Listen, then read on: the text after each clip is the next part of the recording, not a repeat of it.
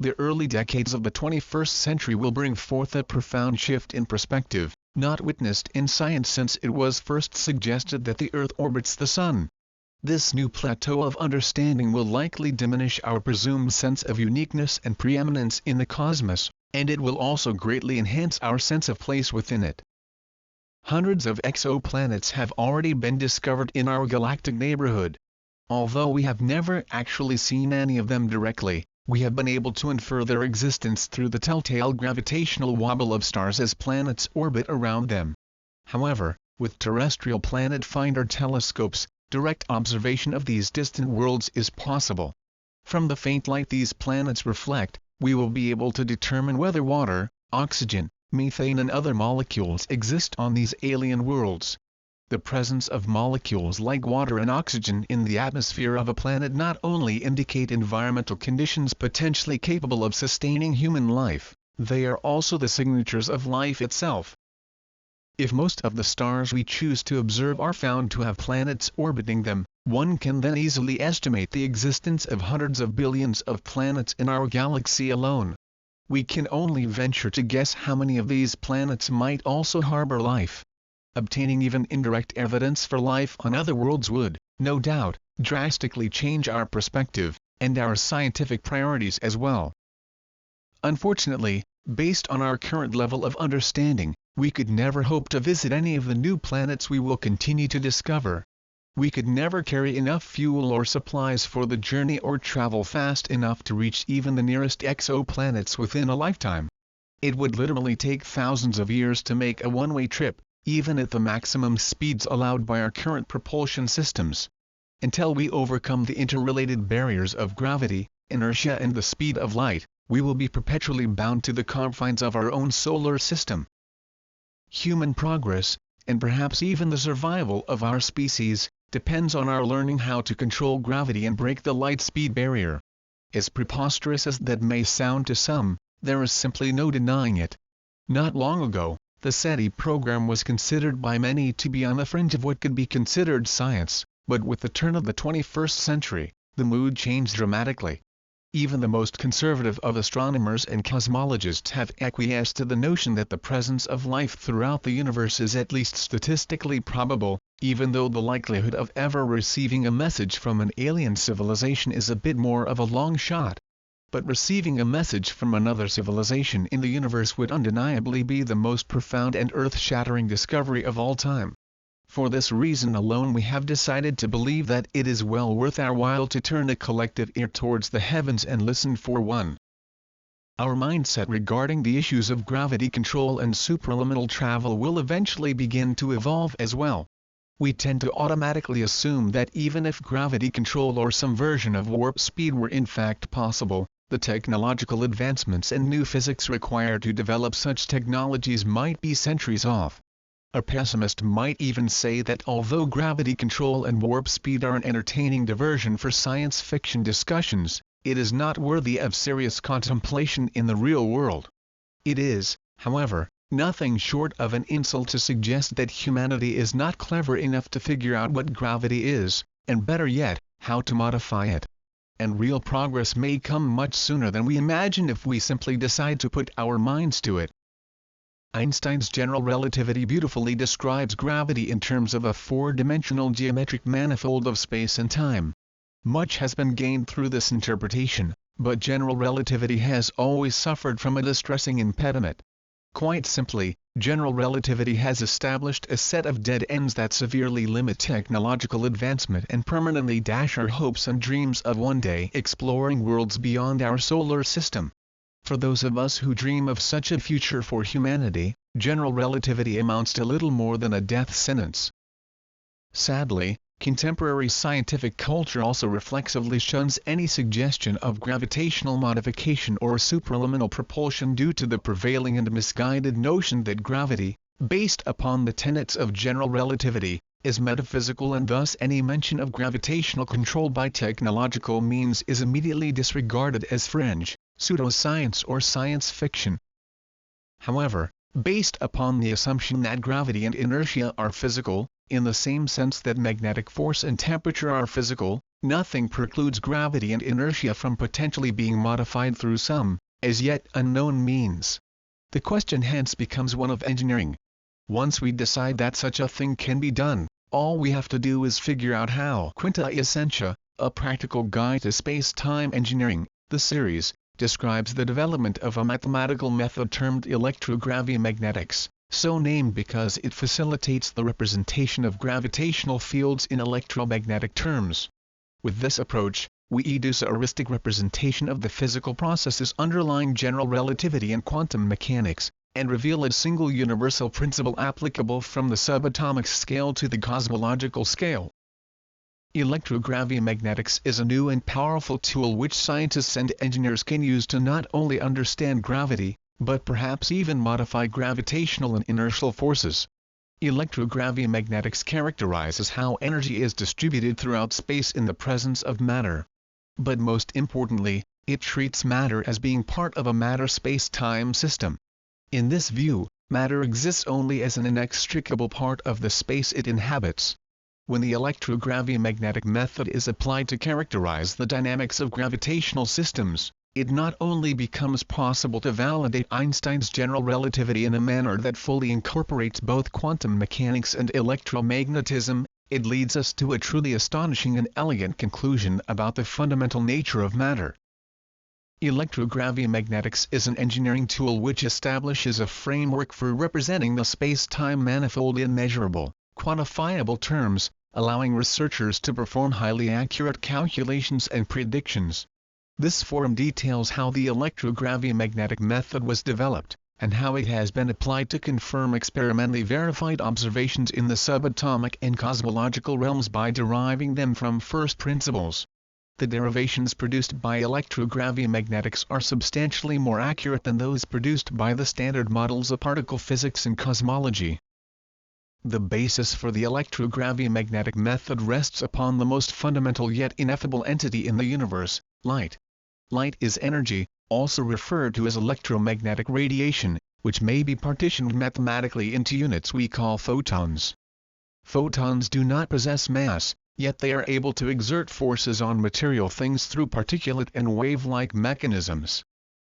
Einstein's theory of general relativity, which is a geometric interpretation of gravity, is derived from the way in which light propagates through space.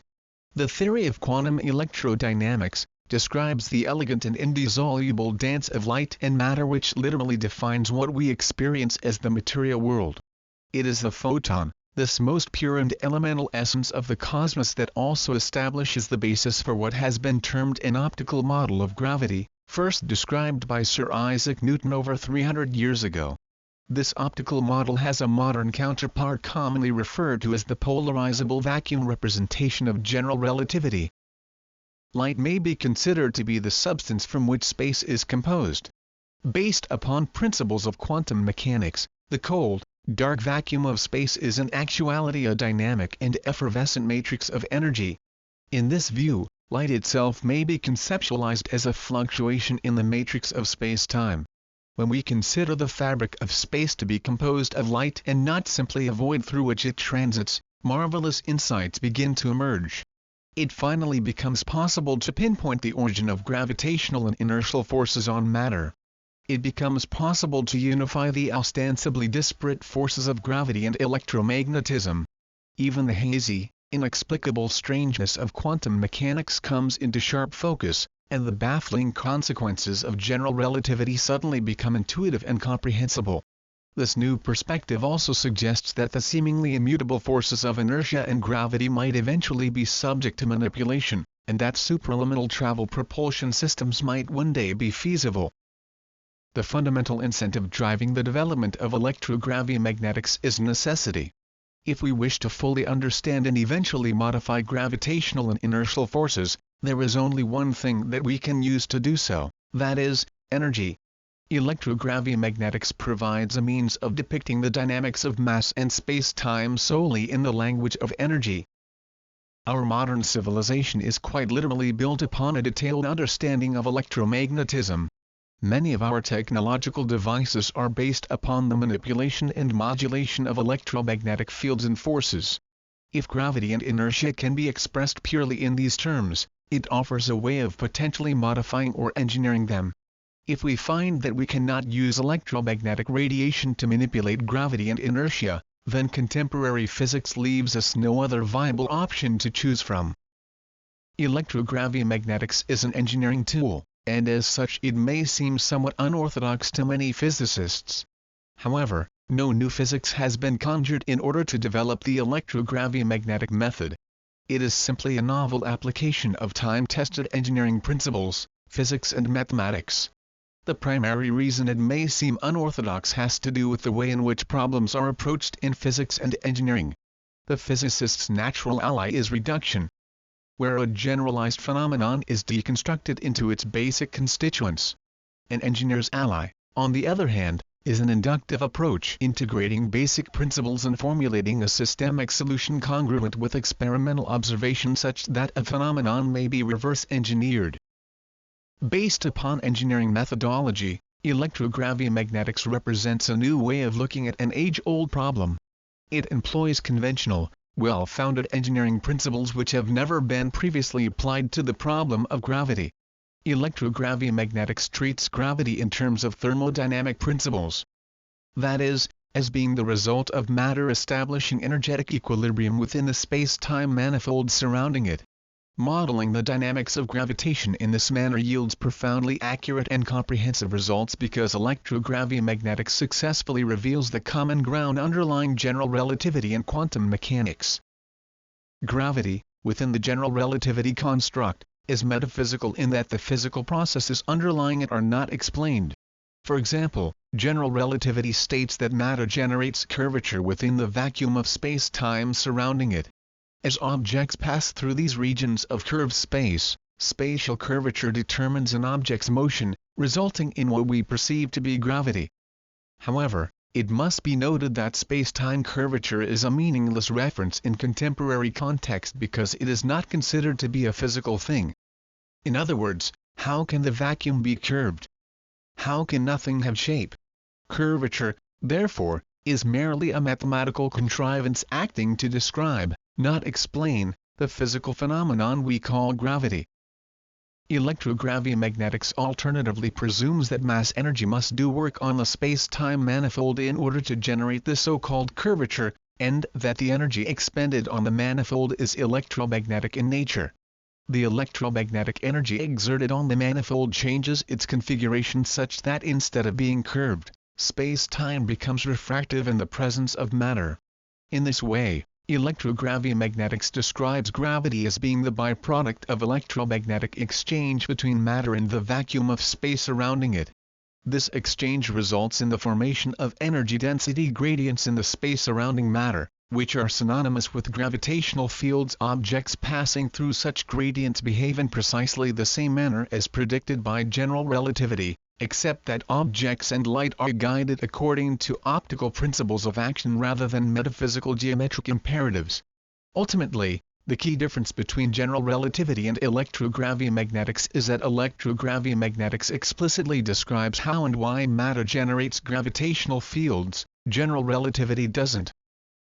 Science is a method, a set of ground rules that is implemented in order to try and reach the truth lying at the heart of nature.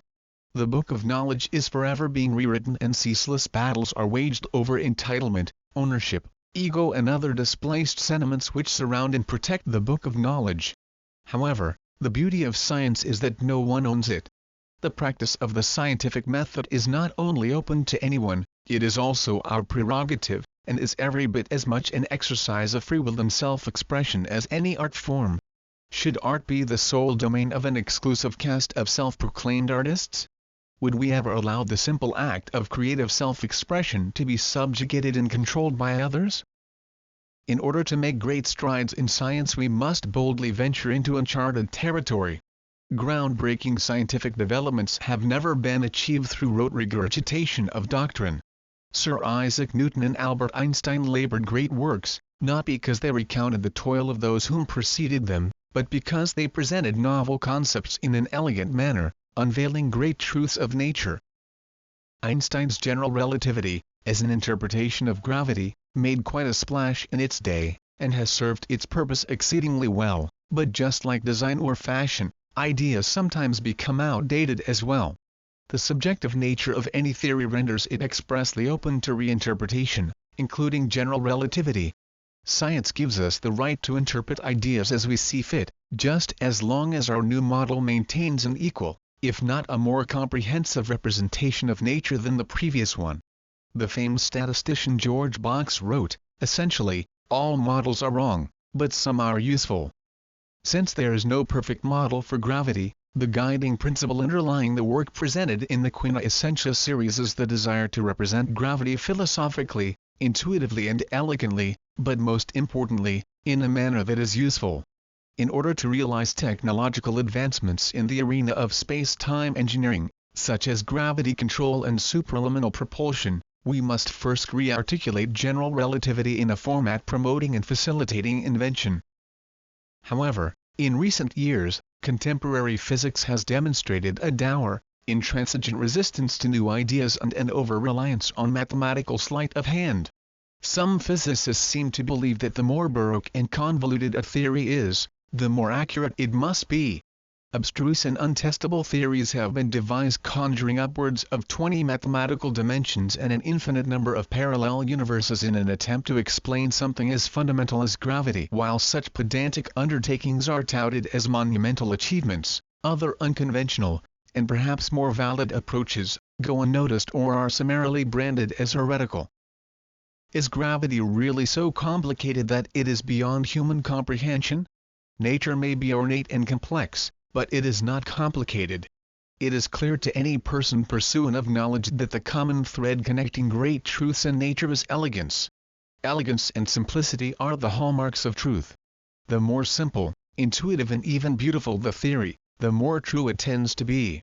John Keats poetically wrote, "Beauty is truth, truth, beauty, that is all ye know on earth and all ye need to know."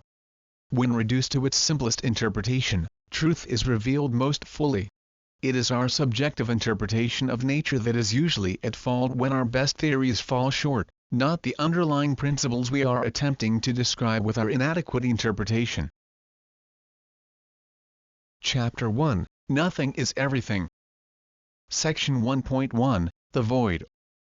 The Sun, the Earth and all the planets of our solar system float in the vast expanse of space, effortlessly, almost magically suspended in a mystical, indefinable void. It may easily be assumed that few people today ever give a moment of thought to the question of what space actually is. To others, this question is an obsession. The nature of space has been a source of philosophical and scientific debate for thousands of years, beginning as a rational argument to substantiate the existence of nothing. Before humanity had any experiential knowledge of space, the debate raged over whether a three-dimensional volume could be completely devoid of all substance. If there was in fact a true void, could it even be thought to exist? Over the centuries, the void eventually gained acceptance as a truism, shifting the debate to questions concerning the physical nature of nothingness. Was the void truly nothing, or is it composed of an ethereal substance of some kind? The question posed by philosophers throughout the ages is, how can nothing exist as part of our reality, that is, since nothing represents a state of non-existence? This is a paradox and a contradiction in terms. Some ancient Greek philosophers expressly opposed the existence of the void for this reason. But the precise definition of the void at that time was considered to be a true and complete nothingness. One interpretation of the vacuum was related to the idea of zero, which is in many ways just as unfathomable as the concept of infinity. The Roman poet Lucretius is well known for the phrase, "Nothing comes from nothing," an idea originally expressed by the Greek philosopher Empedocles. Empedocles' view was that everything in our material universe had to be born of something else, something tangible. Something cannot be created from nothing, nor could anything simply disappear into nothingness. To the Greek philosophers in this particular camp, everything that is, forever will be, so there was no rational way to include the idea of nothing or the state of non-existence into arguments regarding the nature of matter. This overlying concept marks the birth of conservation of energy in contemporary physics. Meaning that energy can neither be created nor destroyed, but only transformed or exchanged. Leucippus and his student Democritus are referred to as being atomists, because they introduced the notion that matter is composed of eternal, indivisible, fundamental units. A pure substance, the atomists would say, could be divided and subdivided again and again until at some point it could be divided no further. The end point of matter was called atomos, meaning without parts. But the philosophical and logical invention of the atom required something special, namely, a void. All of those unseen atoms comprising matter would need some free space to move around and form structures. If there were no space, then there would be no movement and no transformation of matter witnessed in our commonplace experience. There would likewise be no cause and effect, and the ever-dynamic motions of the universe would cease. The cosmos would be frozen solid without time. The Pythagoreans, as Aristotle wrote, believed that it is the void which keeps things distinct, being a separation and division of things. However, Aristotle didn't completely agree with the atomists. In fact, it was Aristotle himself who maintained that nature abhors a vacuum. However, he didn't necessarily disagree with them either, because his argument wasn't actually rooted in a denial of the void. Hence, the argument became an issue of defining terms. When we speak of a vacuum, what do we mean? Aristotle would contend that if one tried to create new space where there wasn't space before, matter would always immediately rush in to fill it. To use an example based in our own time, if one were to take a zip-sealed plastic sandwich bag, flatten it completely to remove all the air and then zip it shut, one will find that it isn't possible to pull the sides apart in any way that could create a new space inside. Indeed, if one were to construct a similar experiment utilizing something more rigid like glass or metal, we know that it is possible to create a vacuum largely free of air and matter, but the creation of that vacuum doesn't encapsulate a zone of non-existence, which has been substituted in its place.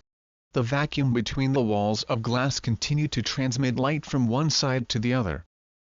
This point is indicative of the direction the void would take in philosophical terms. The void was a necessity in the atomist's view, however, its existence remained impossible because a true void could never be created by any natural process. Something, whatever it may be, must occupy newly created spaces.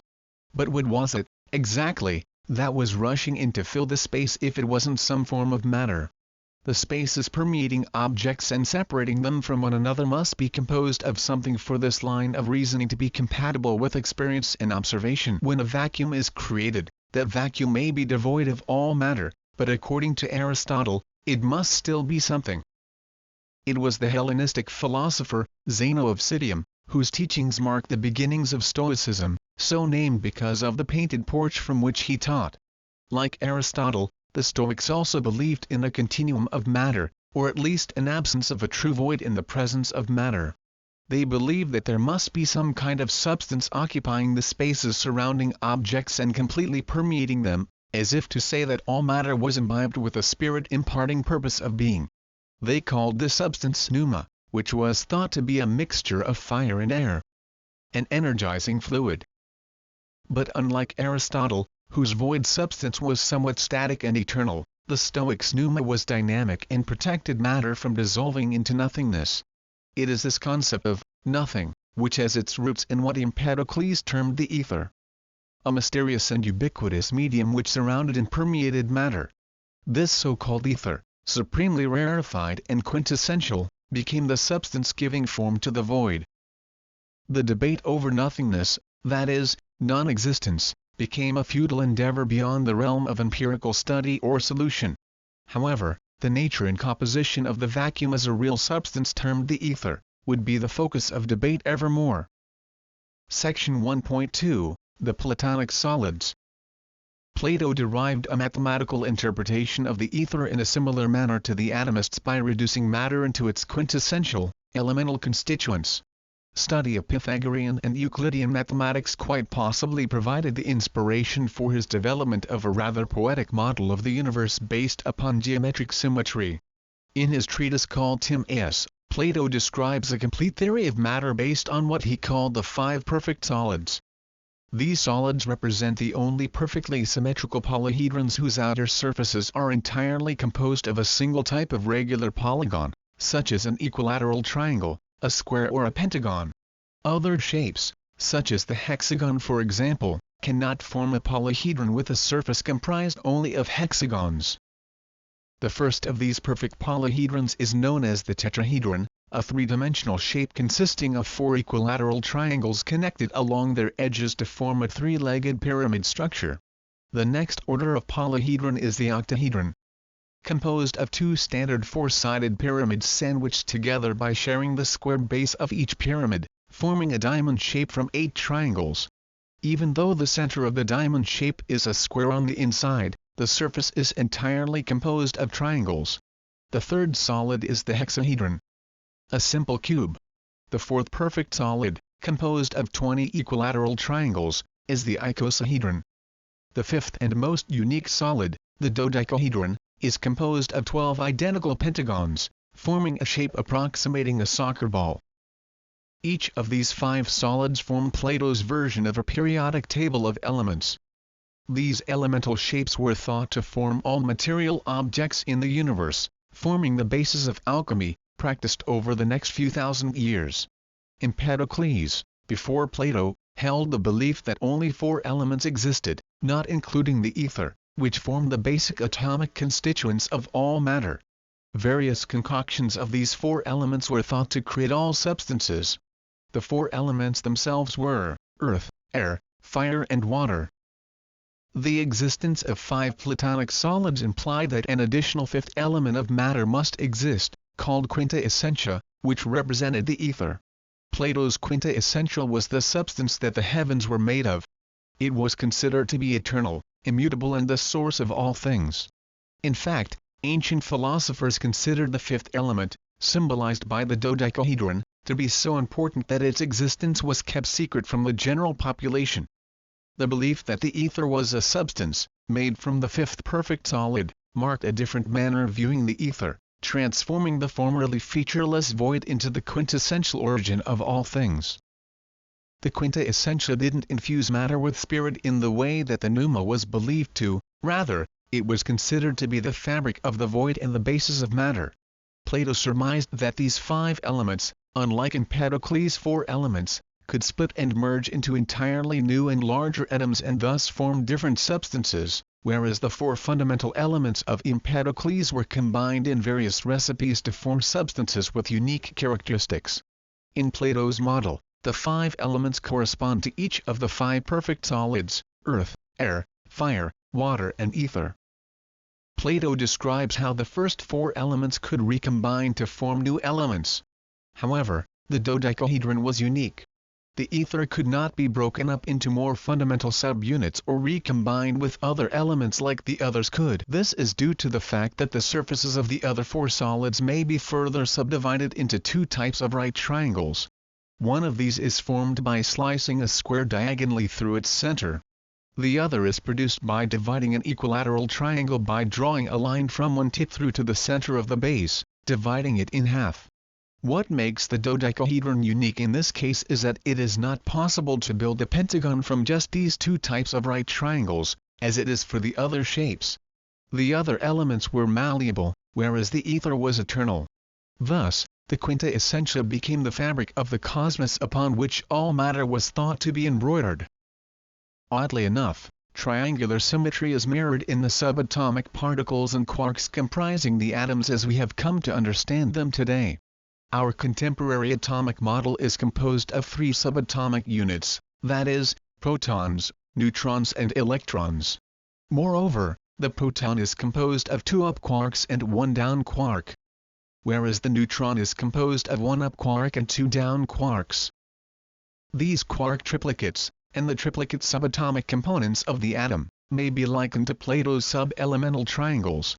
Even though we now know that Plato's conjectures were nothing more than philosophical representations of reality, it is quite surprising that the basic tenets of his theory display such prescience.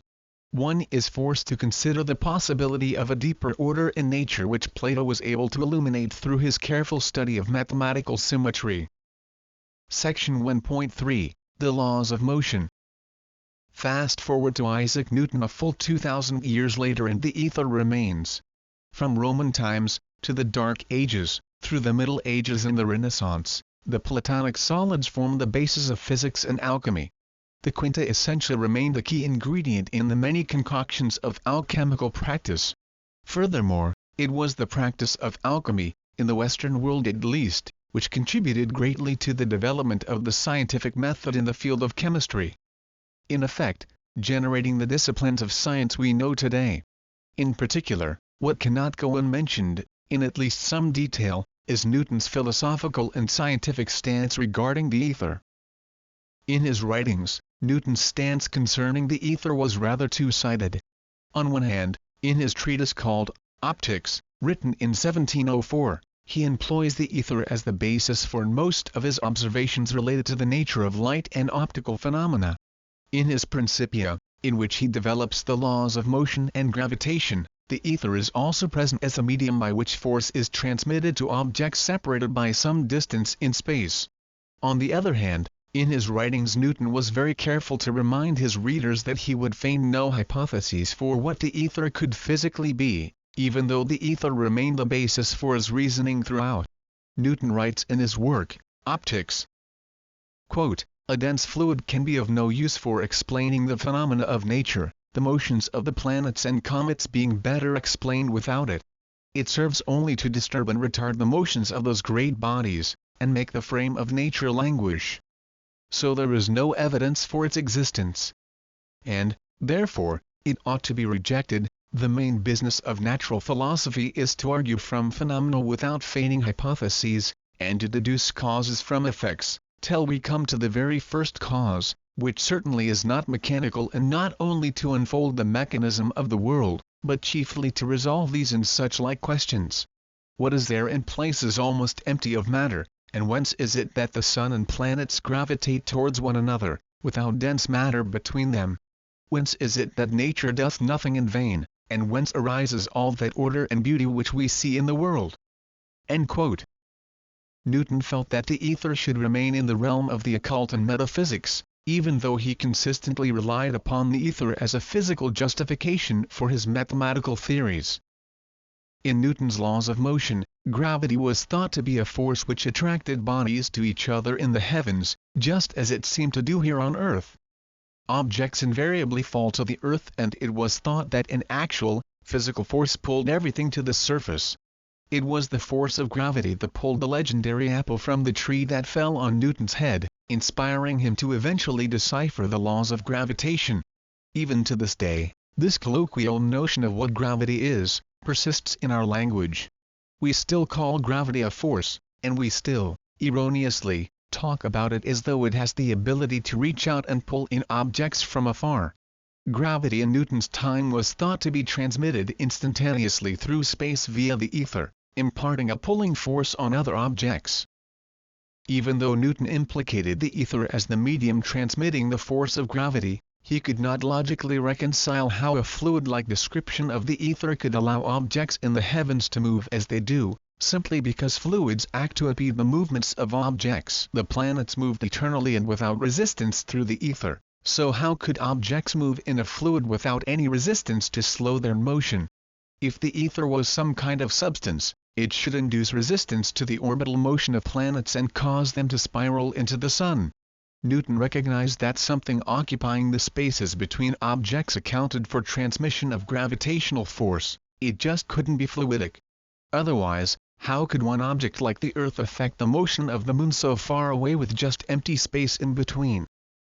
In Newton's time, the strange, disconnected cause and effect relationship was referred to as action at a distance, sparking another great debate in physics that raged until Albert Einstein's development of general relativity approximately 200 years later. However, Newton's work was immune from this argument, even though it remained a point of great contention that pestered and haunted him ceaselessly. Newton was immune from the action at a distance debate because he eloquently demonstrated how simply understanding the regular, predictable behavior of nature can often suffice, that is, it is sometimes adequate to formulate a mathematical description of nature's laws without feigning hypotheses for why they occur. He formulated a mathematical structure describing the motions of the planets without espousing a mechanical, physical manifestation of its behavior. Thus, it became possible to discuss the ether in purely philosophical terms, without invoking it as a necessity for the laws of gravitation and mechanics. Newton's equations have allowed us to design rockets and enable planetary exploration in our solar system. It is also Newton's principles of optics which enabled the invention of the photographic equipment used to document these great adventures. All of this technology has been made possible without ever having to understand the mechanics of the ether. Thus, the need for the ether evaporated, even though its existence could still be debated, its precise nature remaining as mysterious and indefinable as ever. Section 1.4 The Luminiferous Ether. One of the most triumphant and influential discoveries in human and scientific history was James Clerk Maxwell's development of the equations for electromagnetism in 1864. Based upon earlier work by Michael Faraday, the introduction of the laws of electromagnetism would provide the spark that would transform the world forever. In much the same way that Newton derived the laws of motion and gravitation from first principles, by feigning no hypotheses, and through uncorrupted observation of nature, Maxwell was also able to successfully merge the forces of electricity and magnetism into a system of interactions. His set of equations describes the behavior of electric and magnetic fields, and how they interact with matter. He was also the first to show that light itself was simply an oscillating wave composed of intertwined electric and magnetic fields. The development of electromagnetic theory heralded the imminent arrival of relativity and quantum mechanics. Maxwell's equations were a monumental achievement, not only because of their elegance or immense usefulness for technological application, but because they established a deep connection between electricity and magnetism, once considered to be entirely disparate phenomena. This was one of the first so-called unification theories, emphasizing that forces once thought to be unique were, in actuality, one and the same. During the latter part of the 19th century, British physicists, particularly those following Maxwell's lead in the search to explain the inner workings of electromagnetism, tended to continually turn back to the notion of the luminiferous ether in order to help prove or disprove emergent theories. This embodiment of the ether was so named because it was believed to be the medium which carried light, that is, electromagnetic waves, and was thus called luminiferous. During the Victorian period, technological advancements that spawned the Industrial Revolution contributed to the rapid development of a mechanistic worldview. British society was bearing witness to the triumph of the machine, and the machine rapidly and drastically transformed the social and cultural landscape. The new technological developments of the age would shape the spectacles through which British scientists would view the universe as well. These new lenses skewed the vision of theorists at the time, causing them to view the fabric of space in terms of cogs and wheels, that is, an invisible yet intricately and seamlessly connected clockwork of interactions via which objects and light traveled through space. This emerging industrial revolution gave physicists cause to try and explain electromagnetism in terms of this new mechanical language of the day. Light itself was discovered by Maxwell to simply be an electromagnetic wave propagating through space. But what did this actually mean? What were these waves of light propagating in? What were they made of? We can easily imagine waves of light propagating through space like waves on the surface of the ocean, which emanate from a source and roll in towards the shore. But the very idea of a wave implies movement through a fluid, or some kind of medium. So the question was, what kind of substance carried these waves of light? The ether was an attempt to provide a physical explanation for a rather abstract mathematical representation of Maxwell's equations for electromagnetism. The form of this physical substance was modeled after the most prevalent mechanistic imagery of the time. Even today in our own era, some theorists argue for an information philosophy as the basis for conceptualizing elementary particle phenomena, so that matter itself could be thought of in terms of binary bits of information. The fundamental constituent of our universe, according to information theory, is not really bits of stuff, but rather, bytes of information. In our contemporary society, this being the information and computing age, we are naturally tempted to create philosophical models reflecting our own zeitgeist in precisely the same way that the Maxwellian physicists did in their quest for a mechanical interpretation of physical reality.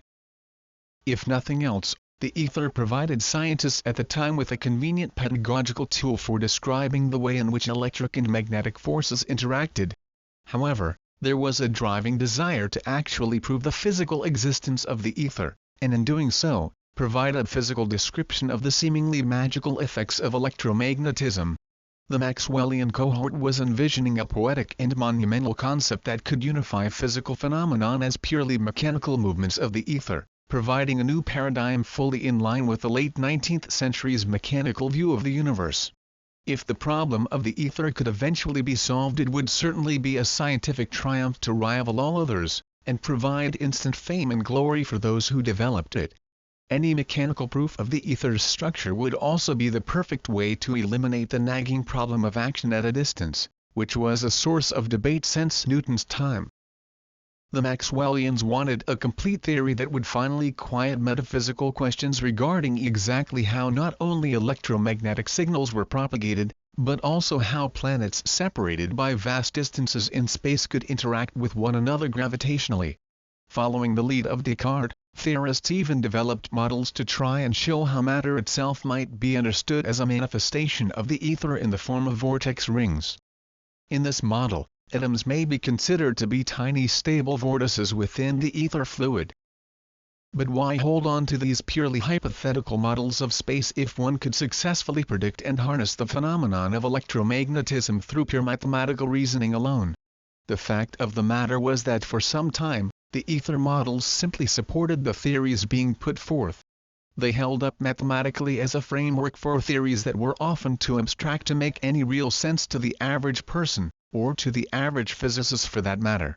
The classical physicist could present a working hypothesis to explain electromagnetic waves and demonstrate how they might be mechanically propagated through the ether. Physicists at the time wrestled with the conundrum between the concepts of theory and method. If the method works beautifully, is there any real need to provide a concrete theory to explain why the method works? Is it not enough to simply provide an elegant set of formulae which can be used to describe how nature works even if we still don't understand why it works that way?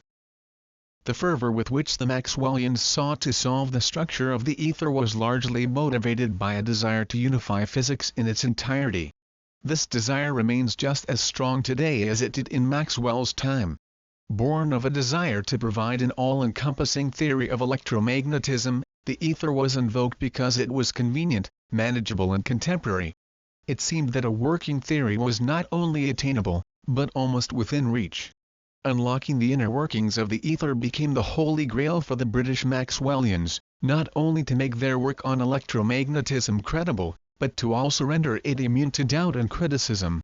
Even more persuasive was the tantalizing hint that by defining the ether, they would also finally unveil the mysterious inner structure of the cosmos. This idea of the ether actually had great philosophical value overall, but only in its use as a tool.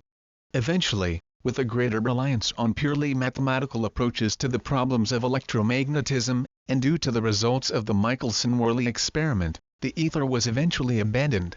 As the 19th century ebbed away into the 20th, Einstein later explained that, quote, mechanics as the basis of physics was being abandoned, almost unnoticeably, because its adaptability to the facts presented itself finally as hopeless. End quote. Section 1.5, Michelson and Morley. The final nail in the coffin for the luminiferous ether came in the form of a famed experiment performed by Albert Michelson and Edward Morley in 1887. The experiment itself was formulated on the premise that if the Earth was actually moving through a fluid-like medium, we should be able to detect our movement through it. Imagine you are traveling on a train. Let's say you decide to walk to the diner located 2 cars ahead of you to have lunch. As you walk along the aisle in the direction the train is traveling at a rate of 4 km per hour relative to the floor of the train, your speed plus the train's speed of 100 km per hour relative to the ground, yields a total of 104 kph relative to a stationary trackside observer. When you walk back to your seat after lunch, your velocity relative to the ground would be the train's speed minus your walking speed.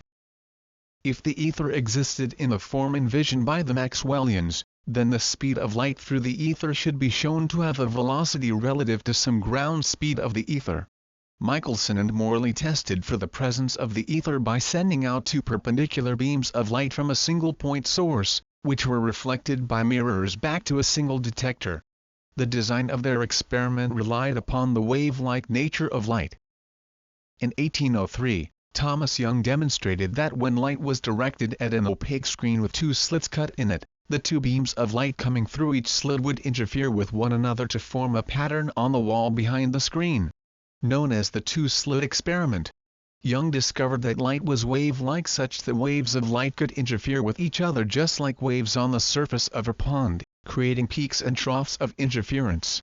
But these results also spawned great debate and fascination about the mysterious nature of light, which continues to this day. Paradoxes raised by variations of the two-slit experiment continue to baffle scientists, emphasizing some of the most perplexing and bizarre behavior ever to be found in nature. Because of Young's pioneering two-slit experiment, Michelson and Morley knew that if they directed two perpendicular beams outwards and then reflected them back to a detector, the two beams would generate an interference pattern indicating whether the beams of light traveled at different rates due to variance in ground speed relative to the ether.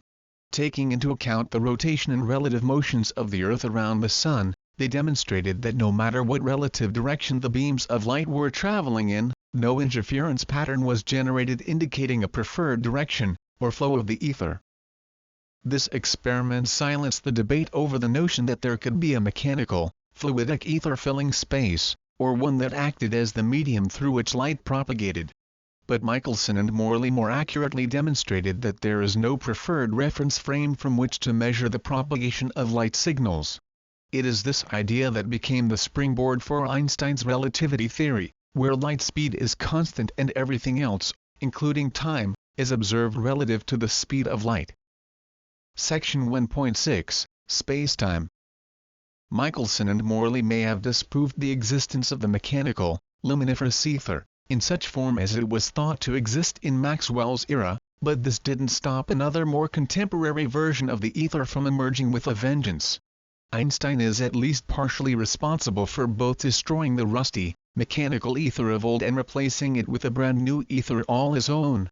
Although this time, unlike the Maxwellians, Einstein feigned no hypotheses for what physical manifestation the ether might take. Einstein's development of relativity and the notion of a new ether termed curved space-time removed the idea that gravity was a force mediated by the ill-defined ether of Newton's era, and thrust a revamped version of the ether into the limelight. Einstein's equations show how an object's motion in a gravitational field will be determined by its geodesic path, that is, the shortest path in units of time between 2 points in a curved space-time manifold. This means that as an asteroid, for example, enters the gravitational field of the Earth, it will be bent into a path which makes it appear as though some kind of attraction towards the Earth is taking place. The asteroid may even enter into an elliptical orbit due to this changing trajectory. But this is not to say, as Newton implied, that some mysterious force is at work, acting from a distance on the asteroid and pulling it closer to the Earth. Einstein introduced the concept of curved spacetime to remove the notion that a force pulls the asteroid into a new trajectory. The most common example of how a planet or a star produces this curved space-time effect is often depicted by the analogy of setting a cannonball on a taut rubber sheet. The cannonball, representing a planet or star, creates a depression, and if a marble is rolled in from the edge, representing the asteroid, the marble's path will be changed due to the curved topology of the rubber surface it rolls upon. It will accelerate as it rolls downward in a direction towards the cannonball and then curve around it. If we weren't able to see the rubber sheet, we might conclude that the marble was somehow being attracted to the cannonball. This analogy of curved space-time works brilliantly to describe precisely how objects behave in gravitational fields. No real force is required to change the trajectory of the asteroid, it merely follows a path of least resistance through a curved space-time manifold induced by the presence of the Earth. The geodesic motions of objects in curved space-time may be likened to the flight path an aircraft takes when it travels between cities. If one were to take a direct flight from San Francisco to Paris, for example, it might come as a surprise to some passengers that the flight doesn't travel directly from west to east, over Denver, then New York, across the Atlantic and on to Paris. It flies north in the direction of Seattle, over Canada and Hudson Bay, then past the tip of Greenland and finally southward towards Paris.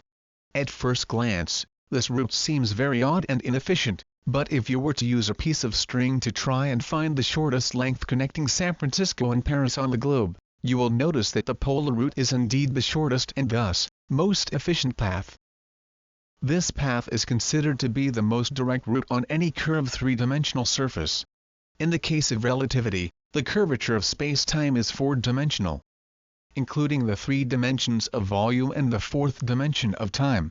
Thus, if we consider the asteroid again, it isn't being pulled by any magical force towards the Earth, it is simply following a straight-line path of least resistance, characterized by its shortest time interval distance between 2 points in the curved manifold.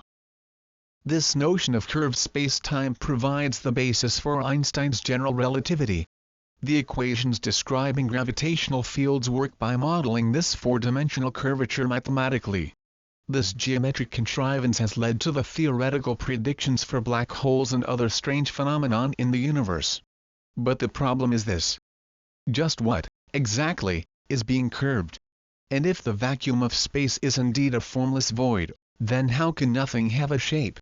General relativity not only invokes, it requires the existence of some kind of medium to form the basis of this curvature, and this medium must be capable of conveying information indicating whether the space-time an object travels through is curved or not. On May 5, 1920 at the University of Leiden in the Netherlands, Einstein gave an address on the issue of the ether and said, quote, "According to the general theory of relativity, space without ether is unthinkable. For in such space there not only would be no propagation of light, but also no possibility of existence for standards of space and time, nor therefore any space-time intervals in the physical sense." End quote. The physicality of the space-time fabric was as undeniable as it was indefinable. General relativity still works beautifully to this day and has extended the classical framework of Newton's laws of gravitation and motion into the modern age. However, it is extremely important to remember that general relativity is simply another method we have at our disposal for making calculations predicting the behavior of objects in the universe, particularly in extreme gravitational fields or when traveling at velocities near the speed of light. Curvature should not be misinterpreted as an actual, physical manifestation of space itself. It is commonplace today to substitute the general relativity model for the real thing, instead of the other way around. In this regard, relativity should be considered as being a word which may be utilized to express an idea or describe an object. In language, we would rarely confuse the word for the real thing. Scientists of this era wish to formulate a true and complete explanation of gravity, in much the same way that the Maxwellians needed to interpret the physical meaning of electromagnetism through an understanding of the luminiferous ether. Newton, like Maxwell, feigned no hypotheses in his explanation for why his equations were true, he only demonstrated that they were. Einstein did the same with relativity. However, we must not take this notion of curvature too literally, and we must keep our minds open to other, potentially more complete interpretations of nature. But alas, even with relativity, we are still left wrestling with the imponderable demon that is the ether. Section 1.7, The Casimir Effect. If we look to water as a source of inspiration, in all of its whirls and spirals, waves and currents, one can see a microcosm of the universe. In each whirlpool, one sees the same form as a typhoon, as viewed from space, and looking out into the cosmos, one sees spiral formations in the many billions of galaxies inhabiting our visible universe. Waves and ripples moving across the surface of water may be likened to sound waves in the air, or waves of light traversing the vast distances of space. The sea is indeed a mirror of the universe. Simply by observing the elemental forms the ocean creates, and by studying its movements and behaviors, one may observe the fundamental shapes of nature. The writing is on the wall, so to speak, all we need to do is learn how to read. One way to read the language of nature is through the simple act of observation. Our understanding of nature is instinctive and innate, but sometimes we lose our ability to observe objectively. Our innate reflex to analyze counters our equally intrinsic ability to understand.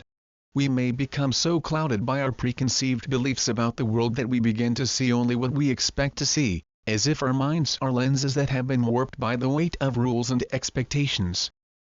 We rush to make sense of an observation within the context of our own consensual reality, culture and value system. Because of this, it is important that we remember to hone our objective observational skills. Great personal and scientific discoveries are made when we clear away the flotsam and jetsam of preconceived beliefs and simply observe a process in nature. We may also draw analogies from what we observe in the natural world to foster a better understanding of complex theoretical predictions that seem to defy common logic.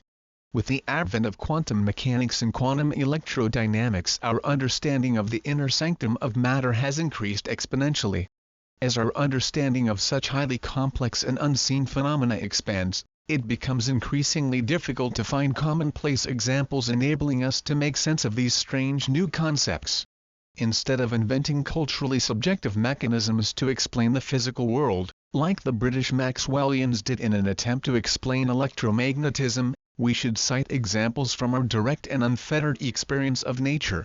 Max Born, one of the fathers of quantum mechanics, said, quote, "My advice to those who wish to learn the art of scientific prophecy is not to rely on abstract reason, but to decipher the secret language of nature from nature's documents, the facts of experience." End quote. As we come to learn more about quantum mechanics, we also begin to understand more about space. We assume that the vacuum of deep space is a true and complete void, and that material objects occupy a three-dimensional volume within it. Space, in this view, is really nothing more than a dimensional matrix containing matter, and when the matter is removed, we are left with a volume of empty space equal to the volume of matter that was removed. Quantum field theory models the vacuum of space as being something quite different than what most of us imagine it to be. Quantum theory tells us that if we were to take a volume of space here at the surface of the Earth, for example, pump out every last molecule of air, and shield all thermal radiation so that the vacuum was at absolute zero temperature, we would still be left with a vacuum of space filled with energy fluctuations. Energy, therefore, can never be completely pumped out of a given volume like air can. Energy will always be propagating throughout the volume of the vacuum because the vacuum is, in a sense, composed of energy. This is due to the fact that energy, as it propagates as an undulating sinusoid, can never fully come to rest. Even at its lowest energy state, the energy must cycle about its ground state. In other words, energy never flatlines, it must always cycle. When all the quantum states of lowest energy are summed across a given volume of space, it adds up to form what may be considered to be a sea of quantum energy, with waves propagating and fluctuating about with random direction and intensity. This model suggests that the vacuum is actually composed of electromagnetic waves, that is, photons of light, that together form an ocean of energy termed the quantum vacuum. One may easily imagine a ball floating on the surface of a roiling sea. The ball is jostled about by the waves, it wouldn't just sit there motionless.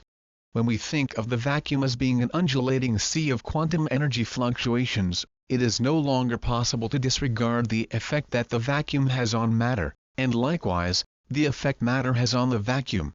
Building upon this conceptual framework, the Dutch physicist, Hendrik Casimir, predicted that the vacuum should have a rather strange effect on matter. The phenomenon he predicted has since been dubbed the Casimir effect.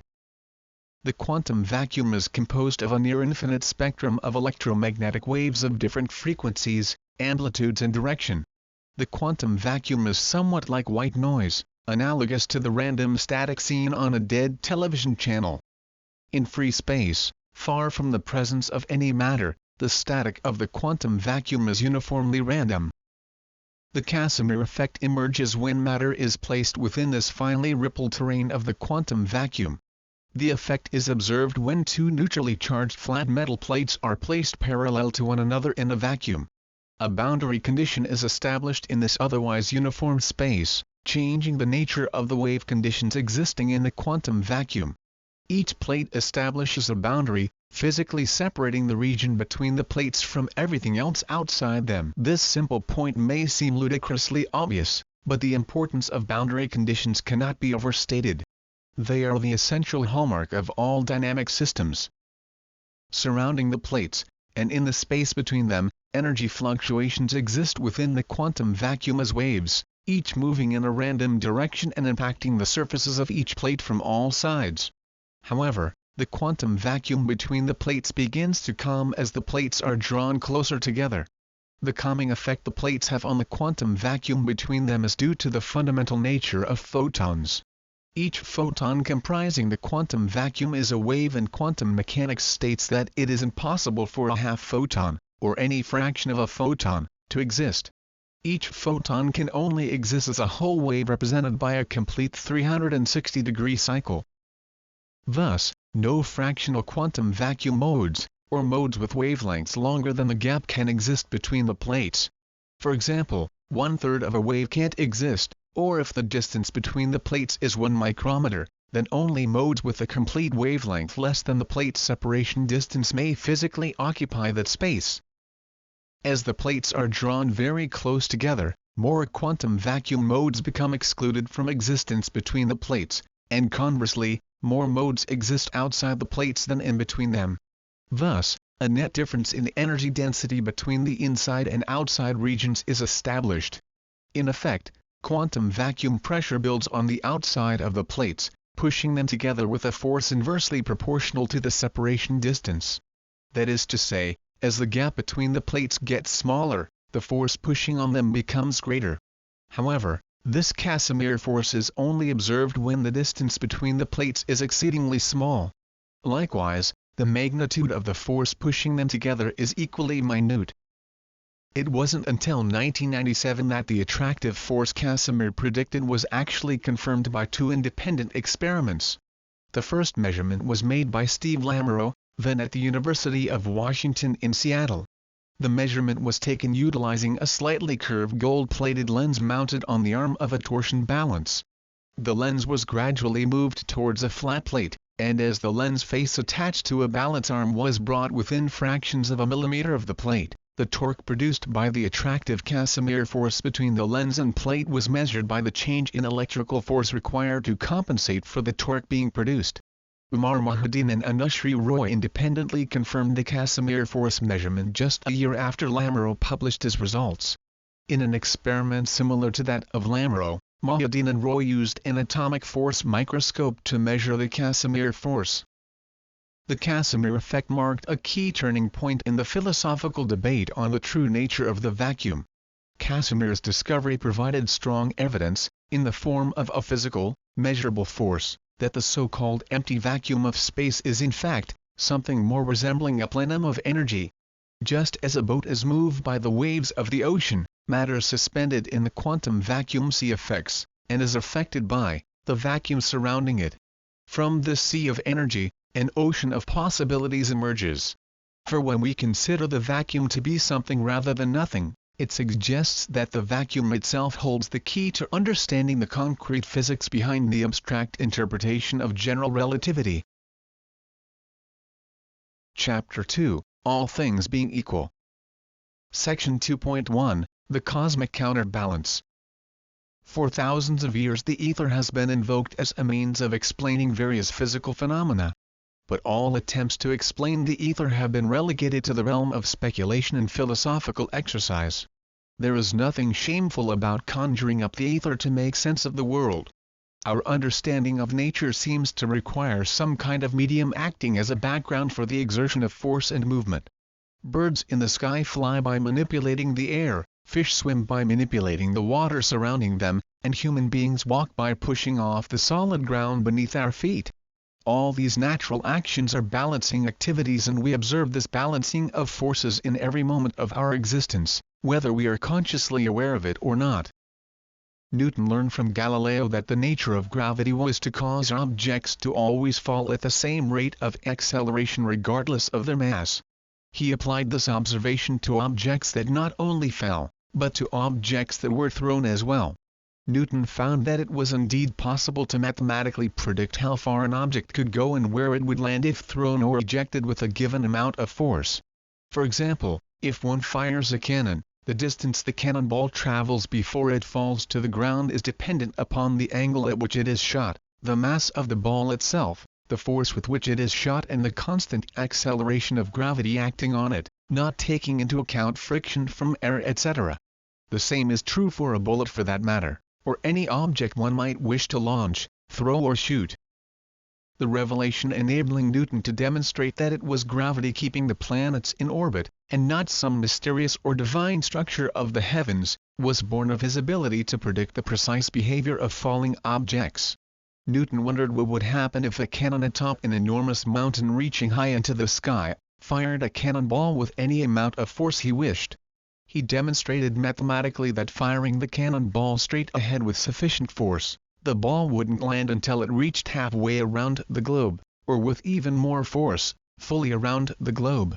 If the cannonball could be shot with sufficient force, Newton imagined, the ball might never land. Instead it would enter into orbit around the Earth, perpetually falling around the globe.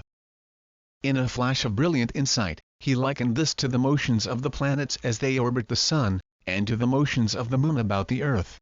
We take this knowledge for granted, but in Newton's time this was an absolutely monumental discovery. The planets and the objects in the heavens were all behaving according to a single, fundamental law of gravity pertaining to cannonballs and planets just the same. Gravity was found to be just as ubiquitous and ever-present across the vast distances of space as it is here on Earth.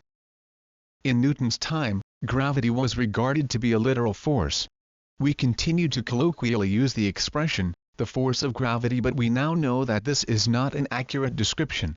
The argument raised by Newton's gravitational model of planetary motion supposed a constant force existed, always pulling on the planets in order to keep them in motion. The force of gravity had to act on a planet even at great distance from the Sun, which was also the source of that force, and had to do so with nothing but empty space in between. This was a real conundrum for many physicists at the time because it was unclear how the force of gravity was transmitted across such vast distances of emptiness. However, the concept of force remained the central focus in Newton's laws of motion and would remain an inescapable conclusion of Newton's thinking despite its thorny point of contention. In order for an object to change from one velocity to another, it needs a push to overcome the acceleration reaction force termed inertia. Objects in uniform motion, or at rest, will remain in uniform motion unless otherwise acted upon by an outside force. This is Newton's first law. Of course, if one considers common earthbound examples such as the acceleration of a boat or truck, there are other factors at play like friction between the object and the surface it travels upon, adding to the complexity of this relationship. However, in simplest terms, Newton's first law states that it is fundamentally necessary to supply energy to an object to alter its uniform motion. Let's suppose you are riding inside a rocket, traveling at constant velocity through interstellar space, and you suddenly spot an asteroid in your path. You would immediately power the thrusters in an attempt to avoid the collision. If your seatbelt did not happen to be properly fastened at the time you fire the thrusters, you would be abruptly slammed up against the opposing side of the ship. By firing the thrusters, you are using chemical energy to impart a force on the exterior surface of your rocket, pushing the rocket into a new trajectory and allowing you to successfully dodge the oncoming asteroid. But when traveling inside the ship, without a seatbelt, you are really only moving with the same relative uniform motion as the ship. So, for a moment, when the ship suddenly veers to one side, your inertial mass wants to maintain its straight-line path of motion. The g-force you feel as you are slammed to one side of the cockpit is a result of your being squeezed between the side of the cockpit pushing you in a new direction, and the inertial reaction force countering your change in motion, impinging on you from the opposite direction. The energy from the thrusters is really only necessary to counter the inertial reaction force experienced when changing direction. However, this isn't only true in free space. We feel inertial forces all the time. In a car, you feel inertial force when you accelerate, make a sharp turn or slam on the brakes. It's the same inertial force which makes you sink into your seat in an airplane when you are about to take off. Imagine for a moment that you are riding in a car and feeling the force of inertia pushing you into your seat when you accelerate. Now, imagine that everything disappears aside from you in your seat, no car, no road, no landscape outside the window, nothing, just you being pushed into your seat as you speed up. Moreover, let's say you take your foot off the accelerator and you resume a constant speed. Suddenly, The force you had felt pushing you into the seat subsides and you feel no force, other than gravity holding you in your seat. Since nothing else exists that you know of in the universe, no road, no other cars or trees going by as you look to your left or right. How do you know if you are moving? The only way you can really tell if you're moving is if you accelerate or change your motion and, thus, feel the force of inertia. Let us also assume that even though you can't actually see the steering wheel, you can still feel it in your hands. If you were to suddenly rotate the steering wheel to make a sharp turn, an invisible force would abruptly, physically push you in the opposite direction of your turn. The turn itself merely marks a change in the otherwise constant motion you were in before you turned the wheel. Whether you are traveling in empty space or on Earth, inertial force is felt when accelerating or change in motion occurs. The force felt is immediate and local to you, wherever you might happen to be in the universe. Trying to escape the force of inertia would be like trying to outrun your own shadow. It cannot be done. It is the inescapable nature of matter itself. But where does this strange force come from? Strange and mysterious as it may seem, this powerful force arises instantaneously out of the vacuum of space, as if by magic, to physically move us about. Section 2.2, Expansion and Compression.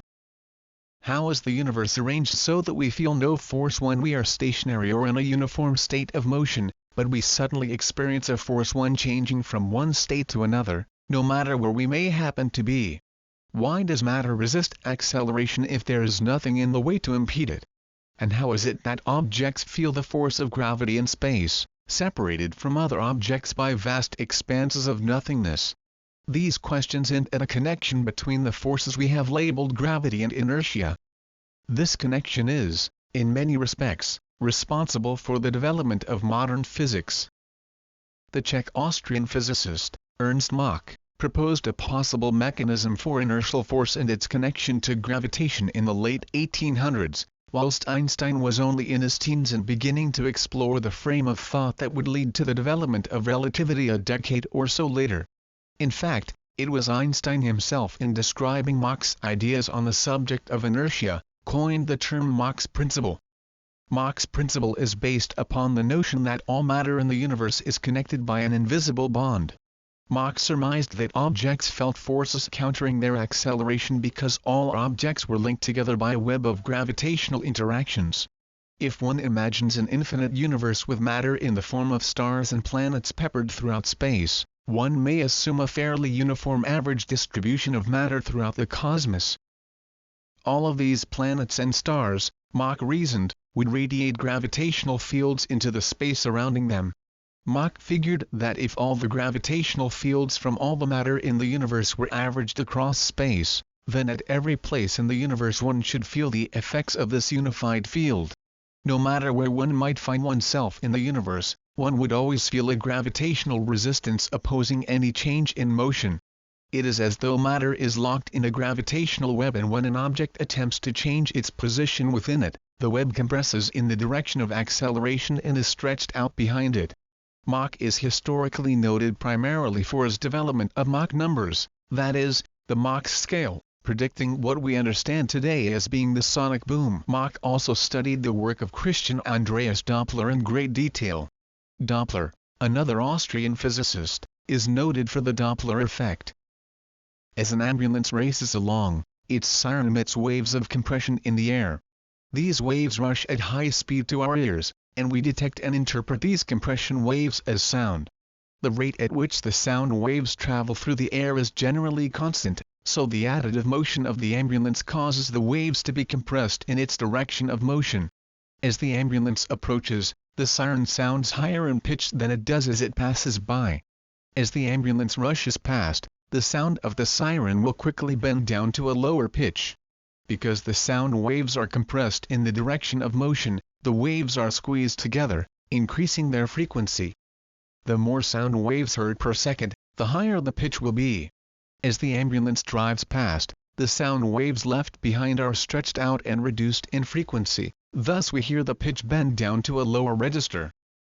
Mach's principle for the origin of inertia may be likened to a gravitational Doppler effect. According to the principle, objects are pulled uniformly in all directions by the average gravitational field in space, acting like the air through which sound travels. When an object accelerates, it feels an immediate opposing force, as if the field was being compressed in the direction of acceleration. Energy input is required to counter inertial resistance, or in the case of Mach's principle, to compress or decompress the static gravitational energy in the direction of acceleration or deceleration. The Doppler effect doesn't only apply to sound waves, it also applies to light. This is most commonly known in astronomy and cosmology as redshift. Blue shifts and other frequency shifts also exist. It all depends upon a light-emitting object's motion relative to an observer. Our modern-day cosmological creation story begins with the Big Bang, as it has come to be known.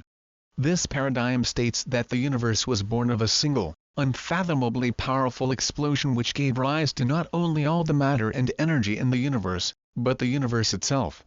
According to the Big Bang theory, everything was packed into a single, infinitesimal speck before the universe was born. This singularity was the seed of our universe from which all things grew. Even time emerged as a result of the Big Bang. But how is it that we have come to this profound, albeit bizarre-sounding conclusion? All one has to do is listen for the answer in the changing pitch of the ambulance siren as it passes by, for our Big Bang creation story owes its origin to the Doppler effect. High in the mountains east of Los Angeles, the famed astronomer Edwin Hubble spent many a night throughout the 1920s observing nebulous smudges in the night sky from the Mount Wilson Observatory. These fuzzy points of light, on much closer observation, were found to be whole galaxies much like our own. This discovery expanded the scale of the known universe by several orders of magnitude. Before Hubble's time, the universe was thought to be only slightly larger than our galaxy. At that time, the Milky Way was the universe, and when Hubble demonstrated that these fuzzy nebulae, once thought to be part of our own galaxy, were in fact distant galaxies themselves, the range of the cosmos expanded beyond all comprehension. Along with his colleague, Milton Humason, Hubble set out to measure the distances of these galaxies by studying the Cepheid variable stars within them. Cepheid stars fluctuate in brightness and possess a narrow range of intrinsic luminosity. Because these stars possess such similar luminosity, their relative brightness may be applied as a standard by which to measure the distance of the galaxies containing them. The dimmer the Cepheid, the more distant the galaxy. However, this isn't what Hubble is historically noted for discovering. Hubble is famous for having combined his Cepheid data with measurements taken by Keeler, Campbell and Slipher, which measure the redshifts associated with the same galaxies Hubble was observing. What he discovered, as a result of this marriage of observations, would come to be known as Hubble's law, which brought about the Big Bang history of the universe we are so familiar with today. Here's how he did it. Light, like sound, can Doppler shift.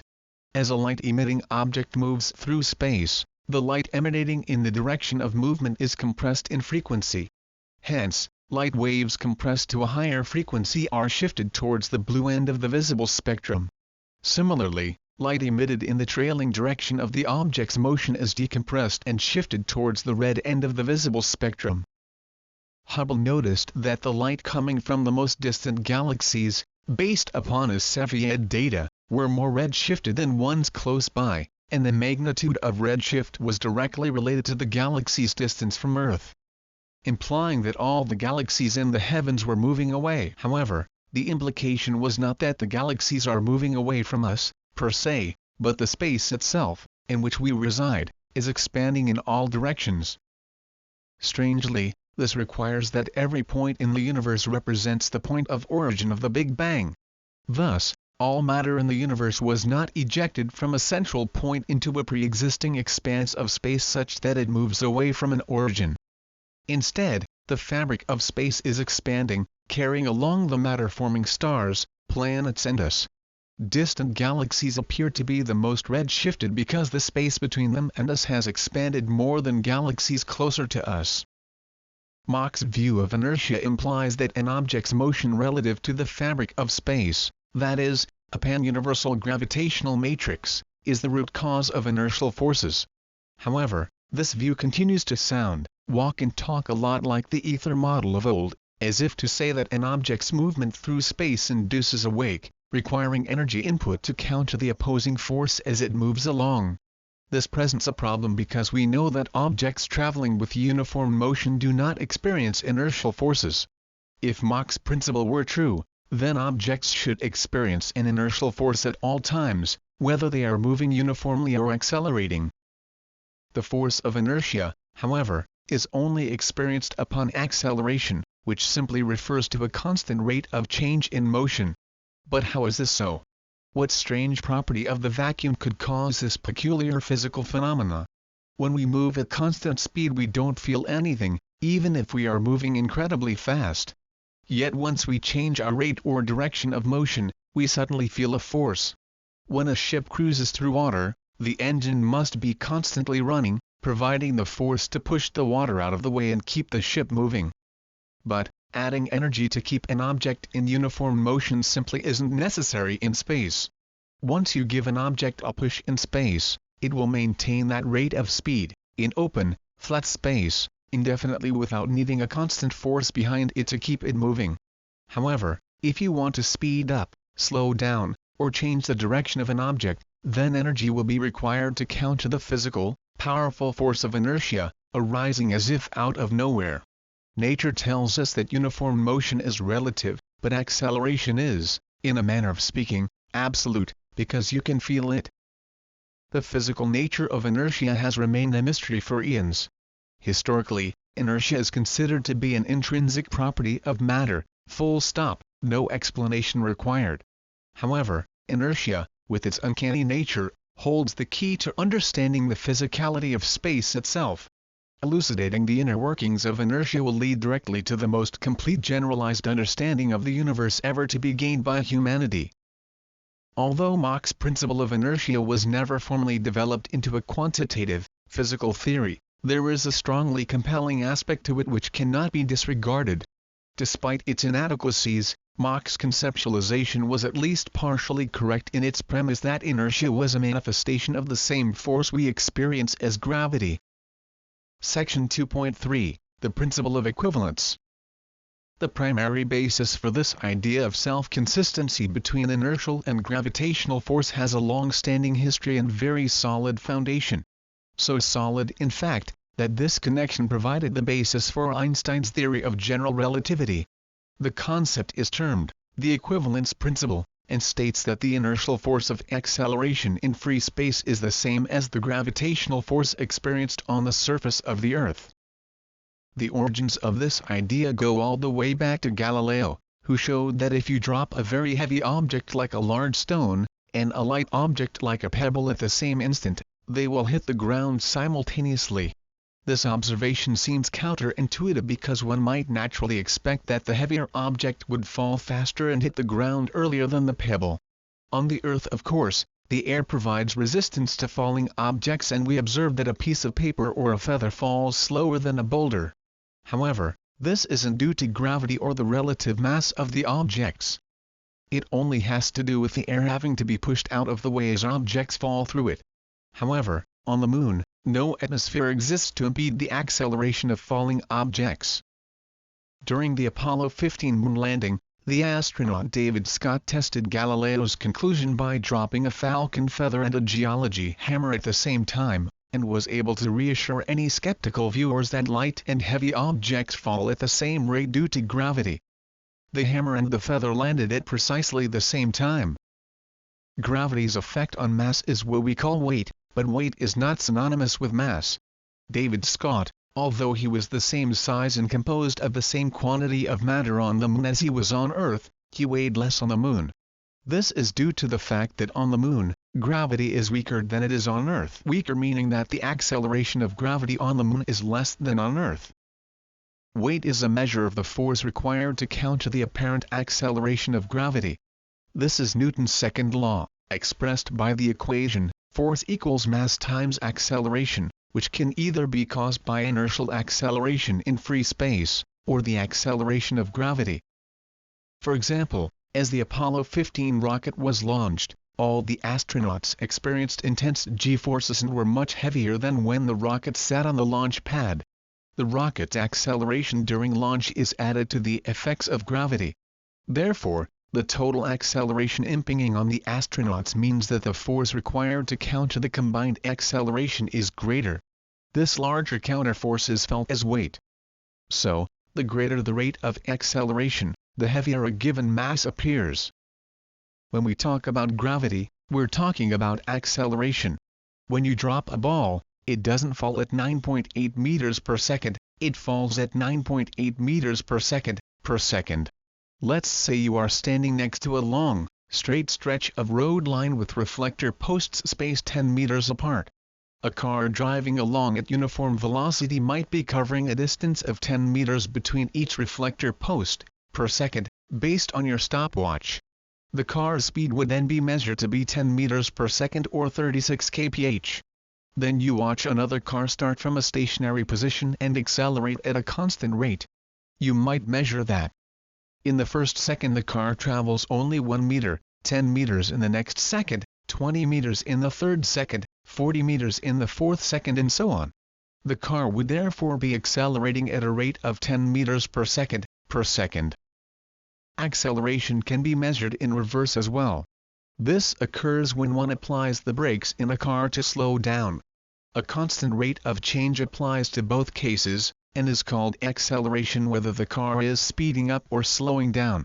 The same magnitude of inertial force will be experienced when the driver accelerates to speed up, or puts on the brakes to slow down. The only difference is the direction with which the force pushes on the driver. However, no forces will be felt in the direction of, or against, motion when the car is traveling at a uniform speed.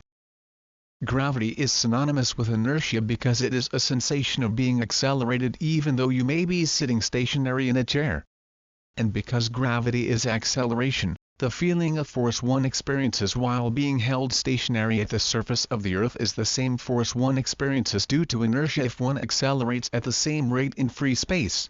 Einstein imagined a similar thought experiment to illustrate the equivalence principle, and in so doing, developed the framework for what would come to be known as general relativity.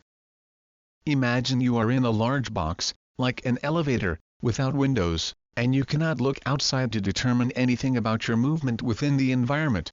All you know about your movement is based upon what you can feel from inside the box.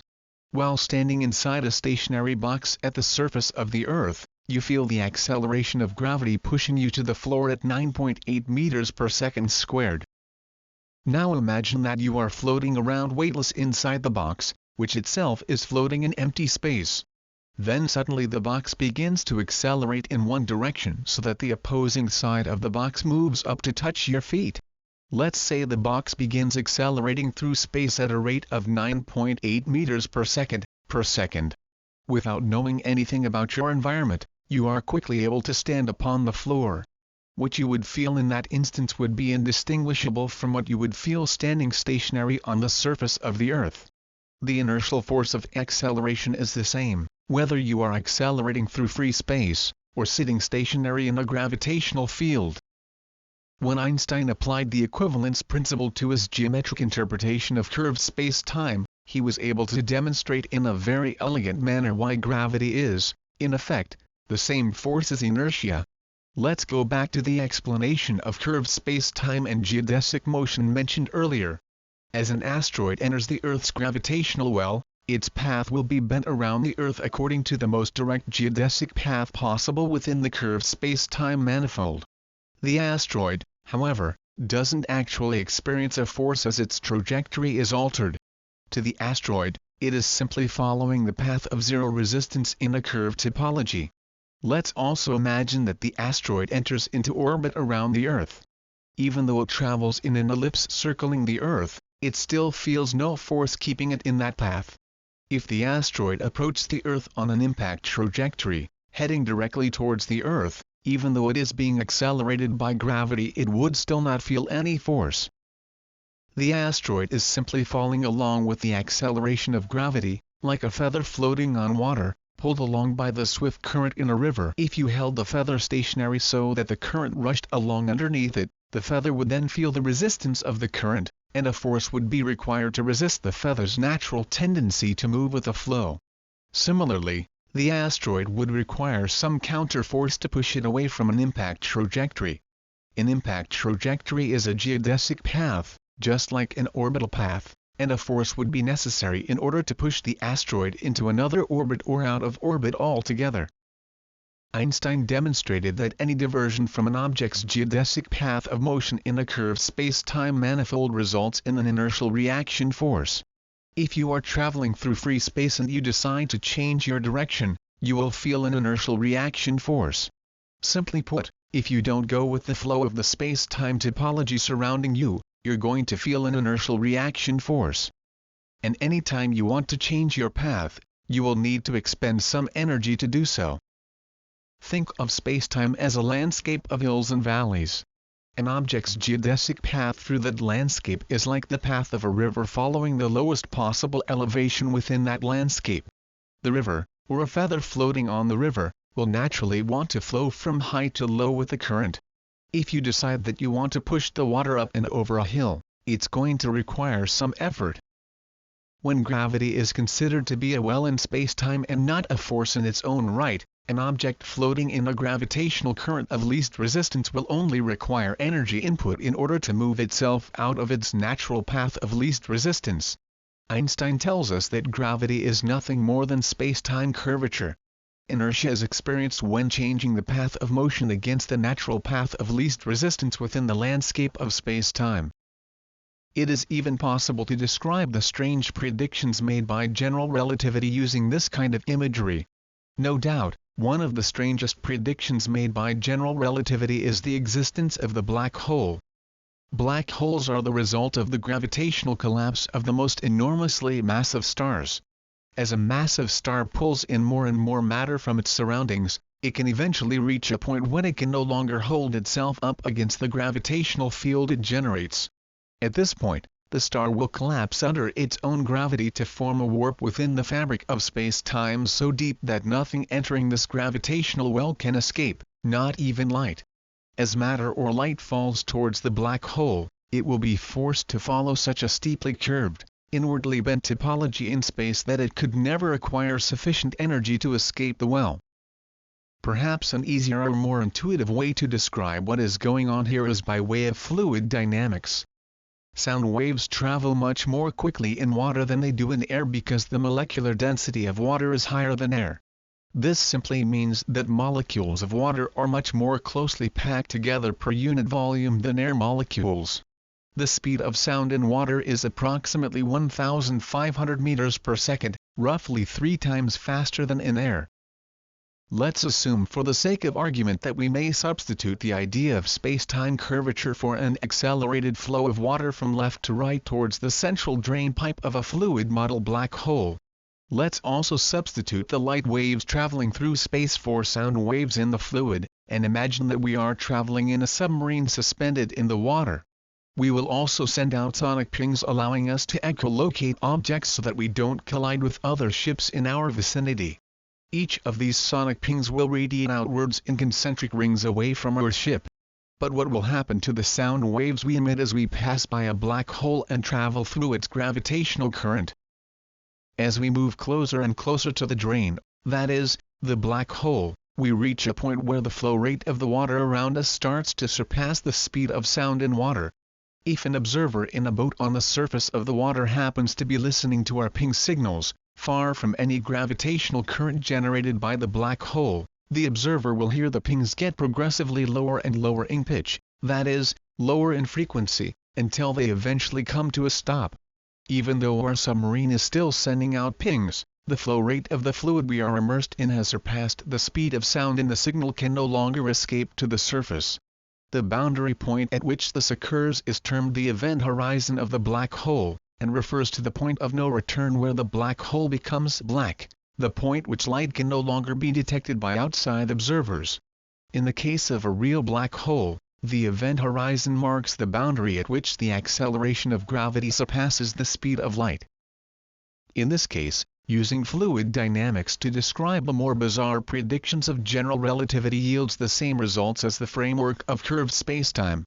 Einstein's general relativity describes the link between gravity and inertia, and how objects behave in inertial reference frames according to gravity. However, Einstein's general relativity is nothing more than a geometric interpretation of gravity, just like our sound wave analogy. It is important to remember that general relativity is just that, an analogy. In the general relativity analogy, space-time is represented by four-dimensional geometry, yielding a topological map of space in the presence of matter. Even though Einstein admitted the necessity for some manifestation of the ether as the basis for his space-time manifold, many physicists today insist that space is indeed a complete vacuum. If this is in fact the case, then the obvious question remains: how may nothing possess curved four-dimensional geometry? In other words, how may nothing have a shape? Alas, we are left with the mystery of the force we call inertia, a physical force we feel, arising as if by magic out of the vacuum of space. And we are still left with the force we call gravity, which somehow causes objects to directly affect one another from afar with nothing between them aside from nothing itself.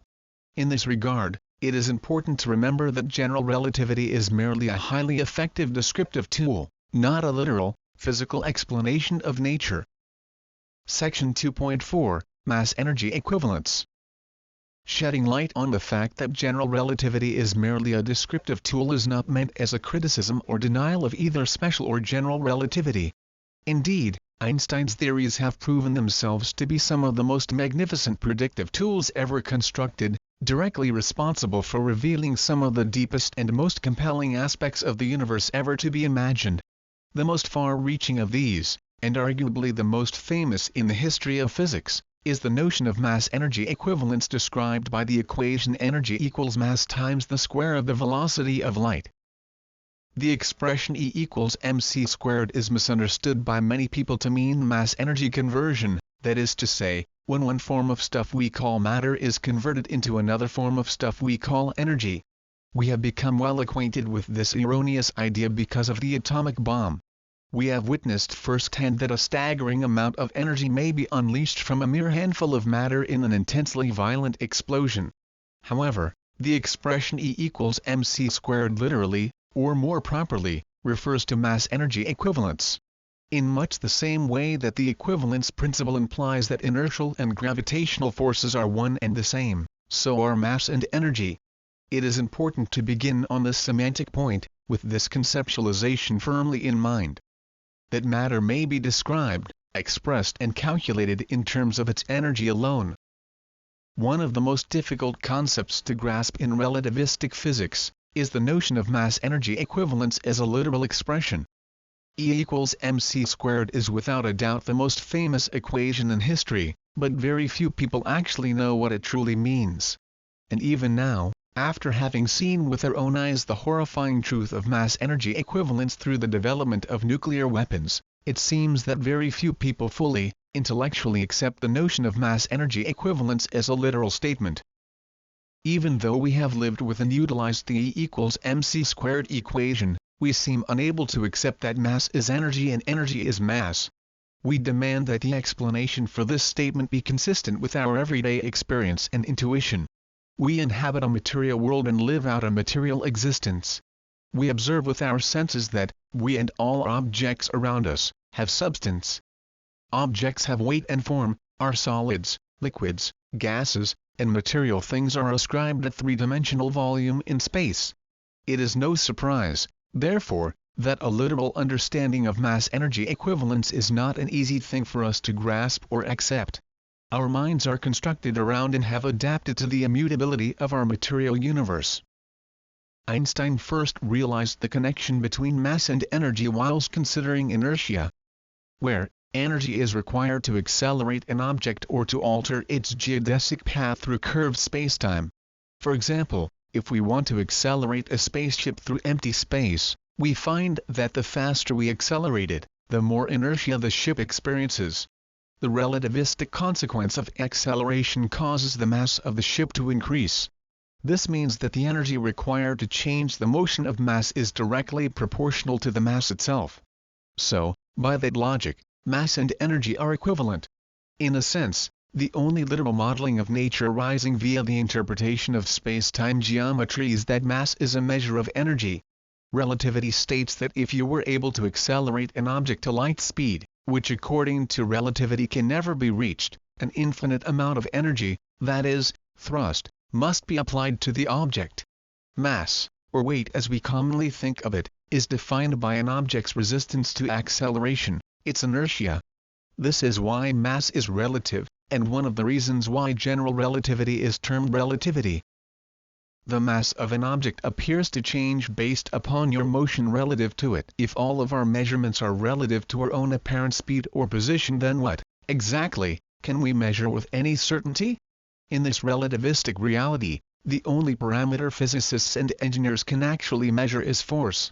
So when we speak of mass, we are actually referring to an object's inertia because mass scales according to the force required to accelerate it. For example, if you are traveling in interstellar space with uniform velocity, there is no way to discern, other than by observing external objects, whether you were stationary or moving. In fact, you wouldn't even be able to determine whether you were stationary and objects were moving past you, or if you were moving past stationary objects. The only way you could know for certain whether you are moving or not is if you accelerate. Acceleration is absolute, in the sense that you can feel its effect on your body, and is typified by a constant rate of change in motion. Mass is like a bank account for the currency of energy. When we push an object like a car or a rocket, we are adding energy to the system. However, because energy and mass are equivalent, the energy we add causes an increase in the mass of the object. This may initially seem very odd, but it is a completely natural consequence of the way our universe works. The universe is a closed system. Energy and matter are neither created nor destroyed in physical processes, but merely transformed. In this respect, mass is an energy input-output system. The energy being added to the system to accelerate it gets banked as mass. Energy is associated with all processes in the universe and is inextricably linked to the fabric of space itself. We are all made aware of this connection and indivisibility of mass and energy every time we accelerate. We feel it hundreds of times per day. We experience the sensation so often that we have almost become immune to its omnipresence. However, in becoming so desensitized to it, we subject ourselves to the risk that we might not learn from its subtle innuendo and never uncover the most fundamental and important truths about our universe. Understanding the nature of inertia allows us to understand the true nature of space and matter. If we come to understand the cause of inertia, we might understand how to manipulate it as well, and in turn, manipulate the fabric of space. What would happen if we could somehow block or negate inertial forces? We could perhaps accelerate freely without being subject to relativistic constraints, and avoid being crushed by intense g-forces when accelerating at incredible rates. The equivalence principle necessitates that if we can affect, modify or negate inertial force, then we would also be able to manipulate gravity. Imagine for a moment we could somehow harness the powerful force of inertia, and give ourselves that firm place to stand in Archimedes' challenge. Could we, in fact, move the Earth? Chapter 3, The Glass That Is Always Full. Section 3.1, Symmetry and Unity. As if by some serendipitous logic, the deeper we penetrate into the mystery of matter, the more we learn about space. This connection seems almost mystical. Many popular science books written in the latter decades of the 20th century have sought to link the discoveries made by quantum mechanics to Eastern philosophies. Whether a basis in fact exists for these conclusions or not, it comes as no surprise that it has proven useful to draw upon forms of human understanding which are based upon philosophical ideas. Quantum mechanics has uncovered truths about the inner sanctum of matter that are so strange, they sound more like magic than reality. No matter how we may choose to interpret the data, quantum mechanics reveals deep connections between matter and space. Plato developed his group of 5 perfect solids as a way to explain a much deeper and intrinsic symmetry in nature. We now realize that his model has no real basis in fact, but we still respond to it nevertheless, through an innate human faculty appreciative of the aesthetics of symmetry. Even today, an uncanny semblance of truth remains in Plato's model of matter. This raises the question of whether we respond to symmetry because it is the nature of our universe, and thus in our nature as well, or perhaps that our appreciation of symmetry is a synthetic product of the human mind which we consistently attempt to impose upon nature. Whether we are making objective observations or are just seeing what we want to see, much has been discovered and predicted through analysis of symmetry and unity in nature. Plato's perfect solids, based upon geometric symmetry alone, hint at the true nature of the subatomic world which we have come to better understand in the last century. Likewise, the Holy Grail many physicists seek today is a single formula describing the elemental symmetry of the universe, a single grand unified theory, that is, a theory of everything, explaining all physical phenomena we observe, and one that can even allow us to predict what we have not yet observed. Natural symmetry has created the legend of the grand unified theory. It is unknown whether it will ever be possible to formulate such a theory, but there is quite a lot of justification for thinking that it might come to pass.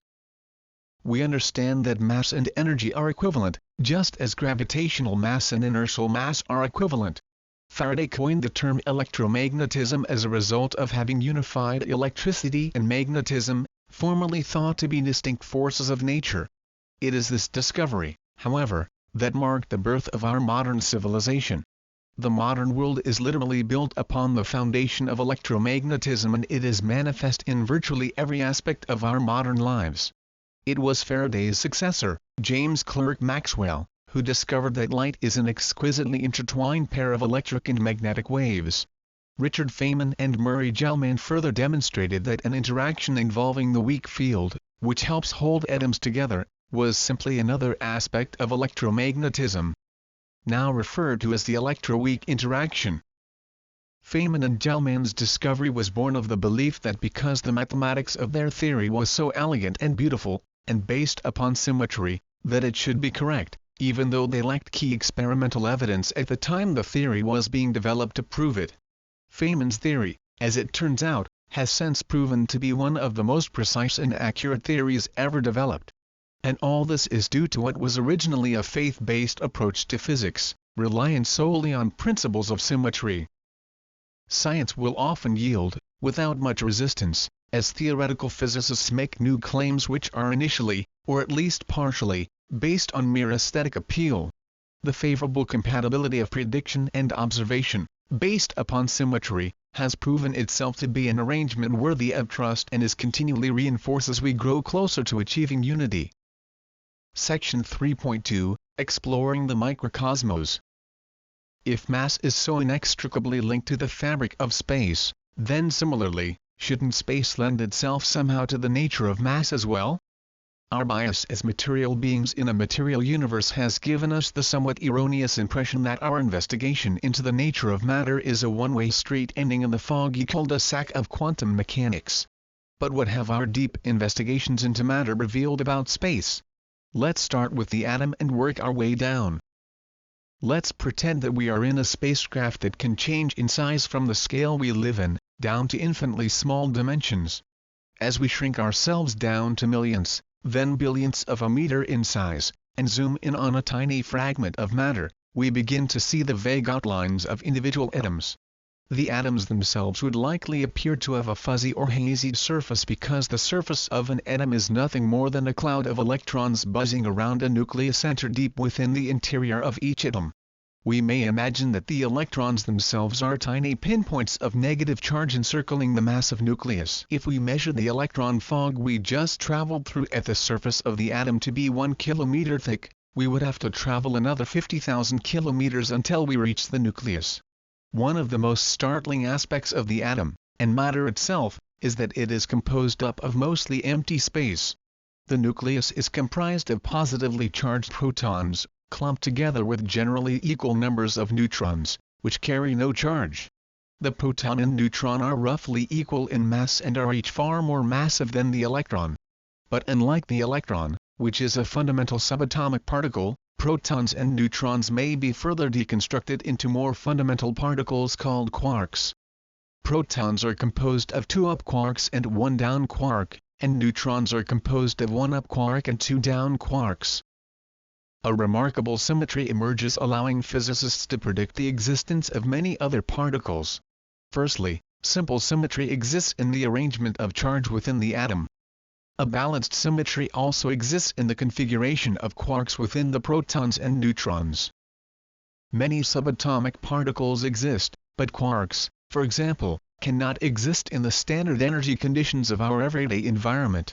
In order to detect or measure subatomic particles like quarks, protons must be smashed together at extremely high energies. Similar to crashing two cars together.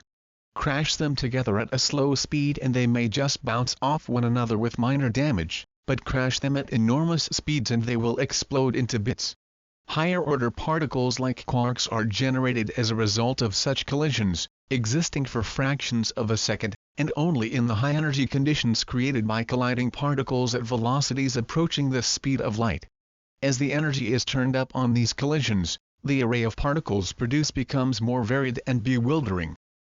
We have learned that force-carrying particles exist as well, termed gauge bosons that, in effect, help to hold the atom together. The boson carrying the electromagnetic force keeping the electron in place around the nucleus is termed the photon. This is the very same photon we commonly describe as light. The force carrier boson mediating the strong nuclear force, which holds the positive charges of protons densely packed together with neutrons in the nucleus, are called gluons.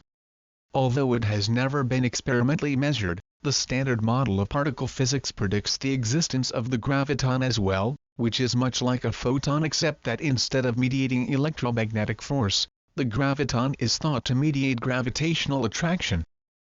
A deeper symmetry exists in the particle world incorporating charge, parity and time, or simply termed CPT symmetry. Particles are categorized based upon certain characteristics such as their mass, charge, spin, and other traits like direction, termed flavor, and handedness, termed chirality. These characteristics suggest additional layers of symmetry allowing particle physicists to predict, or presume the existence of particles, not yet directly observed. For instance, if an up exists, a down should exist. If a left exists, a right should exist and so forth. CPT symmetry also states that every particle has a mirror opposite particle, that is, an antiparticle. For example, the electron has a counterpart antiparticle termed the positron, quarks have their antiquarks, and even bosons have bosino counterparts. In fact, all the particles in the subatomic particle zoo, as it is called, are expected to have corresponding antiparticles based upon the principle of CPT symmetry. According to the standard model, theoretically, objects composed entirely of antiparticles may exist, behaving like the atoms comprising matter as we know it to be. However, if pieces of matter and antimatter collide, the two will annihilate each other in a burst of energy. As elementary particle physicists probe ever deeper into the atom, and smash particles together at higher and higher energies into smaller and smaller bits, the details become increasingly coarse and ill-defined. The characteristics of matter which we easily describe in our macro-reality begin to lose all meaning in the abstract landscapes of the microcosmos. The physical aspects of matter take on what one might think of as non-physical attributes, where particles apparently travel forwards and backwards through time. We seem to be approaching the terminal limit of how far we can travel inwardly into matter, and strangely, what we find at the end of the line tells us more about the structure of space than it does about matter. This new world of quantum space is a very strange and alien place indeed. As we venture into the scale of the subatomic particle, we may no longer count on the predictable, mechanical clockwork rules governing our reality. This is a realm of probability and indeterminate outcome, where even consciousness sometimes appears to affect the outcome of quantum events. It is a reality standing in stark contrast to the cold, indifferent, cause and effect nature of the universe we know. The notion that the fundamental nature of the cosmos is probabilistic and random was initially quite unsettling to physicists like Einstein, who could not believe that God would choose to play dice with the universe. An ordered, elegant universe seems to be the one our sense of aesthetics, symmetry and beauty favors above the chaotic, topsy-turvy game of chance proposed by quantum mechanics. Like it or not, the rules of quantum mechanics, however strange, reflect the truth of things. But this quantum world of the microcosmos is nothing to be afraid of. In fact, the more we dispassionately embrace what we are shown in the quantum realm, the more we stand to discover about the universe we inhabit. By delving ever deeper into the depths of matter, further subdividing and slicing it into thinner sections, a point is reached where matter and space finally converge. It has only been through such investigations into matter that the fine threads and fibers weaving the proverbial fabric of space-time have begun to be revealed. The true, quantum nature of space is uniquely strange and wonderful, so strange in fact that it is doubtful we could have deduced its curious characteristics based upon symmetry alone. Section 3.3, the Quinta Essentia. Coming to know the inner workings of the atom spurred scientists to make a critical and drastic shift in perspective. This shift in perspective brought us out of the purely classical, mechanistic view of the cosmos and into the quantum realm. This, in turn, allowed us to view the universe from an elevated perspective, from where we could observe space and matter existing in a reciprocal relationship, contrary to the prior notion that matter floated inertly within an unknowable void. According to Plato, the fifth element, that is, the Quinta Essentia, was reasoned to be the ethereal substance of the void, but it was also the substance from which matter was constructed. Plato arrived at this conclusion by way of geometry, symmetry and mathematical reasoning. The most accepted model of the atom prior to the development of quantum mechanics was an object resembling our solar system, in which electrons were depicted as tiny planets orbiting the massive sun-like nucleus at the center. Every atom had a massive nucleus at the center, orbited by much less massive electrons. But if we were able to travel in our subatomic spacecraft, and fly amongst individual atoms, we would not see individual, spherical electrons in orbit around the nucleus. Instead, we might find something akin to fog, vaguely defining the outer surface of the atom, assuming we were able to see anything at all.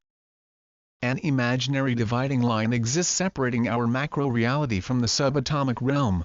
We might not be able to see electrons buzzing around an atom because at this scale, matter no longer exists in the solid, objective form we are familiar with in our commonplace experience. When we describe how matter behaves, it is convenient to use analogies pertaining to solid objects like billiard balls bouncing off one another and such. And when we use the term particle to describe elemental structures of the atom, our minds immediately draw upon imagery of equally solid and objective bits of stuff. However, at the subatomic level, matter doesn't actually exist in this form. It is really only convenient and practical to talk about subatomic particles in terms of their energy alone. We know that light possesses wave-like characteristics which may be likened to a wave propagating through a fluid. Waves of light interact and interfere with one another, forming interference patterns like ripples on the surface of a pond. Yet light also carries momentum, behaving as though it were composed of individual objects, like tiny grains of sand. These so-called particles of light are termed photons. It is this particle-wave duality conundrum which spawned the development of quantum mechanics, fostering an entirely new understanding of matter. If one shines light on metal, and the light is of just the right frequency, an electric current may be produced in the metal. A simple, yet somewhat dangerous proof of this is to put a crumbled piece of aluminum foil in a microwave oven. The microwave radiation induces an electric current in the metal, which will arc and spark between the creases and folds in the foil. In 1887, Heinrich Hertz first observed this effect as he shined a beam of UV light on a metallic coil separated from a conducting electrode by a small spark gap, in a configuration very much like a common spark plug. The UV light caused sparks to jump between the electrode and the coil. Hertz also found that if he placed a pane of glass between the spark gap and the UV source, the glass blocked much of the UV light and the sparks decreased in intensity. When he replaced the glass with quartz, which doesn't block UV radiation, the sparks resumed with their standard intensity. However, Hertz never developed a working theory which could adequately explain this observation. It wasn't until Einstein published a paper in 1905 titled, On a Heuristic Viewpoint Concerning the Production and Transformation of Light, that a description was finally offered explaining this strange effect. In this paper, Einstein referred to the phenomenon as the photoelectric effect. When light energy impacts electrons in the atoms of metal, some of those electrons are knocked off the atom and begin to flow through the metal producing an electric current. But this only happens if the light has enough energy, that is, momentum, to knock them out of place. Einstein's photoelectric effect is based on the supposition that light is particulate in nature, as if the light was composed of tiny grains. These grains of light could be ejected from their source with great force, as if from a sandblaster, to etch away the electrons from the surface of metals. It was this brilliant insight which earned Einstein the Nobel Prize in 1921. Brilliant as his explanation was, it invoked a very classical way of thinking that flew in the face of convention. Light was previously experimentally demonstrated to be wave-like. Maxwell's equations of electromagnetism were rooted in the notion that light propagated as waves. In the context of electromagnetism, light itself was understood to be nothing more than a braided pair of electric and magnetic waves propagating through space. The famous two-slit experiment demonstrated unequivocally that light could interact to produce interference patterns, just like waves on the surface of water. The other concern was that if photons had no mass, how could they have momentum? Momentum is a measure of an object's mass multiplied by its velocity. Light is known to have a velocity, of course, but if a photon's mass is zero, then where does the momentum come from that allows a photon to blast the more massive electrons away from their respective atoms? The reason that massless photons may be considered to possess momentum is due to the fact that they have inherent energy. E=mc² states that energy is equivalent to mass. Einstein's explanation for the photoelectric effect was profound because it adequately predicted experimental observations utilizing a particulate basis for light. However, the key discovery in this instance was that it is not the intensity of light which produced a stronger electric current in metals. It was the frequency of the light that mattered. Spanning the electromagnetic spectrum are radio waves at the low frequency end. Then as the electromagnetic spectrum increases to higher frequencies we find microwaves and infrared radiation, then visible light, then UV light. Even higher in frequency still are X-rays and gamma rays. As the frequency increases along the spectrum, so does the energy associated with each of these kinds of electromagnetic radiation. The higher in energy, that is, frequency, the photons are, the more particle-like they begin to behave. X-ray light is composed of photons of very high frequency, much higher than visible light. We know this empirically because X-ray light can pass right through materials visible light cannot, like soft tissues of the human body. The wavelengths of X-ray light are much smaller than visible light, or microwaves, or even radio waves for that matter, which may be meters in length. The photoelectric effect demonstrates that if higher frequency radiation, such as X-ray light, is directed at a metal, the current produced will be proportionally greater than if UV light or any other lower frequency radiation is used. This means that unlike water or sound waves for which energy is measured based upon the amplitude, that is, the height of the wave, the strength of an electromagnetic wave of light is based on its frequency. X-rays can pass through materials which visible light cannot, not only because the wave is physically smaller, but also because X-rays are also much higher in energy than visible light, and thus carry greater momentum. It's like the difference between firing a football and a bullet at the same speed. The football would likely bounce off an object or explode on contact, but a bullet has a much better chance of penetrating most materials if shot with sufficient force. X-ray photons may also cause physical damage to the cells they pass through, specifically to the DNA, in very much the same way that a bullet causes damage when it strikes an object. X-rays actually tear right through DNA and potentially have the ability to cause harmful mutations in genes, which may result in cancer. This is why your doctor or dentist wants to know the last time you had an X-ray taken. It's important not to let your average X-ray radiation dose exceed a given damage tolerance threshold of the cell, in order to minimize the risk of diseases caused by genetic mutations. Max Planck derived a mathematical relationship for light momentum and energy in an equation which states that the propagation energy of light is equal to its frequency multiplied by Planck's constant. Planck's constant describes how the energy is packaged. For example, a volume of water may be divided and divided again until one is left with a single water molecule composed of one oxygen and two hydrogen atoms. However, it is not possible to further subdivide that molecule and still have water. You can have one molecule, or two, or however many you like, But it isn't possible to have 2 3/4 molecules of water. Planck's constant effectively describes the notion that light energy, as related to frequency, comes in whole increments, that is, quanta, per whole cycle of the wave. Wavelength is measured from crest to crest, or trough to trough, so the cyclic quality of a wave must be factored into the equation, and this is served by including Planck's constant.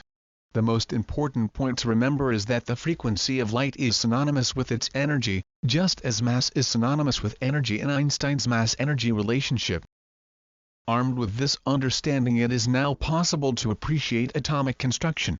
Materials, composed of atoms, may absorb and emit light energy as well. Heat up a piece of iron and it glows orange and red. Another factor leading to the development of quantum mechanics was the observation that light was absorbed and emitted in discrete and specific wavelengths, and that these wavelengths in turn were always characteristic of the kind of matter they were absorbed by or emitted from. The spectral characteristic of light emitted by matter is a signature identifying the composition of distant objects in space, and the composition of matter in the laboratory. But how and why is this true? This observation was in direct conflict with the pre-quantum solar system model of the atom. When we look at our solar system, the planets are in orbit at specific distances around the Sun, but this doesn't mean that each planet has to maintain any specific orbital distance. An object can orbit the Sun at any distance chance might allow. It's not as if the Earth, because of its mass or some other physical factor, has to inhabit a certain orbital distance from the Sun, it just happens to be so. Also, if an object in the solar system decays from one orbit to another nearer to the Sun, it may change position in a gradual manner as it spirals inward from point A to point B.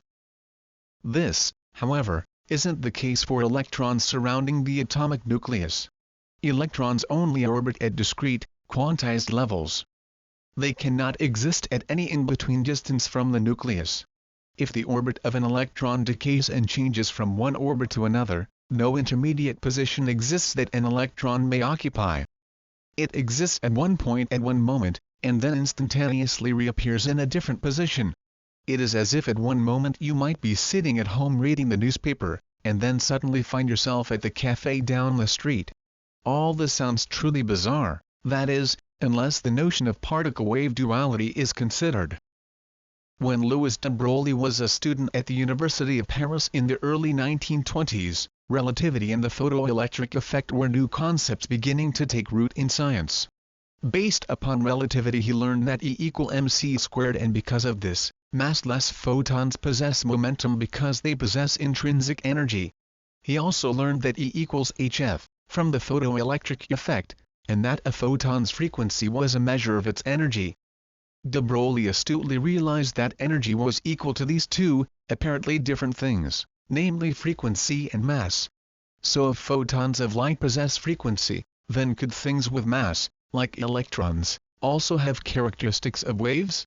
Or greater still, could perhaps all forms of matter, from particles to pebbles to planets, all have wave-like characteristics as well? The answer, de Broglie discovered, was yes. 3 years after de Broglie derived his hypothesis, it was experimentally verified by Clinton Davison and Lester Germer at Bell Labs. Experimental confirmation of de Broglie's hypothesis earned him the Nobel Prize in 1929. Here's how they did it. X-rays cause current to flow in metals, and the X-ray light may also be reflected and refracted as it bounces off the atomic lattice, forming the regular structure of metals and other crystals. The diffraction patterns reflected may be utilized to deduce the molecular lattice structure of the atoms comprising metals and crystals. Davison and Germer decided to turn this idea on its head by directing a beam of electrons at a piece of nickel. They found that the electron beam was refracted in the same way one expects to see with X-rays. The electrons forming the beam were behaving much like photons of light traveling as waves and were being reflected and refracted off the metal surface, forming diffraction patterns on a detector. From these interference patterns, the wavelength of the electrons was precisely calculated in the same manner as one calculates the wavelength of X-ray light. Based upon what was learned in this experiment, electrons surrounding the atomic nucleus could no longer be considered as little particles in orbit around the nucleus. Electrons not only appeared to move in waves, they could be considered as being waves. One might ask how a pebble, or a planet for that matter, may be represented as a wave. We observe objects to be solid and they don't appear to quiver with wave-like ripples, or move along in a serpentine manner. This is because as an object increases in mass, its wavelength becomes exceedingly and undetectably small. It is only when matter reaches the subatomic scale that its matter wavelength becomes physically important or detectable. The de Broglie wavelength denotes the basis by which the macro and quantum realms are divided. Matter becomes subject to its wave nature below a certain scale and the fine topological details of quantum space become apparent. To us, space appears completely smooth and featureless, but to an electron, or any other subatomic particle, space is a roiling, rough landscape. By analogy, it's similar to viewing something smooth under a microscope. To the naked eye a substance may appear to be quite smooth, but place it under a microscope and it might look pitted and rough. As the magnification gets finer and finer, matter also loses its tangible, objective characteristics and enters a state of duality, being simultaneously particle and wave-like. As we transform our perspective and view the electron as a wave rather than a single particle orbiting the nucleus of the atom, all of a sudden things start making sense. If the atom was really like a miniature solar system, we expected the electrons to crash into the nucleus almost instantaneously due to the mutual attraction between the negative electron charge and the positive proton charge of the nucleus. But the electrons never crash into the nucleus. Why is this so? The Danish physicist Niels Bohr was the first to apply the wave nature of the electron to the orbital model of the atom.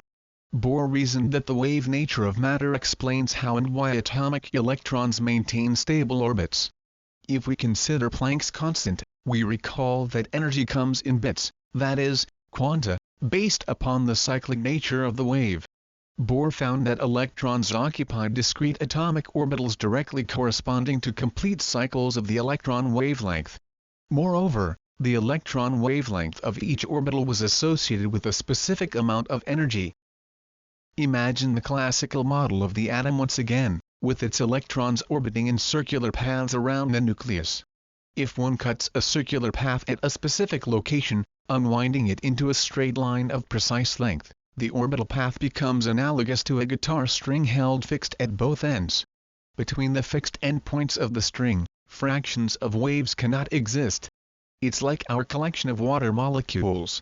3½ molecules of water cannot exist, only whole numbers. In this way, the electron is treated as a standing wave wrapped around the nucleus. The only maintainable orbits are the harmonic frequencies physically fitting the circumference. This quantum, harmonic model explains the stability of electrons in the atom, and why in-between states of electrons don't exist. With this new perspective, the orbital model of electrons was replaced by energy levels, a harmonic model as a result of quantum mechanics. Bohr also realized that the energy levels associated with the electrons in atoms describe the absorption and emission spectrum of the hydrogen atom. The hydrogen atom was used to model this effect because of its simple configuration, having one electron circling a single proton. As the electron jumps from a lower harmonic state to a higher one, the frequency and energy of the electron increases. However, in order to alter the energy level of the electron, energy needs to be added or subtracted. The law of conservation of energy ensures that it cannot magically appear out of, or disappear into nothing. It must come from somewhere. When an electron jumps from a higher to lower energy level, it is also jumping from a higher to lower frequency. When this occurs, excess energy is released as light. Atomic photon emissions were empirically demonstrated before Bohr fully developed his theory describing why it occurs. The emission wavelengths obey a precise harmonic pattern, determined by the Swedish physicist, Johann Rydberg. In the Rydberg formula, one substitutes whole number harmonic intervals into the equation, along with the Rydberg constant for a given element, and the wavelengths of the photons radiated as the electrons jump between energy levels are determined. This formula was subsequently explained by Bohr's model of the atom. The beauty of it fitting the harmonic pattern derived by Rydberg and others is that the frequency of the photon released directly corresponds to the frequency difference between electron energy levels. It is as if an atom is a musical instrument which may be strummed with light to produce a musical scale of colors. On a musical instrument, each sound wave is produced at a particular frequency, differing from others based upon the harmonic interval between the notes. Instead of sound waves, an atom emits specific frequencies of light based upon harmonic intervals. The frequency of light is, of course, the defining factor for color. The atoms of any element absorb photons at specific frequencies because specific frequencies are required to bump electrons up to their next energy level. However, a perfect fit is required to induce the jump to a new energy level. Similarly, when the electron drops to a lower energy level, a photon is released with a frequency precisely equal to the difference between the frequency shifts in the electron's energy level. These differences in energy levels are limited to specific quantities which are, in turn, governed by the permissible harmonic states of the electron in the atomic system. When a blacksmith heats a piece of iron in the furnace, heat energy is absorbed, boosting the energy levels of electrons in the metal. Similarly, when the metal is removed from the fire it glows orange-red in color. As the metal cools, electrons in the iron atom fall to lower energy levels, releasing a cognate spectrum of photons in the transition, observed as orange and red light. Color is hallmark of energy exchange.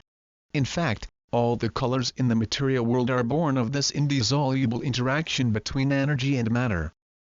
This model of the atom is truly beautiful in its elegance. All matter is locked in a ceaseless dance with light. Thus, Einstein's mass-energy equivalence relationship becomes easier to comprehend because matter is not separated from its energy environment, it is dependent upon it. Attributes such as wavelength and frequency are the characteristics by which we describe matter and energy.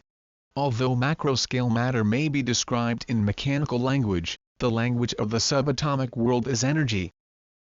The concept of wave-particle duality exists in the quantum realm, providing the basis for mass-energy equivalence.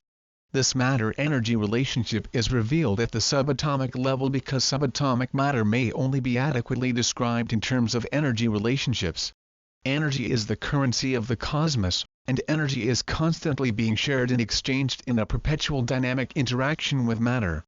So if we consider the fabric of space as being filled with energy, it becomes clear how space may be perceived as being the basis for all matter, and the foundation upon which the ever-changing dynamic reality we experience in the material world plays out. This is why Plato had it right, even if the particular model he used was incomplete. If we think of Plato's fifth element, that is, the Quinta Essentia, as being energy itself, then this purest substance of the universe is indeed the basis for all matter. Section 3.4, Quantum Uncertainty. Erwin Schrödinger was an instrumental navigator, sailing this new harmonic model of the atom into uncharted territory, and in so doing, established the field of quantum mechanics. In 1925, Schrödinger defined the many configurations wave-like electrons may take in different atoms. Atoms come in much more complex and flavorful varieties than just the hydrogen atom, and these atoms have not just one, but many electrons, existing at various energy levels.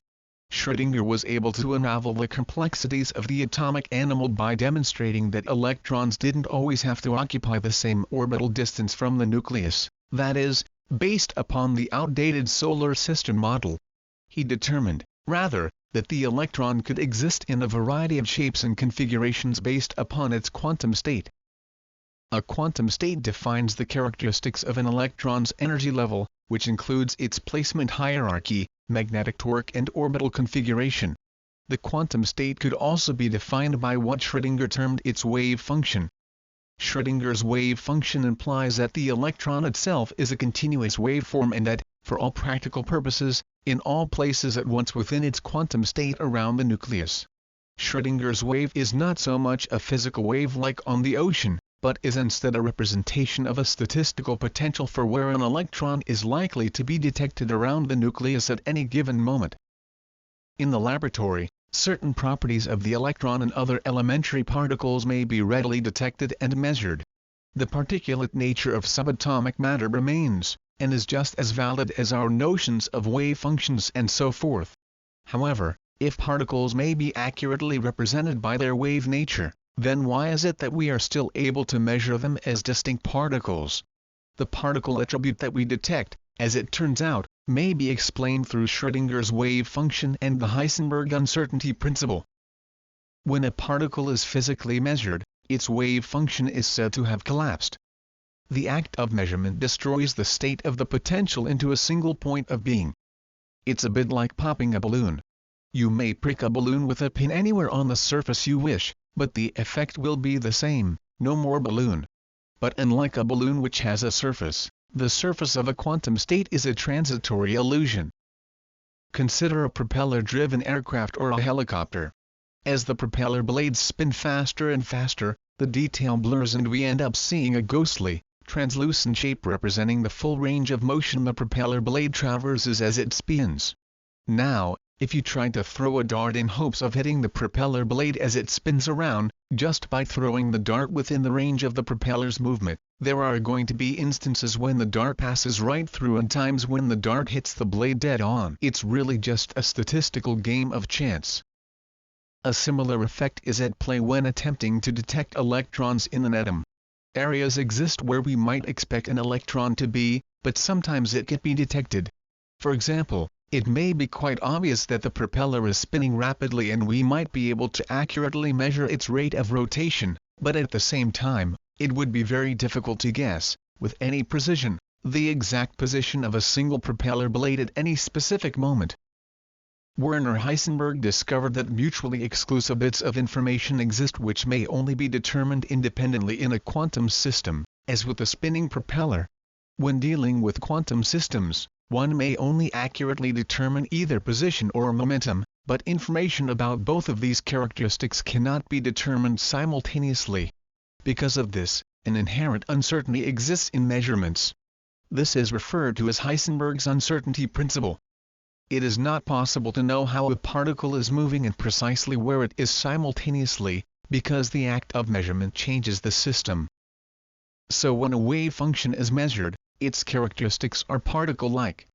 A specific point contains well-defined information about some aspect of the system. Once the system is measured, the information gained is only representative of a single state of being. Consider a balloon again, only this time we are trying to prick an oddly shaped, asymmetric balloon in the dark, having not seen it before. If we randomly stab at the air until we happen to hit any edge of the balloon, it will pop, and we may state with certainty that one part of the surface was located where we stuck it with the pin. However, we will not have complete information about the shape of the entire balloon before it was popped just by touching one point on its surface. Information about other surfaces once existing on the balloon vanishes at the moment we pop it. Popping the balloon in this case is analogous to collapsing the wave function. The singular identity of quantum information results in the measurement of particle-like qualities. It's a yes or no answer. The balloon either popped or it didn't. Prior to the measurement being performed, before the balloon is popped, the system is defined as a set of probabilities. Upon measurement, one coordinate from many is selected and thus the information retrieved is one-dimensional, distinct and singular, that is, particle-like.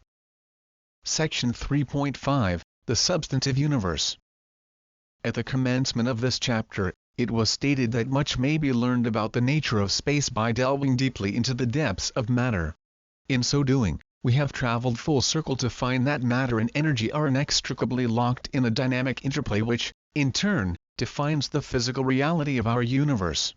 The wonders of the quantum world are breathtaking and bewildering. However, the most astonishing achievement of quantum mechanics is not what it teaches us about matter. Rather, what it teaches us about the vacuum of space. It tells a tale so strange that we would likely never have imagined it otherwise. It speaks of a mystery so deep and shadowy that science is only now beginning to grasp the full significance of what a quantum interpretation of space implies. The chronicle of a quantum interpretation of space begins with Max Planck in the year 1900, having explained an elusive aspect of matter. However, prior to discussing his contribution, we shall cover an important thermodynamic characteristic, temperature. All material objects are subject to the attribute we call temperature. Temperature is a measure of the average kinetic energy of all the molecules contained in a substance. all the molecules in any material object are jostling about and banging into one another. The intensity with which the molecules bounce off one another is a measure of the object's temperature. The more energetic the collisions, the higher the temperature will be. Similarly, the less energetic the motion, the lower the temperature will be. At any given temperature, however, not all molecules comprising a given material possess identical kinetic energy. It is the average kinetic energy of all the molecules in the system which defines the temperature of the substance. If one were able to plot the energies of all molecules in the system individually, they would form a kinetic energy distribution fitting a statistical bell-shaped curve. The ends of the curve would be representative of the small number of the least and most energetic molecules, but the greatest proportion of molecules will have energies clustered around the average value at the center of the bell curve. Max Planck discovered that radiated energy may be modeled in a similar manner to temperature. The thermal energy radiated into space by any material object, like the Sun for example, is distributed throughout the space surrounding it. The Sun primarily emits infrared radiation comprised of frequencies below the color red. The Sun, of course, also emits frequencies we can see like red, yellow and orange, and much higher frequencies like ultraviolet and X-rays that we cannot see. However, the majority of energy emitted by the Sun is in the visible and infrared bands of the electromagnetic spectrum. Planck discovered that the distribution of energy in the electromagnetic spectrum surrounding any material object is solely dependent upon the object's temperature, and this collection of energy is termed blackbody radiation. If we took a metal box into space and somehow trapped the Sun's radiation inside, we would be, in effect, taking a survey of the photons emitted by the Sun. In this regard, the blackbody radiation spectrum is analogous to a telephone survey. In a standard survey, the interviewer attempts to achieve a statistical representation of the whole population by measuring the opinions of a smaller, randomly selected group of individuals. People have vastly varying opinions, but most people surveyed will tend towards a general consensus. Few individuals adopt an extreme stance. When the surveyor plots the answers on a graph, the shape of curve is typically bell-shaped, with most of the people sharing the same answer to a question, and fewer people strongly agreeing or disagreeing. The larger and more random the survey population, the better it represents the entire population. Planck determined that the radiant energy distribution from an object is dependent upon the object's temperature. In other words, the collection of photons constituting the blackbody energy distribution surrounding any object changes in a very particular way. The composition of the object is irrelevant. The temperature defines the prevalent frequencies of photons present. Planck demonstrated how this occurs via ingenious system modeling. He treated the energy sampling box as being filled with millions of individual bits of energy termed harmonic oscillators. This is analogous to considering the box to be filled with billions of water molecules. In this case, let's pretend that energy may be decomposed into imaginary fundamental energy molecules, analogous to a set of tiny strings of equal length. The kinetic energy of water molecules causes them to bounce around and impact one another, being a measure of the water's temperature. However, for our energy oscillators, the energy is measured by the frequency with which the strings vibrate. Each imaginary energy string is the same length, so the frequencies with which the strings vibrate may only be quantized harmonics of the fundamental frequency. In a volume of water, most of the molecules possess values of kinetic energy near the population average. However, some will have much higher and others will have lower kinetic energy. In the case of blackbody radiation, most of the oscillators filling the volume of the sample box will be vibrating with a frequency representative of the average energy of the whole, but some strings vibrate at very high or low frequencies. If high and low frequency strings collide, the energy is shared between them. However, the energy exchange isn't a transfer of kinetic energy. It transfers energy in the form of frequency. For example, a collision between two oscillators might cause a high-frequency string to drop to a lower harmonic, and the low-frequency string jump to a higher harmonic via the energy transaction. We may imagine that when a fast-moving water molecule collides with a slower one, energy is transferred in the same manner as when a cue ball impacts a stationary billiard ball. The fast-moving molecule recoils with a reduced velocity compared to prior to the collision because it loses kinetic energy as it transfers momentum to the other molecule. In the case of blackbody radiation, a similar situation arises. For the oscillators inside the box, energy is based upon the frequency of oscillation and not the kinetic energy as occurs for molecules. Blackbody radiation, like temperature, can dissipate or increase in intensity. For example, if boiling water is poured into a cool container, the water's temperature slowly decreases as the kinetic energy of the water molecules is transferred to the cooler molecules of the container. The water continues to cool until the container and the water reach thermal equilibrium. The same is true if you were to add an ice cube to a hot container. The heat energy from the container transfers to the ice, causing the ice to melt and heat up until the container and water reach the same temperature. Blackbody radiation behaves in a similar manner. If we deposited a closed, empty metal box heated to 100 degrees Celsius into deep space, approaching absolute zero temperature, energy in the form of thermal photons radiate away from the metal into the interior of the empty box until energetic equilibrium is attained. Energy emitted by matter into the space surrounding it, that is, outside and inside, is distributed in a regular and predictable manner. The population of radiated photons appears as one might expect to see in a temperature distribution curve if the momentum of each individual molecule was sampled and plotted on a graph. A peak forms around the average frequency in the spectrum of photons and relatively fewer photons have very high or very low frequencies. The peak value in the distribution varies according to the temperature of the object. Actual measurements of blackbody energy distributions are shown to precisely fit the curve Planck's theory predicts. The most innovative aspect of this theory is that it works on the basis of quantum increments of energy. This is to say that, just like water molecules, fractional increments of energy cannot exist. Rather, the energy distribution is composed of harmonic integers, that is, whole quanta of energy. All this seems quite straightforward and easy to conceptualize until one considers the effects of a single oscillator in a metal box at absolute zero temperature. This is where things get a bit strange and the temperature analogy is inapplicable. However, amazing new conclusions emerge. In a blackbody system, the single oscillator spreads out to fill the entire box, and not bounce around inside like a single water molecule.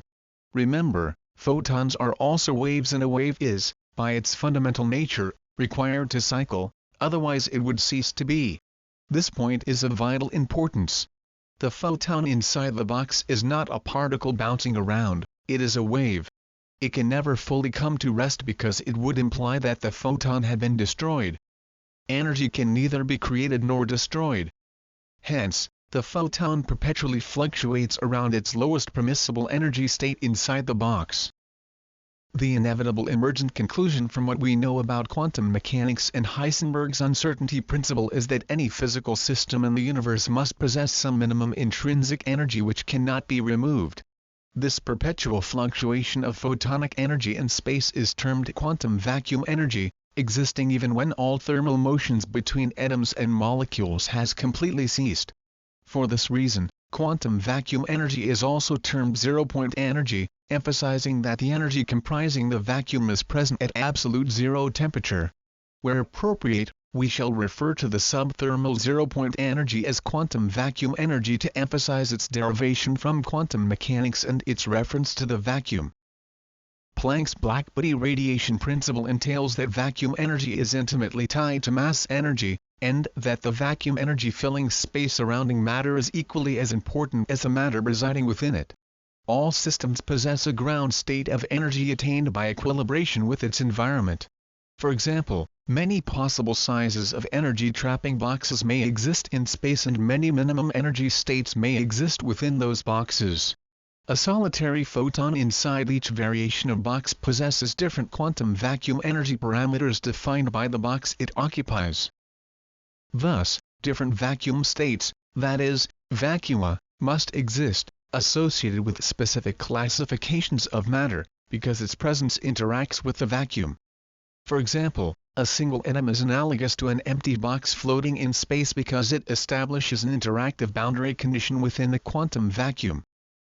The prediction of quantum vacuum energy leads to a phony description of space, saturated with evanescent fluctuations of frenetic activity.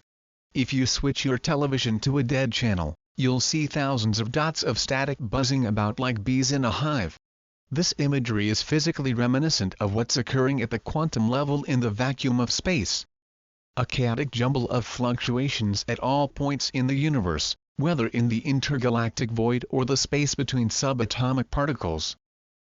Stranger still, vacuum energy retains particle-like attributes, with virtual particles instantaneously crackling into existence and being abruptly reabsorbed into the vacuum. Quantum mechanics permits virtual particle creation by briefly borrowing vacuum fluctuations. Virtual particles are invoked to explain the conservation of energy and momentum occurring in particle lifetimes and decay processes. Moreover, they are also applied to explain the electroweak and strong nuclear forces within atoms via a virtual catch game between subatomic particles. The mechanism of the electroweak force is generally explained as the result of a subatomic transfer of virtual photons. Virtual particles are also utilized to plot the formation and annihilation of intermediate particles from collisions in accelerators. At research laboratories like CERN and SLAC, particles are smashed together at enormous speeds and the resulting high-energy subatomic particles produced in these collisions are explained via a mapping process often requiring the use of accessory virtual particles. Virtual particles are utilized to fill in the gaps in order to describe the interactions occurring in these exceedingly short-lived events. One may wonder why virtual particles are considered virtual instead of real. On one hand, since the particles cannot actually be seen or detected directly, we must consider them as being imaginary, but on the same note, they have real, measurable effects. This is somewhat analogous to the manner in which words convey ideas. Words themselves are the real, objective tools facilitating the conveyance of ideas. However, ideas themselves are incorporeal. This shouldn't imply that an idea doesn't exist or have observable effects. An idea may exist as a real force with the power to affect our objective reality as much as anything else. Many wars fought throughout history were wars of ideology, based upon ideas, beliefs, and emotional motivation. Human history has been shaped by our physical requirement to survive and propagate, but also by the forces of ideology and belief. Ideas and beliefs, like virtual particles, have measurable effects even though they, themselves, are not directly measurable. We now understand that the vacuum of empty space is, in fact, the opposite. Indeed, it should more properly be regarded as a plenum. In this way, the universe is a container which may never be emptied, analogous to the ethers of old. By way of quantum mechanics, we have discovered that the most quintessential, primary substance in the universe is energy. Chapter 4, Making Something of Nothing. Section 4.1, Virtual Reality. The existence of quantum vacuum energy is revealed by the application of spatial boundary conditions as demonstrated by the Casimir effect. From such spatial partitions, forces are generated via the formation of quantum vacuum asymmetry, causing the two parallel metallic plates to be pushed together. If only one plate were utilized, the quantum vacuum remains symmetrical and appears identical from either side of the plate and therefore no force is generated on the plate. However, bringing two parallel plates close together causes the quantum vacuum between them to change. Fewer quantum vacuum photons exist between the plates than outside them, due to the boundary the plates establish. All but the smallest wavelengths of energy are excluded from the space between the plates. The field asymmetry between the inner and outer vacua generates a net pressure on the outer surface of the plates. As the inner and outer vacua attempt to equilibrate to identical energy states, the plates are pushed together in the process, as if carried along by an increasingly swift current. Although quantum vacuum energy is obliged to exist by the rules of quantum mechanics, our psychological acceptance of the quantum vacuum appears to be more a suspension of disbelief rather than a sincere conviction. The quantum vacuum seems a bit too weird to be true. Yet the Casimir effect has provided substantial physical proof that quantum vacuum energy is real, or at least virtual but with real, measurable effects. The most dramatic insight to be gained through this level of understanding is that space affects matter just as matter affects space. A deep, mutual connection exists between matter, space and energy which cannot be severed. Matter and the quantum vacuum are two aspects of a fundamental concept, as if two sides of the same coin. However, the Casimir effect isn't the only development lending credence to the existence of quantum vacuum energy and its influence upon matter. Professor Stephen Hawking has become one of the most famous theoretical physicists of the late 20th century, and a legend in his own time, yet many people would not be able to say precisely why he has become a household name in our current day and age. If one were to ask the same question about Einstein, one would almost invariably get an answer pertaining to E=mc², something about relativity or the atomic bomb, etc. So what brilliant insight into nature has earned Hawking the privilege of sitting in Sir Isaac Newton's chair at Cambridge University? For one, Hawking came up with a theory describing how black holes radiate by kicking virtual particles out of the vacuum and into the real world. Black holes are referred to as such, because they produce a gravitational field so intense that not even light can escape it. When an extremely massive star pulls in matter, it generates an ever larger gravitational warp in spacetime until a threshold is reached. The threshold marks the point at which the gravitational strength of the enormous mass causes the star to collapse under its own weight. Gravity becomes so great that not even light can escape. At this point, the object becomes a black hole because the light entering its gravity well can never escape to reach our eyes. When electromagnetic radiation is emitted from an object, it is said to radiate photons. Hence, one expects that if black holes attempted to emit radiation, it would get sucked back. Analogous to a submarine sending out pings in a hypersonic fluid, as described earlier. The signal could be sent, but it would never reach the outside world.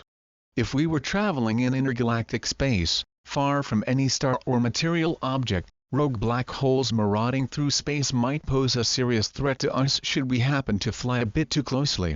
Since they are just as dark as the surrounding space, they would be invisible to us.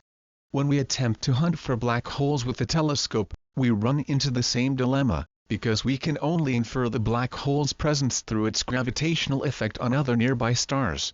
What Hawking discovered was that there might be a way, theoretically, to detect a black hole in empty space via its quantum particle emissions and thermal photon radiation. But if light can never escape a black hole, then how can they radiate thermal photons? Black holes are extremely dense, creating a near-infinite depression in space-time. At a certain distance from the center of the black hole, a point exists at which gravitational attraction is low enough so that light escapes. If light crosses this invisible border, it will be drawn into the black hole, never to escape. This dividing line encircling the black hole is termed the event horizon, marking the boundary between our universe and the mystery inside. But again, if a black hole can actually emit radiation, then how does it release thermal photons and real particles as Hawking maintains? The answer lies within the vacuum. Based upon mathematical prediction, the quantum vacuum seethes with virtual photons and particles, flashing undetectably into and out of existence. Virtual particles form in pairs comprised of a particle and its corresponding antiparticle, as required by CPT symmetry, only to dissolve back into the quantum vacuum just as quickly. Hawking wondered what might happen if a pair of particles popped into existence on the razor's edge of the event horizon. One of the virtual particles will be sliced away and disappear into the black hole, whilst the other particle will be cut off from its partner and thrust into reality. Thus, the event horizon is abundant with orphan particles, antiparticles and photons generated by the vacuum having lost a twin particle to the black hole. Therefore, these orphan virtual particles should be detectable as radiation generated by the black hole. Even more interesting is the fact that when one particle of the pair becomes real, the other member of that pair must account for that addition of mass energy to our universe because of the first law of thermodynamics. The other particle of the pair falling into the black hole is assigned an equal negative mass energy value. The negative mass rains onto the positive mass of the black hole, annihilating an infinitesimal piece of it.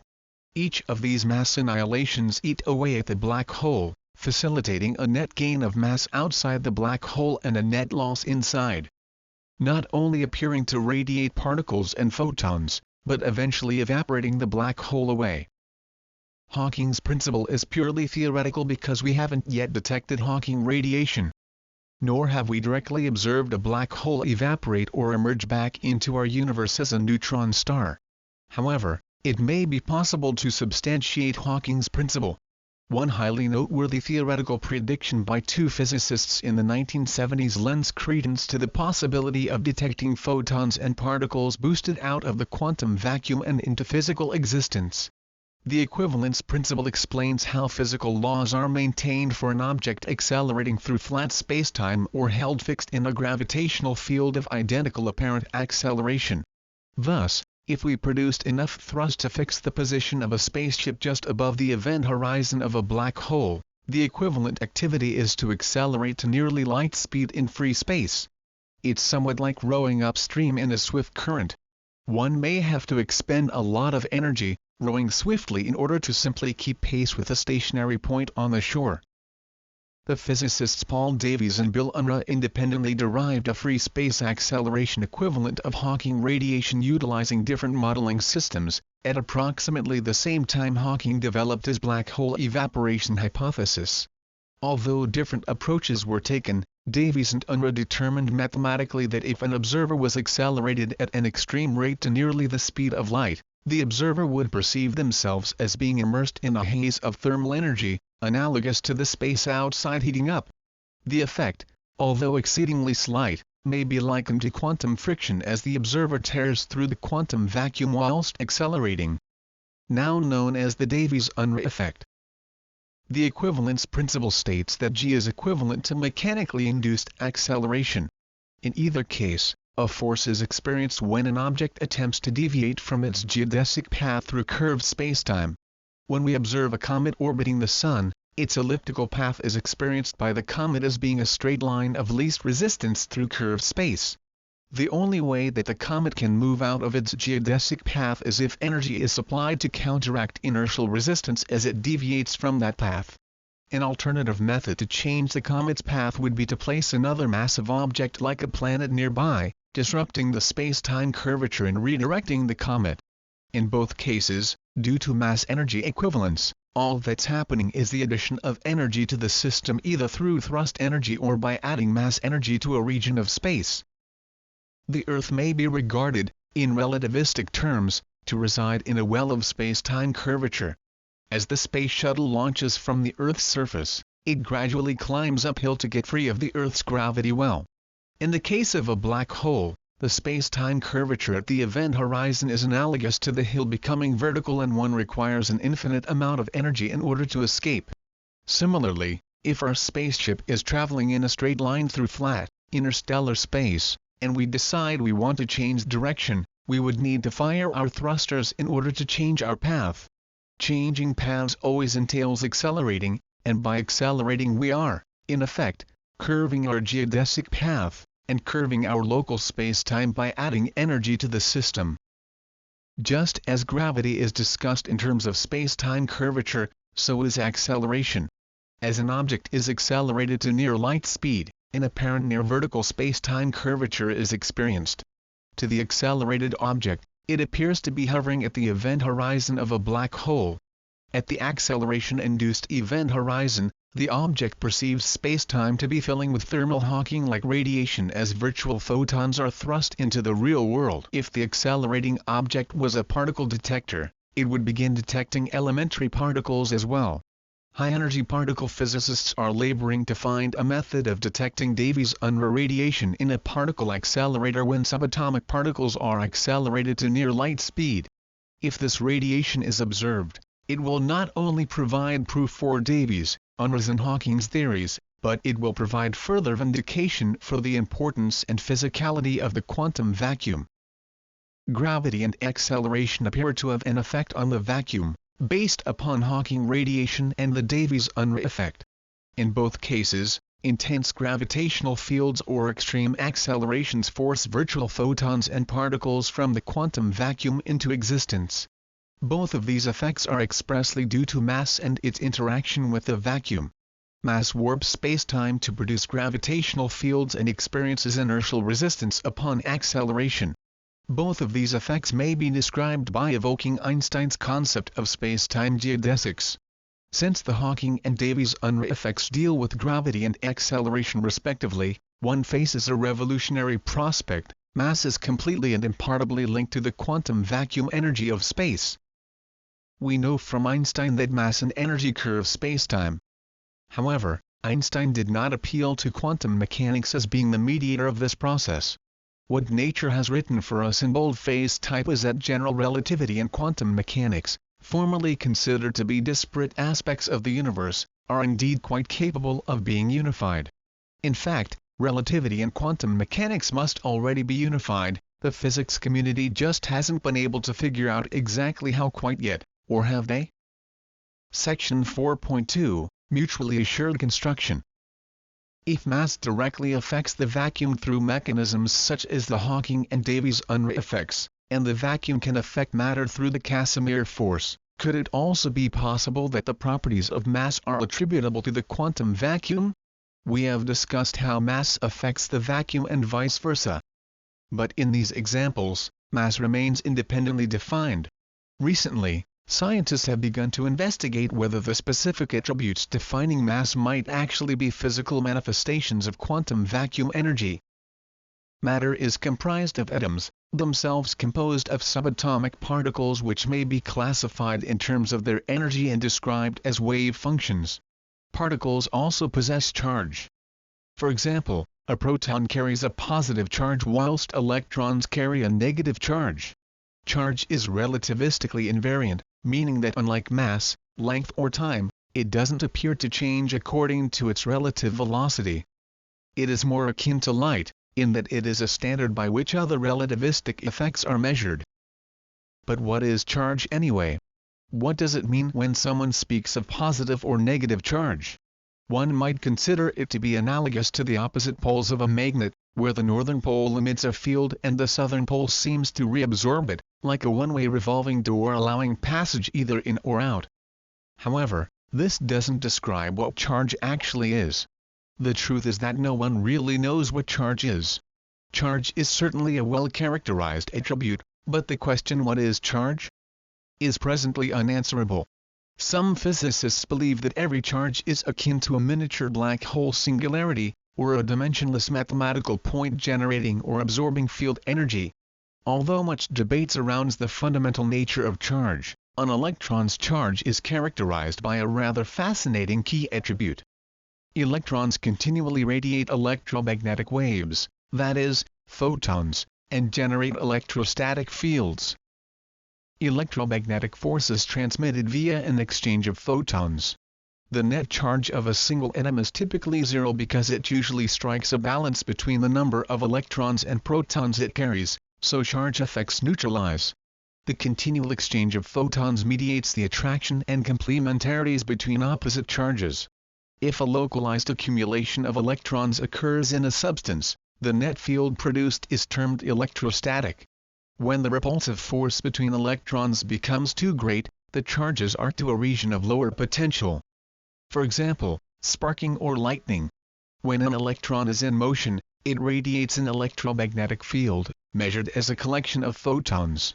Whatever an electron may physically be, it is characterized by an electromagnetic field propagating into space. Even though photons in electromagnetic radiation are massless, their interaction with charged matter imparts forces, either repulsive or attractive. Magnetic force is produced through the interaction of fields, coupled to the field source, that is, the magnet itself. For example, if one forces two like poles of a pair of magnets together, one finds it increasingly difficult to make the surfaces of each magnet touch. A strong repulsive force is being transferred to each magnet via the fields they extend into the space surrounding them. Similarly, the field emanating into the surrounding space is coupled to the magnet, so the magnet experiences the force imparted by the field. Whether it is through the Hawking or Davies-Unruh effects, or the fundamental connections between electricity and magnetism, a deep connection exists between space and matter, field and particle. A synergistic relationship is at play, enabling the existence of all things. An unceasing, dynamic exchange and balance is occurring, providing structure to the cosmos, and were it not for the perpetual dance between space and matter, the cosmos would cease to be. The key to our continued understanding of the universe is our acknowledgement of the connection between matter and the quantum vacuum. If we are going to make further progress in science, we need to change our collective perspective and begin thinking in terms of systems and interactive wholes rather than disconnected, singular entities. Chapter 5, Mass Illusion. Section 5.1, A Matter of Terms. It is very easy for us to take for granted this truly strange and mysterious attribute called mass. It is so fundamental to our everyday experience that few people pause to consider it. Of course, scientific progress has yielded a vast working knowledge of matter extending into the furthest depths of scale. We have come to know the inner structure of the atom, and that the atom is the basic building block of matter. This knowledge not only permeates, but also creates the foundation upon which our modern civilization is built. It has enabled the development of the field of chemistry, and through application of this knowledge we can create a seemingly infinite array of useful compounds and materials. Indeed, our modern way of life on Earth is rooted in this deep working knowledge of matter. However, when we talk about matter we aren't necessarily talking about mass. Mass isn't so much a thing like matter is, it is an attribute of matter, in much the same way the temperature is an attribute of matter. Temperature can vary due to the amount of thermal energy in a given material, but temperature doesn't define the atomic or molecular structure of matter. Mass is a term describing a physical attribute associated with all matter at all levels of scale, and like temperature, the mass of any object appears to change depending upon its relativistic motion. Mass is a measure of the energy embodied within matter. Matter experiences inertial reaction forces upon acceleration, is subject to gravitational attraction to other matter, and subject to relativistic effects. Not only does it warp space-time to create a gravitational field, but depending on an observer's motion relative to an object, the mass of that object may appear to change when the observer alters their motion relative to it. Moreover, relativity states that mass is energy and energy is mass. If mass is nothing more than a synonym for energy and is subject to relativistic effects, then how does it assume the physical attributes we associate with matter? Why does matter resist acceleration? Why does it gravitate? What gives matter cohesion? And if mass is only an embodiment of energy, then why does matter exist in physical form instead of dissipating into space? Although Einstein and Newton created marvelous and ingenious methods to model and predict the behavior of mass, their models do little to explain why mass behaves the way it does and what causes matter to have the particular set of attributes it does. If general relativity cannot explain the physical origin of the collection of attributes we term mass, then what can? The secret seems to lay buried within the fabric of space and time, and the answer is written down for us by nature. All we have to do is learn to read nature's language in order to figure it out. Matter and energy are locked in a ceaseless dynamic exchange and define one another through this intimate collaboration. In quantum reality, the barriers defining individuality are nebulous and vague. Matter, and the space in which it resides, may no longer be considered as separate entities. Einstein states that energy and mass are equivalent, and by way of quantum mechanics we are able to glean literal meaning from this statement. However, could the quantum connections between matter and energy be utilized to explain other aspects of matter such as mass? The answer to this question is beginning to take shape at the forefront of theoretical physics. We may be taking the first steps to profound discoveries and unparalleled technological developments, all based upon a fresh understanding of the quantum origins of mass. Section 5.2, Intrinsic Inertia. The connection between the field and the field source has been explored as a means of describing one way in which an electron might acquire the attribute of mass. This connection provides a possible explanation for why the equivalence principle holds true, hinting at the possible mechanism underlying general relativity. Physicist Vasilij Petkov at Concordia University in Montreal, Quebec, describes the historical basis for what he terms classical electromagnetic mass theory. Petkov hints at the possibility that physicists may have uncovered the origin of inertia long ago, had they not been so dazzled by the bright lights of Einstein's geometric space-time curvature early in the 20th century. If one considers classical models of the electron proposed by such physicists as Thomson, Maxwell and their successors, a proposed mechanism for inertia and relativity appears to emerge quite readily through the nature of the electron. What this model proposes is that the force of inertia is simply the result of the charge source interacting with its own field whilst accelerating. This describes a classical, physical and completely intrinsic model of inertia, helping to explain the observation that inertial force is local to matter, and immediate in action, that is, it is not a force to be transmitted to matter by mysterious means. The model for intrinsic inertia posited by Petkov is based upon the electron model from quantum electrodynamics, dealing with recoil forces on the electron charge as it absorbs and radiates virtual photons. As the electron is accelerated, it senses that the surrounding virtual photons it interacts with are asymmetrically red or blue shifted. However, to make the reasoning behind this model amenable to principles described in previous chapters, it shall be interpreted via the Doppler effect. If we were moving with uniform motion alongside an electron and were able to view it, we expect it be perfectly spherical. In this model we shall presume that the electron is a point-like singularity, that is, the source of the charge, radiating a uniform electromagnetic field in all directions. Imagine that the charge is analogous to a tiny ambulance with its siren on. The siren emits sound waves of consistent frequency we can hear. When we travel alongside the ambulance at the same speed, or if the ambulance is stationary next to us, we hear the siren as undistorted with consistent pitch. If we could view the sound waves emanating from the ambulance, we would see a series of perfectly uniform concentric waves radiating spherically outwards. If we were able to observe the electron as it accelerates past us, it would appear to be radiating an asymmetrical field. As the charge accelerates, the electromagnetic field emitted at the speed of light in all directions becomes compressed in wavelength in the direction of its acceleration, and decompressed, that is, stretched out, in the trailing direction. The electron and its field now appear egg-shaped, with the electron offset on the direction of acceleration. If the electron were an ambulance siren, we would notice the pitch rapidly dropping as it passes by. If we consider the charge source to be coupled to its own field, we begin to understand where the reaction force against acceleration originates. As the electromagnetic field is continually compressed to a higher frequency in the direction of acceleration, the energy of the field in the direction of motion increases proportionally.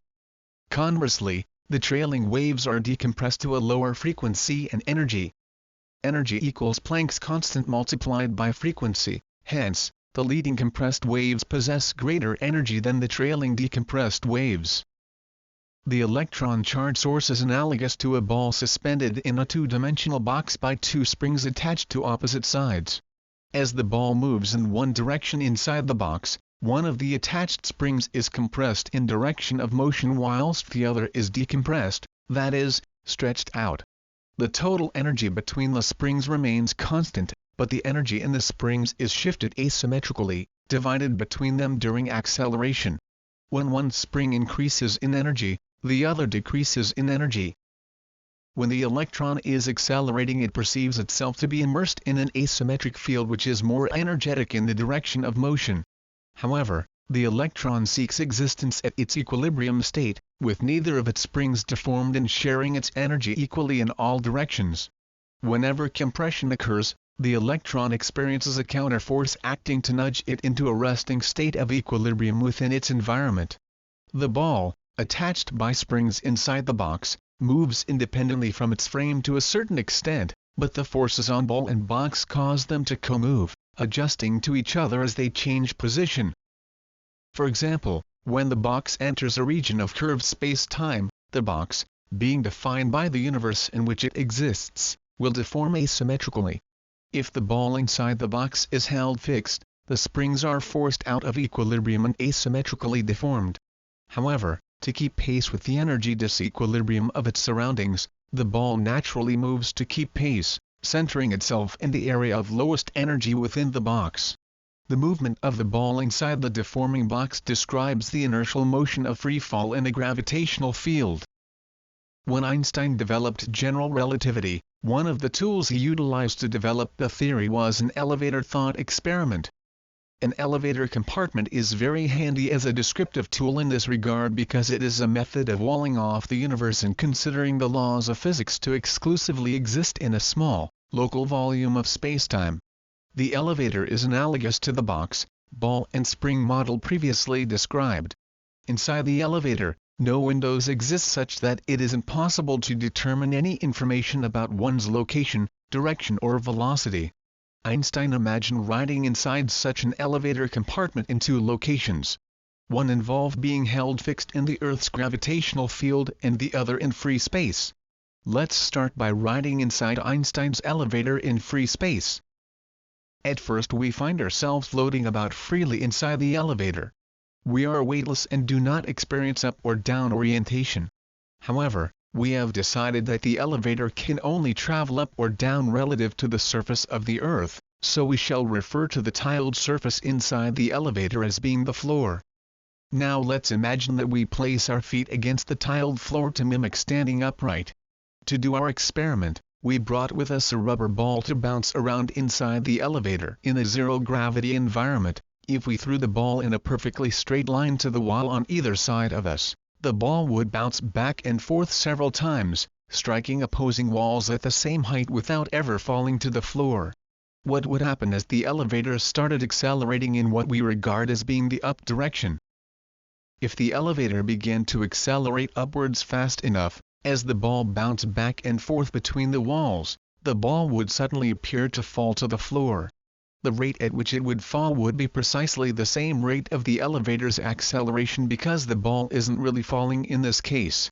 The ball remains in the same place as the elevator begins accelerating past the ball's position. However, according to our frame of reference, defined by the interior parameters of the elevator we move along with, the ball appears to accelerate towards the floor.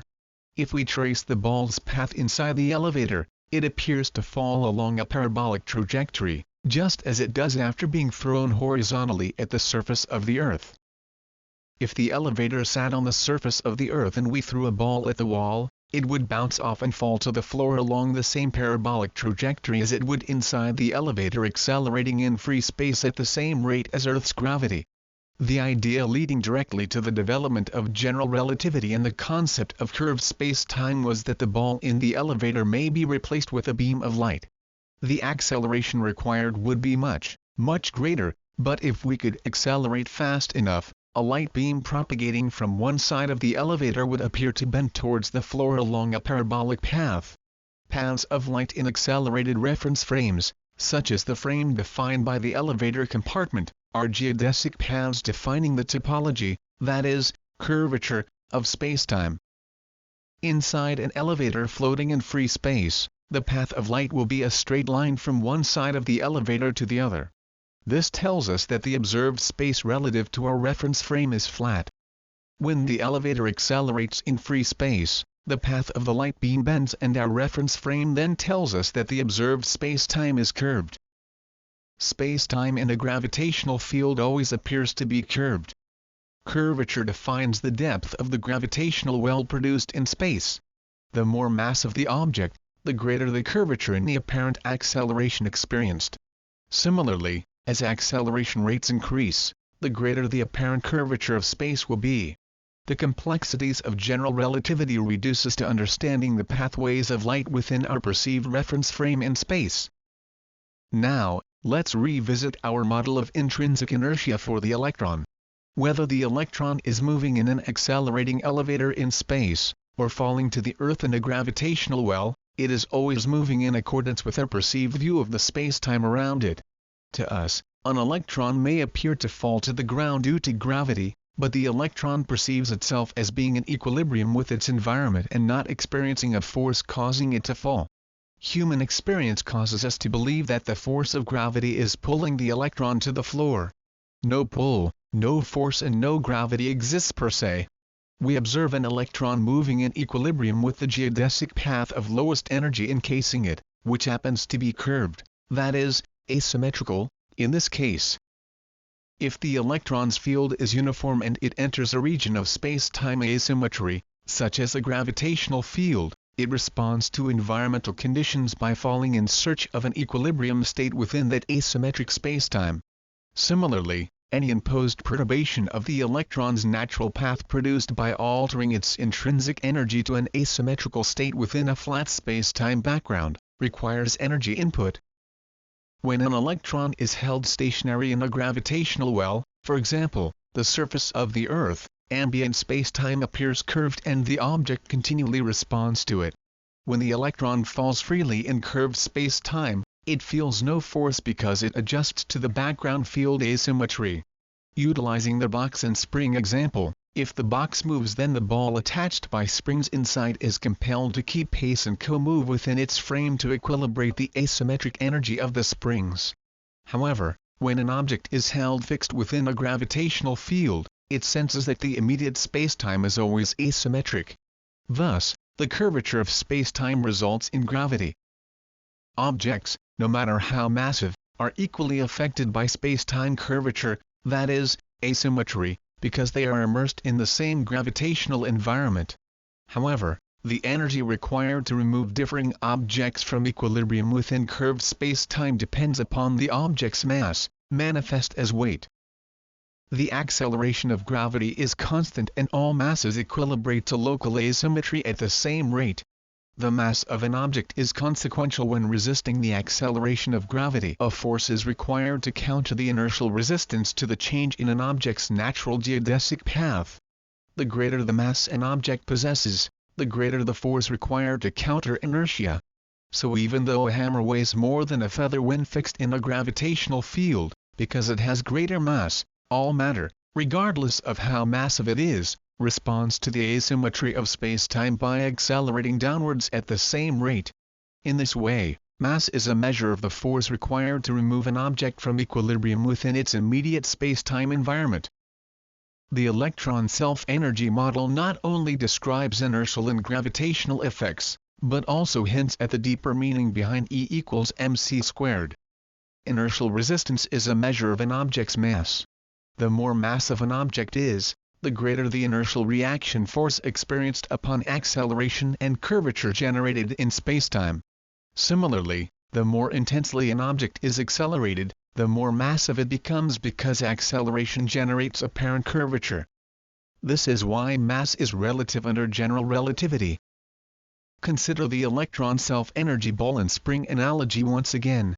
In order to completely compress one spring connected to the ball to zero length, one requires an infinite amount of energy input.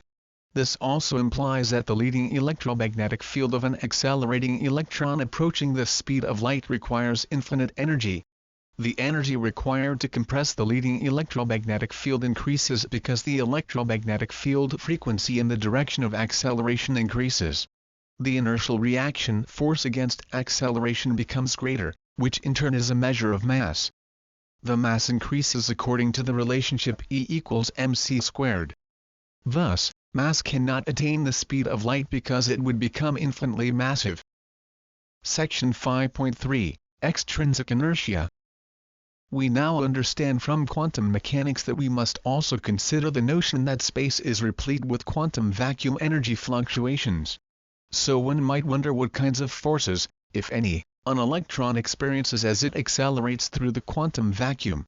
This is precisely what astrophysicist Bernard Heish and physicist Alfonso Rueda wondered, and when they looked into it in greater detail, they began to find some truly remarkable results. Having a background in astrophysics, Heish was drawn to the notion that the quantum vacuum might contribute to inertia because he already knew quite a bit about radiation pressure. Everyone has seen pictures of a comet, with its tail streaming elegantly behind it like an enormous bridal train. However, what some people may fail to realize is that the comet's tail isn't necessarily streaming along behind it as it moves through the solar system. The comet's tail is partially formed by debris being blown off the comet's surface by the sun's solar wind.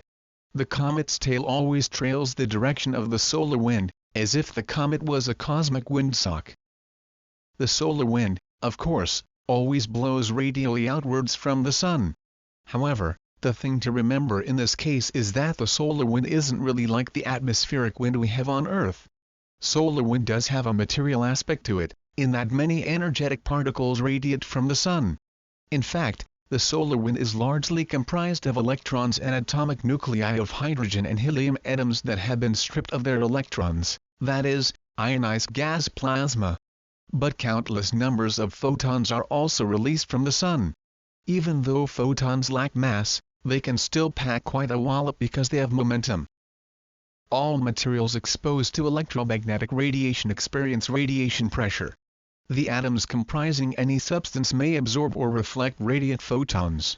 When an atom absorbs a photon, it also absorbs the energy associated with it. When a photon is reflected, energy is transmitted as it ricochets off the recoiling atom. James Clerk Maxwell was the first person to realize this in the late 1800s, but it wasn't verified experimentally until 1900 by Russian physicist Peter Nikolaevich Lebedev. Luminiferous momentum, that is, radiation pressure, is at least partially responsible for physically blowing material off the comet's core, producing the tail we see streaming through the heavens. New spacecraft propulsion technology has even been developed aiming to harness solar wind and the force of radiation pressure. This particular method of propulsion is referred to as a solar sail, and poetically, a spacecraft could sail on the solar wind and move through vast distances of space without needing to carry fuel. In 2005, the Planetary Society built and launched a privately funded solar sail spacecraft named Cosmos 1. The spacecraft was designed in the form of a giant reflective umbrella, to be unfurled in space and catch the solar wind. The radiation pressure impacting the sail's surface per unit time is minuscule, but the cumulative force applied to the sail over a long period will produce staggering velocities, perhaps even enough to reach nearby stars. Unfortunately, Cosmos 1 was lost after a faulty launch, so we must continue to dream of sailing amongst the stars on the winds of light, at least for now anyway. It is possible to estimate the force Cosmos 1 would experience from solar wind by calculating the power associated with light as it propagates. Utilizing the Poynting vector developed by the English physicist John Henry Poynting in 1884. When you switch on your flashlight, you are generating a beam of light propagating from the bulb towards whatever object you wish to illuminate. Energy flows from the source to the destination, and the Poynting vector is a physical measure of the direction and power of that energy flow.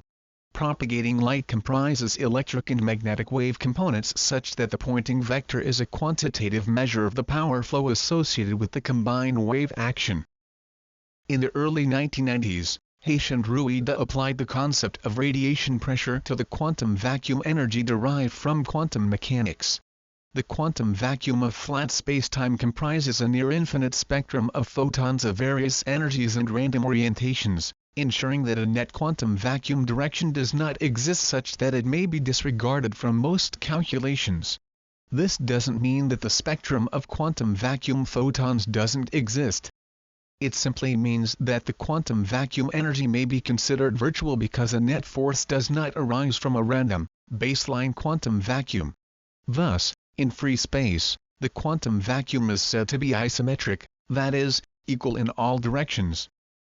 Hayes and Rueda wondered how the quantum vacuum behaved with respect to an accelerated reference frame, in much the same way that Einstein wondered how light paths behaved inside an accelerating elevator in free space. What they found was shocking. By applying textbook electrodynamic principles, they determined that, by transforming quantum vacuum energy from a stationary to an accelerated reference frame, it acquired asymmetry. The field was no longer random and isometric. The quantum vacuum energy in the accelerated frame appeared to have a net direction to it, and because it had a direction, they calculated the Poynting vector associated with it. They determined that the magnitude of the energy flux generated in the local quantum vacuum was proportional to the magnitude of the applied acceleration. Thus, as the applied acceleration increased, the quantum vacuum energy flow opposing it also increased. Apply these terms to mass and what do you get? Inertia. We know from the comet's tail that electromagnetic radiation generates forces on matter. The energy flow from the solar wind applies pressure to the comet, blowing matter off the surface, forming the comet's tail. Hayes and Rueda surmised that upon acceleration, the particles and charges comprising matter experience an electromagnetic drag force against the local quantum vacuum, analogous to radiation pressure. The only instance an object is affected by the local quantum vacuum occurs when it appears to possess net direction, that is, when it is asymmetrical, or anisotropic. The fact that quantum vacuum anisotropy appeared to be acceleration-dependent was the ace in the hole, the key reason for believing that they may have discovered the physical basis of inertia. Hayes and Rueda consider the electron to be a classical point-like particle, jostled about by quantum vacuum energy flow impinging upon it, resulting in inertial resistance to acceleration. Here, we are shown a model for inertia which is extrinsic. Due to an external source, analogous to Mach's principle, as opposed to the intrinsic electron self-energy model as described by Petkov. This extrinsic model proposed by Hayes and Rueda is termed the quantum vacuum inertia hypothesis. Why does asymmetry manifest in the quantum vacuum only during acceleration and not uniform motion? In other words, why do objects experience inertial force only when they accelerate? The same question may be answered by the electron self-energy model and Hayes and Rueda's quantum vacuum inertia hypothesis. Consider the Doppler effect. The change in pitch we hear as an ambulance siren moves past us is due to the ambulance's motion relative to the sound waves propagating from the siren. But the ambulance doesn't need to be accelerating to cause this auditory effect. It just has to be moving past us. However, with inertia, the situation is rather different. Inertial force is only experienced in such cases where a change in velocity is occurring. If the nature of inertia was rooted within Mach's principle or a Doppler-like effect, one might conclude that any motion results in a resistance force. If inertia operated by Mach's principle, a preferred reference frame within the universe is inferred, acting as a backdrop to the motion of all objects moving through it, an idea that is anathema to the tenets of general relativity. The Doppler effect may hold some value as an analogy, but it cannot be directly applied to inertia because space is quite different from a fluid like air or water. For example, space is not known to flow. Whatever we wish to call it. Space-time geometry, the ether or what have you, the nature of space must also satisfy the rules of inertia and the physical laws we have exposed. What then, should the vacuum of space be like in order to satisfy the condition of inertia? The answer has to do with the way in which energy is distributed throughout the quantum vacuum. Unlike the black-body spectrum of the Sun, for example, picking in a specific region of the electromagnetic spectrum is based entirely on temperature, quantum vacuum energy is predicted by quantum mechanics to be distributed throughout space in a fundamentally different manner. When we plot the energy distribution for the Sun, most photons occupy a fairly narrow range within the electromagnetic spectrum. Most of the radiation is in the form of infrared and visible light photons. So when the energy distribution is graphed, a peak occurs demonstrating where most of the radiant energy is centered. Quantum vacuum energy has a rather different distribution along the electromagnetic spectrum. The quantum vacuum is predicted to possess a frequency-cubed energy distribution throughout free space. At low quantum vacuum frequencies, the spectral energy density of quantum vacuum photons is minimal and at high quantum vacuum frequencies it is maximal. The spectral energy density of quantum vacuum photons follows the cube of the frequency along the electromagnetic spectrum. For example, let's say we want to calculate the quantum vacuum energy density in the microwave region of the electromagnetic spectrum. Microwaves exist in the 10 GHz range, approximately. To simplify matters, we may say that the density of quantum vacuum energy at 10 GHz along the electromagnetic spectrum is proportional to 10 cubed. The energy distribution of the quantum vacuum means that moving up the electromagnetic spectrum to waves with a frequency of 100 GHz, the proportional energy density of quantum vacuum photons is 100 cubed. Thus, the highest frequency ranges of the electromagnetic spectrum contain the most quantum vacuum energy, implying that the energy density of free space is inconceivably energetic. In fact, it has been estimated that the amount of quantum vacuum energy contained in a coffee cup-sized volume of empty space would be enough to boil away the Earth's oceans. However, it must be stressed that this is the mainstream view, not the view of the electro-gravi-magnetic construct in the Quinta Essentia series where the opposite conclusion is mathematically derived. That is, The Quinta Essentia series mathematically demonstrate that free space does not contain a near-infinite amount of energy in a vanishing volume. The frequency cube distribution of quantum vacuum energy in a flat space-time manifold explains why an object doesn't experience a reaction force against uniform motion. Michelson and Morley experimentally verified that an absolute reference frame by which to measure uniform motion does not exist. Thus, for an object to avoid experiencing a resistive force, the quantum vacuum must appear identical to all observers irrespective of relative velocities. However, it necessitates the cubic frequency distribution form of the quantum vacuum energy spectrum, rendering uniform motion scale independent such that it appears consistent across reference frames. For example, wave amplitude may be small or large, but its form remains unchanged regardless of magnitude. The frequency cube quantum vacuum energy distribution ensures that space-time appears flat and isometric for any object traveling in uniform motion. However, during acceleration, the background quantum vacuum energy distribution appears asymmetric, opposing motion. Therefore, the quantum vacuum inertia hypothesis model remains consistent with general relativity and the inertial frame view of spacetime. General relativity states that an observer traveling in uniform motion through spacetime perceives the universe as being flat. However, in an accelerated reference frame spacetime appears to be curved. Hayes and Ruida's classical electrodynamics model of inertia asserts a congruent position. During uniform motion the quantum vacuum appears symmetric. However, in an accelerated reference frame, asymmetry manifests in the quantum vacuum, proportional to the magnitude of the applied acceleration. Thus, rather than the metaphysical non-intuitive terminology of general relativity, that is, flat or curved space-time, the quantum vacuum inertia hypothesis facilitates the substitution of intuitive terminology, that is, physically meaningful reference to symmetrical or asymmetrical quantum vacuum energy distributions. Section 5.4 Bridging the gaps. Einstein relied upon the equivalence principle to demonstrate how the geometric spacetime of an accelerated reference frame can be equivalent to a gravitational field. The same is true for Hayes and Ruida's quantum vacuum inertia hypothesis, utilizing the equivalence principle to demonstrate how quantum vacuum energy asymmetry appears in an accelerated reference frame, and reference frame held fixed in a gravitational field. The force an object experiences in a gravitational field is due to local quantum vacuum energy asymmetry, producing a net energy flux that, in effect, pushes downwards on the object. The question Einstein was never able to address, and which remains in the quantum vacuum interpretation is how exactly does matter curve space or generate quantum vacuum asymmetry.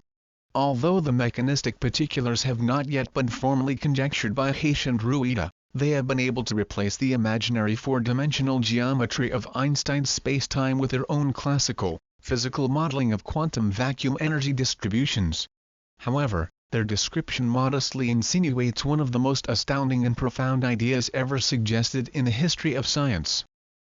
Quantum mechanics was largely formulated several years after Einstein developed general relativity, and he considered the entire field to be rather unpalatable. Einstein modeled inertial and gravitational frames of reference based upon the manner in which light follows geodesic pathways in the presence of matter and during acceleration. Einstein lacked the tools to offer any potential physical basis for the existence of inertia, or why matter curved spacetime. The quantum vacuum had not yet been conceived at the time he was developing general relativity, and lacked a source from which to derive a potential physical basis for gravity and inertia, aside from the luminiferous ether which he believed did not exist.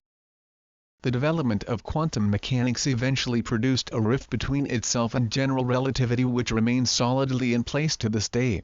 Quantum mechanics, through its prediction of the quantum vacuum, states that the universe possesses a specific value of energy density. However, when viewed through relativity theory, the energy density of the quantum vacuum should cause a catastrophic gravitational collapse of the universe. But the universe hasn't collapsed. In fact, recent observations reveal that the universe is expanding, creating a major dilemma for physicists. Either quantum mechanics or relativity is fundamentally flawed or incomplete, Yet quantum mechanics and general relativity have proven to be highly accurate means of representing physical systems. To avoid a seemingly insurmountable incongruity between general relativity and quantum mechanics, Einstein left his original interpretation of space-time alone, as a mathematical tool to extend Newton's laws of motion into the extreme limits of the cosmos.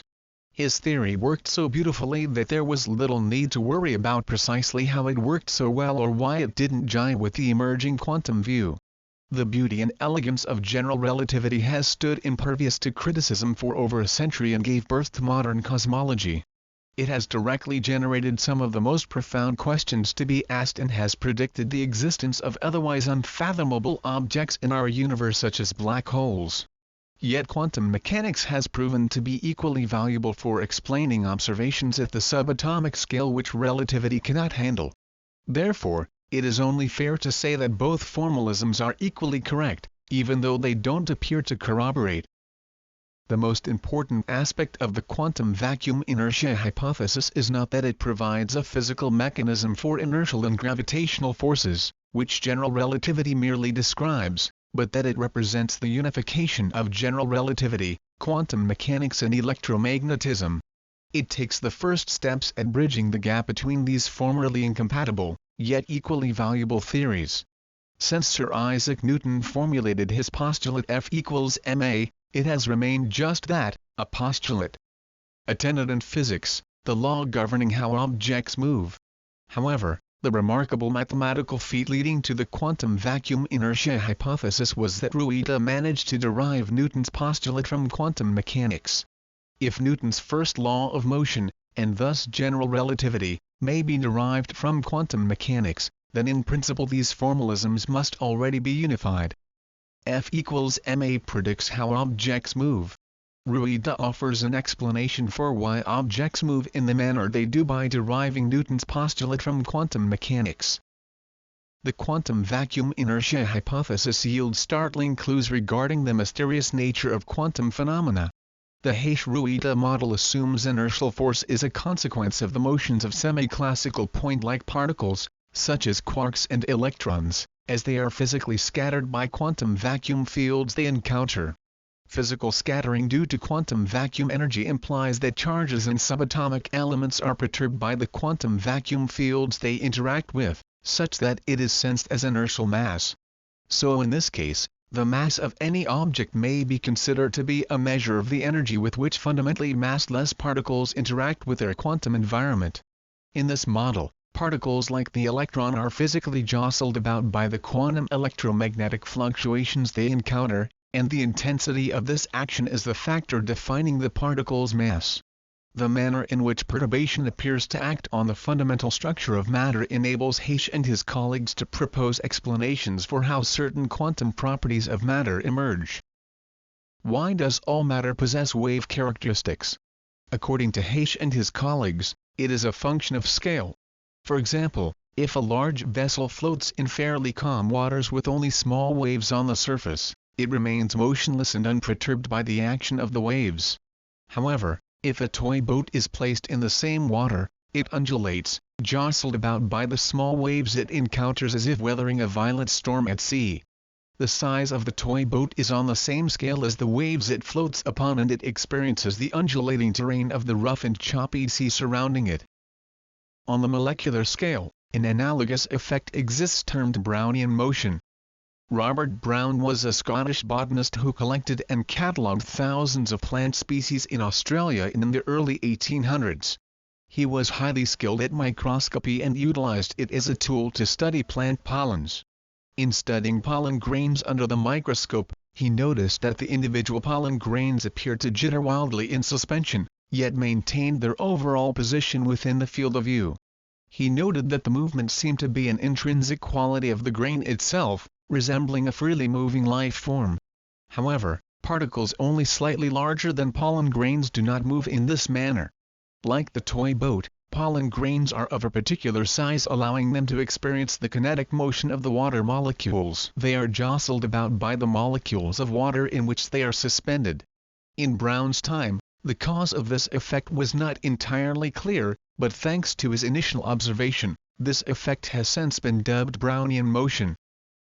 The temperature of any substance is a measure of the average kinetic energy of the molecules comprising that substance. Within fluids like air and water, molecules dart about bouncing off one another. The higher the temperature, the more frenetic the molecular activity. Some molecules possess sufficient momentum such that when they strike the surface of a pollen grain it recoils. Since water molecules are too small to be viewed through a microscope, we may infer their movement because we observe the pollen grains rapidly quivering and jittering in place. Over a period of time, if one tracked the motions of a pollen grain under Brownian motion, one notices generalized movement in some direction. Referred to as a random walk and represents the statistical average of the combined small-scale movements resulting in travel from point A to point B. The quantum vacuum inertia hypothesis was developed utilizing spectral energy density. The term stochastic refers to a mathematical treatment incorporating random behavior over time. Random stock market fluctuations or the walk of Brownian motion may be modeled utilizing this technique. Hayes and Rueda, in their development of the quantum vacuum inertia hypothesis, modeled the electrodynamics of a moving electron stochastically as though it were a pollen grain jostled about by Brownian motion in the randomly fluctuating sea of quantum vacuum energy. According to Hayes and Rueda, under conditions of uniform motion, the classical, point-like electron is buffeted about randomly by the chaotic fluctuations of quantum vacuum energy, analogous to a pollen grain. When the electron is forced to accelerate, it appears to the electron that the fluctuations in the direction of acceleration become increasingly energetic. Random fluctuations cause the electron to be wildly shaken about whilst in uniform motion. This fluctuation was predicted mathematically by Erwin Schrödinger in the early 1930s. Schrödinger derived from Dirac's equations that the electron should be expected to fluctuate at the speed of light in what he referred to as Zitterbewegung, which in German means trembling motion. Based upon vacuum fluctuations and the electron's mass, he demonstrated that one could predict the frequency and wavelength of the electron's Zitterbewegung. The wavelength of the electron's vibration is termed the electron's Compton wavelength. When the Zitterbewegung wavelength is expressed as the radius of the spherical zone of vibration, the area of fluctuation coincides with the Compton radius. In a certain respect, defining the overall size of the electron. However, no adequate measure exists to quantify the size of an electron because it is believed to be point-like, only possessing position, not dimension. So the Compton size of the electron best represents an average parameter of a free particle, that is, its sphere of influence within its environment. Hayes and Rueda extended this idea to determine the de Broglie wavelength of a moving electron. Louis de Broglie predicted, by combining E equals mc squared and E equals hf, that all matter possesses wave-like properties. Although the de Broglie wavelength of a moving planet or person is undetectably minute, the wavelength of a moving electron or subatomic particle is quite large compared to its size. In the year 2000, Hayes and Rueda published a manuscript demonstrating how an electron fluctuating at the Compton frequency, as it passes by a stationary observer, appears to be moving at its de Broglie wavelength by observing the Compton frequency from a moving reference frame, and thus Doppler shifted. When they superimposed the Doppler shifted frequency from the moving frame onto the Compton frequency, they noticed that the resulting beat frequency is precisely equal to the de Broglie wavelength of a moving electron. Beat frequencies arise when differing wave frequencies overlap and are often readily identifiable in videos of cars in motion, when the wheels, as viewed on video, appear to be slowly rolling backwards as the car drives forward. We perceive this visual effect due to the difference between the frequency with which the video frames are captured by the camera, in frames per second, and the frequency at which the wheels of the car rotate, in revolutions per second. Video cameras typically capture approximately 25 to 30 still frames per second, and blended together by our visual cortex to reproduce the effect of motion. If the wheels of the car were turning at a rate of 25 revolutions per second, whilst the car is being captured on video, the wheels will not have revolved completely by the time the next video frame is captured. The wheels would only have turned about 85%. If a marker were placed on the wheel to keep track of its position, it is shifted about 55 degrees counterclockwise compared to the previously captured frame, and so on, such that when the frames were viewed, the wheel appears to be rotating backwards at roughly 4 revolutions per second. By changing either the frequency of the video capture or the speed of the car, the effect may be run faster or slower in the clockwise or counterclockwise direction. If the revolutions per second and frames per second were equally matched, the wheel appears motionless as the car drives along. In this regard, Heish and Rueda have filmed the fluctuation frequency, that is, the Compton frequency, of an electron due to its Electro-Gravi-Magnetics motion, against the background frequency of the quantum vacuum in a moving reference frame. In doing so, the electron's wavelength appears to an observer to be the de Broglie wavelength. As simple as it may seem, no physical mechanism for the de Broglie wavelength of matter has previously been proposed. However, this example represents only one suggestion for how the quantum vacuum might explain some of the mysterious attributes of quantum mechanics. It is often our own biased and preconceived notions about matter and space which obfuscate our intuitive abilities to observe the obvious. One of these biases is the notion that space-time is literally curved or should be interpreted as a purely geometric manifold. It is of vital importance that we not confuse the abstract mathematical description of space for space itself. General relativity is as brilliant and elegant as it is effective, yet on the same note, it is also one-sided and incomplete because it disregards the demands of the quantum universe.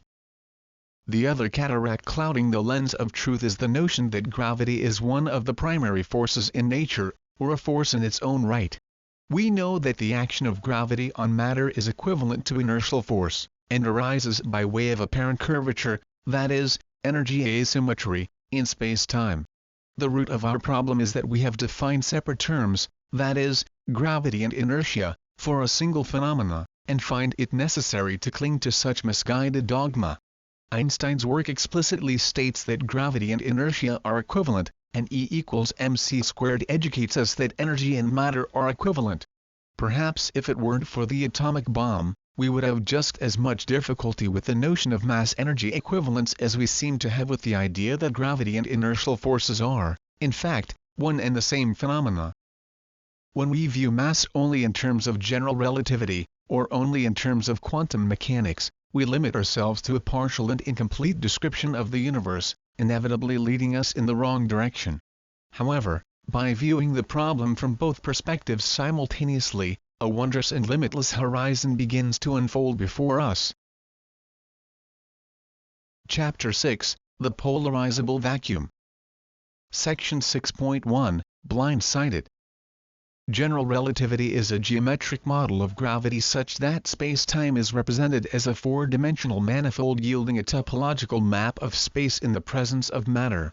On one hand, general relativity is a marvelous achievement, profoundly enhancing our understanding of the universe. On the other hand, it is not at all amenable to technological applications, in that it would require huge amounts of matter or energy to modify or manipulate gravitational forces. General relativity yields highly accurate predictions, yet makes no assumptions as to why the universe is as it is. It doesn't explain why matter produces a gravitational field, or the specific mechanism by which matter experiences inertial forces upon acceleration. Einstein's space-time manifold is a vacuum, a void. If this is indeed the case, then the obvious question remains: how can nothing possess a curve four-dimensional geometry? How can nothing possess shape? It is of critical importance to remember that general relativity is merely a highly effective descriptive tool, a mathematical representation, not a literal explanation of nature. Bernard Heish and Alfonso Rueda introduced a model describing matter as being immersed within and wholly dependent upon the quantum medium of space for its existence. No longer does the concept of matter floating in a vast, inert nothingness exist, magically exerting forces on other objects from afar. Throughout the history of physics, it is almost incomprehensible to realize that we have virtually ignored the question of why an object experiences a force upon acceleration, and have yielded without protest to the notion that it manifests from nowhere. Perhaps this is due to the way in which our brains are wired. Our ability to function as human beings relies upon selectively tuning out superfluous input like the sound of a ticking clock, the buzz of fluorescent lighting, or the background murmur of conversation in a crowded room. At every moment of every day throughout the course of our lives we experience the weight of our own body as we sit or walk, and the tug of inertia whenever we change direction or velocity. It is a constant and consistent experience. So consistent that we scarcely think of it. It is human nature to ignore the obvious so that we may focus on seeking answers for seemingly important matters, aberrant or threatening. We seem content to nod vacantly in agreement to any suggestion, no matter how bizarre or disconnected from our intuitive knowledge and everyday experience, as long as it satisfies our need to predict the patterns of nature. We are apt to swallow contradictions such as the idea of geometric nothingness, hook, line and sinker in lieu of other, perhaps more rational explanations. 20th century physics replaced the notion of action at a distance with the equally abstract concept of curved spacetime. Many physicists are so comfortable with this contradiction they insist that the relativistic tensor mathematics beautifully describing the space-time metric actually is space-time, substituting the abstraction for the phenomena. This may be suitable for those whom are highly adept and well-versed in the language of applied mathematics, but it leaves little for the more pragmatic mind to chew on. General relativity was developed by mapping the trajectory of light as it passes alongside massive objects. The extent to which gravitational fields bend light facilitates contour traceability of the otherwise invisible space-time manifold. The physicist John Wheeler is noted for one of the most succinct and concise descriptions of general relativity in stating matter tells space how to curve, and curved space tells matter how to move. But is matter actually curving space, and in so doing causing rays of light to bend as they propagate along a curved manifold? Ask an engineer to bend light and they won't attempt it by curving spacetime. If you want to bend light, shine it through a lens. Section 6.2, Optical Gravity. An alternative and more intuitively appealing interpretation of the space-time manifold exists, termed the polarizable vacuum approach to general relativity. Harold Puthoff introduced the polarizable vacuum model in 2002. Having drawn upon earlier work by physicists Harold Wilson, Robert Dicke, and famed Russian Nobel laureate, Andrei Sakharov. The polarizable vacuum model utilizes optical principles to define the topological features of spacetime via the application of a variable refractive index rather than the curvature of general relativity. As a beam of light propagates through space, passing nearby a massive object, its path isn't bent due to the curvature of the nothingness it happens to be transiting through. It is bent by passing through a region of variable spacetime energy density which in turn, generates a variable refractive index affecting the path of the beam. If you dip a long stick into a swimming pool, you will notice that it appears to bend as it enters the water. The same is true if you happen to be spearfishing. You would need to aim your spear at a slightly different place than where you see the fish if you wish to hit your target. This arises because in both cases you are seeing light, an image, which has been refracted, that is, bent, by the water. Light is refracted as it passes from one substance through to another of different densities. A substance like water possesses a specific index of refraction based upon its density. When light transits from air into water, it moves from a medium of lower to higher density. As photons of light move through substances such as air, glass, or water, they don't simply pass through and affected, light interacts with the atoms and molecules comprising it. The light might be absorbed and re-radiated, or reflected. When light passes from air into water, it takes longer for the photons to interact with the water because it is more densely packed with molecules than air. As this occurs, the light slows down, causing it to bend. It's a bit like the difference between running on land and trying to run in a swimming pool. You can't run as fast in water as you can in air because water is denser. The degree to which a beam of light is bent depends not only on the density of the medium it passes through, that is, its index of refraction, but also the angle of approach, that is, angle of incidence. The science of optics is based upon the principles of refraction and angle of incidence. Thanks to optics, we have eyeglasses, telescopes and a whole host of other magnificent technologies improving the human experience. Sir Isaac Newton worked extensively to create the science of optics. Newton studied the manner in which lenses of different shape and density bend and refract light in various ways. For example, how curved mirrors reflect and focus light. However, The foundations of optics are based upon interactions occurring at the quantum level, which Newton knew nothing of. The theory fully describing the fundamental interaction between light and matter is termed quantum electrodynamics, one of the most accurate theories in physics. The polarizable vacuum model ascribes a value of refractive index to the quantum vacuum. In the polarizable vacuum model, all matter establishes an energy density gradient in the quantum vacuum surrounding it, acting as a space-time lens. Consider a magnifying glass which may be utilized to focus light from the sun by bending the parallel beams passing through it to a single focal point. The tapered shape and varying lens thickness causes light to bend to differing degrees as it passes through. A similar effect also occurs in space. Einstein predicted that a strong gravitational field should cause the trajectory of light to bend in much the same way as passing through a lens, referred to nowadays as gravitational lensing. Given the right set of circumstances, light from extremely distant objects is bent as it passes a region of enormous mass density such as a galactic cluster.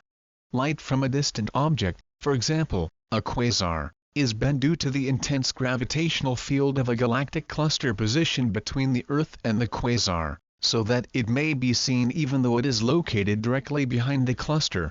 The Hubble images of distant lensed objects appear warped and stretched as though reflected off the back of a polished spoon.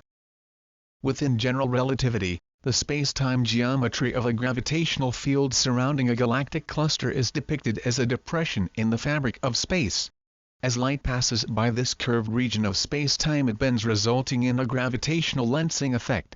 However, if we assume that the pathway of light is bent due to refraction rather than curvature, we must wonder what attribute the quantum vacuum possesses which alters its refractive index in such a manner that it causes light to bend. Substituting the concept of space-time curvature with a variable index of refraction within the quantum vacuum yields a congruent interpretation of gravity to that of general relativity. The key distinction between them is that the polarizable vacuum interpretation explicitly describes a physical manner in which space-time may, in effect, be curved. However, the polarizable vacuum model doesn't completely address the precise mechanism by which this occurs. That is to say, it doesn't explicitly describe how matter physically changes the refractive index of the space-time manifold surrounding it, but neither does general relativity. However, a model already exists to explain the mechanism. Section 6.3, Shaping the Lens. The polarizable vacuum model asserts that matter polarizes the quantum vacuum into regions of variable energy density that, in turn, generates regions of variable refractive index in the space surrounding an object. To visualize this concept, one might consider a common magnet. If you sprinkle iron filings onto a piece of paper and place a magnet underneath, the filings rapidly align themselves with the magnetic lines of force produced by the magnetic field. The magnet's influence polarizes, that is, enforces direction and order to the random scatter of filings. A precedent for the existence of vacuum polarization comes from the generally accepted model of the electron. In previous chapters, a highly simplistic model of the electron was conveyed to describe classical electromagnetic mass theory, whereby the electron was described as a point-like charge in a pure vacuum, radiating an electromagnetic field. To further simplify this concept, the electron was treated as a ball held fixed inside a frame by springs which expand or compress as the ball moves within its frame.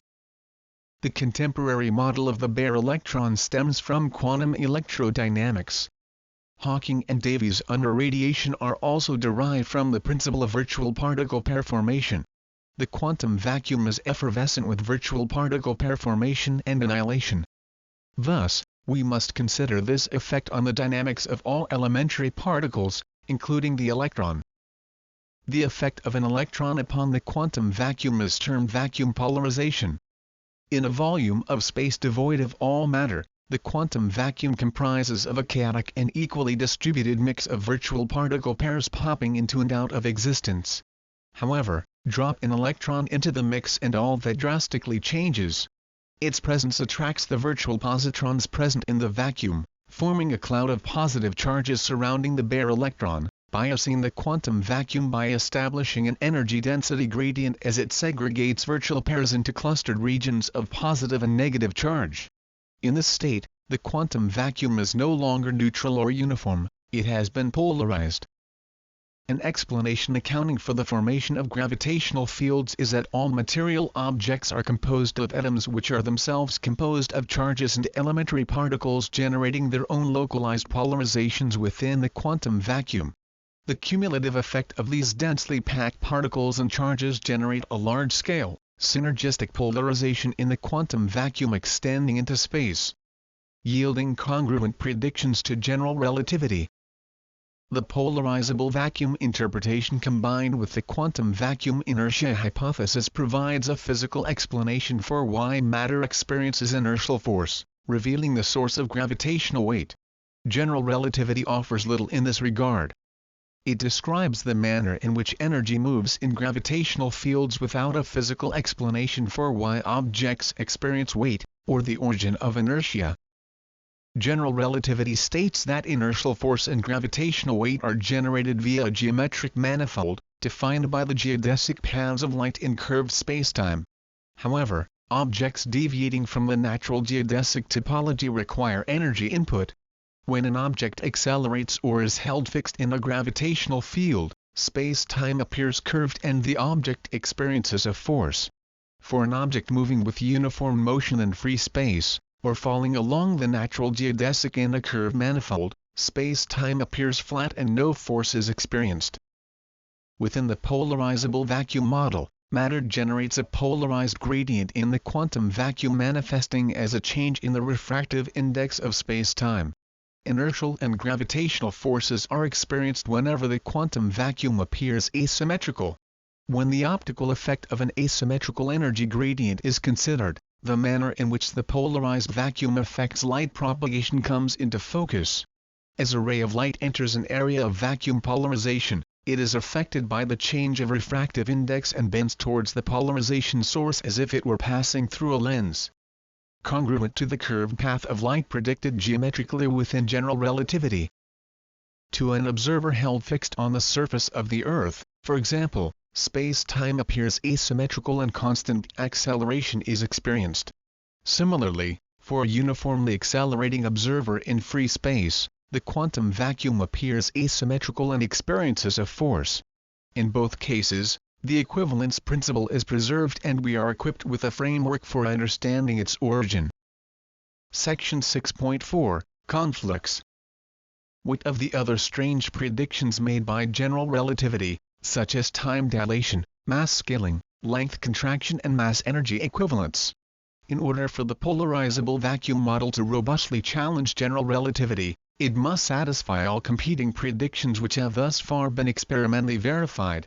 The solution and answer to the challenge pertains to the refractive index. When light passes from air into water, it moves from media of lower to higher density and slows down. In terms of an optical model of gravity relative to a distant observer, if the refractive index increases, C appears to slow down. General relativity is based upon the trajectories of light through curved space-time relative to an observer. This implies that the propagation of energy within the quantum vacuum is the basis of gravity. Thus, descriptors such as mass, size and time are also subject to the refractive index. Energy is the currency of the universe and can neither be created nor destroyed, it may only be exchanged or transformed. All mass energy influences its environment and is itself affected by environmental conditions. One such phenomenon emphasizing the interaction between mass energy, that is, an object, and its environment is buoyancy. Consider a helium balloon near the surface of the Earth. The helium gas inside the balloon is less dense than the encapsulating atmosphere of heavier gases, that is, nitrogen and oxygen. The balloon possesses buoyancy because atmospheric density is greater than inside the balloon. The density differential forces the balloon upwards seeking environmental equilibrium.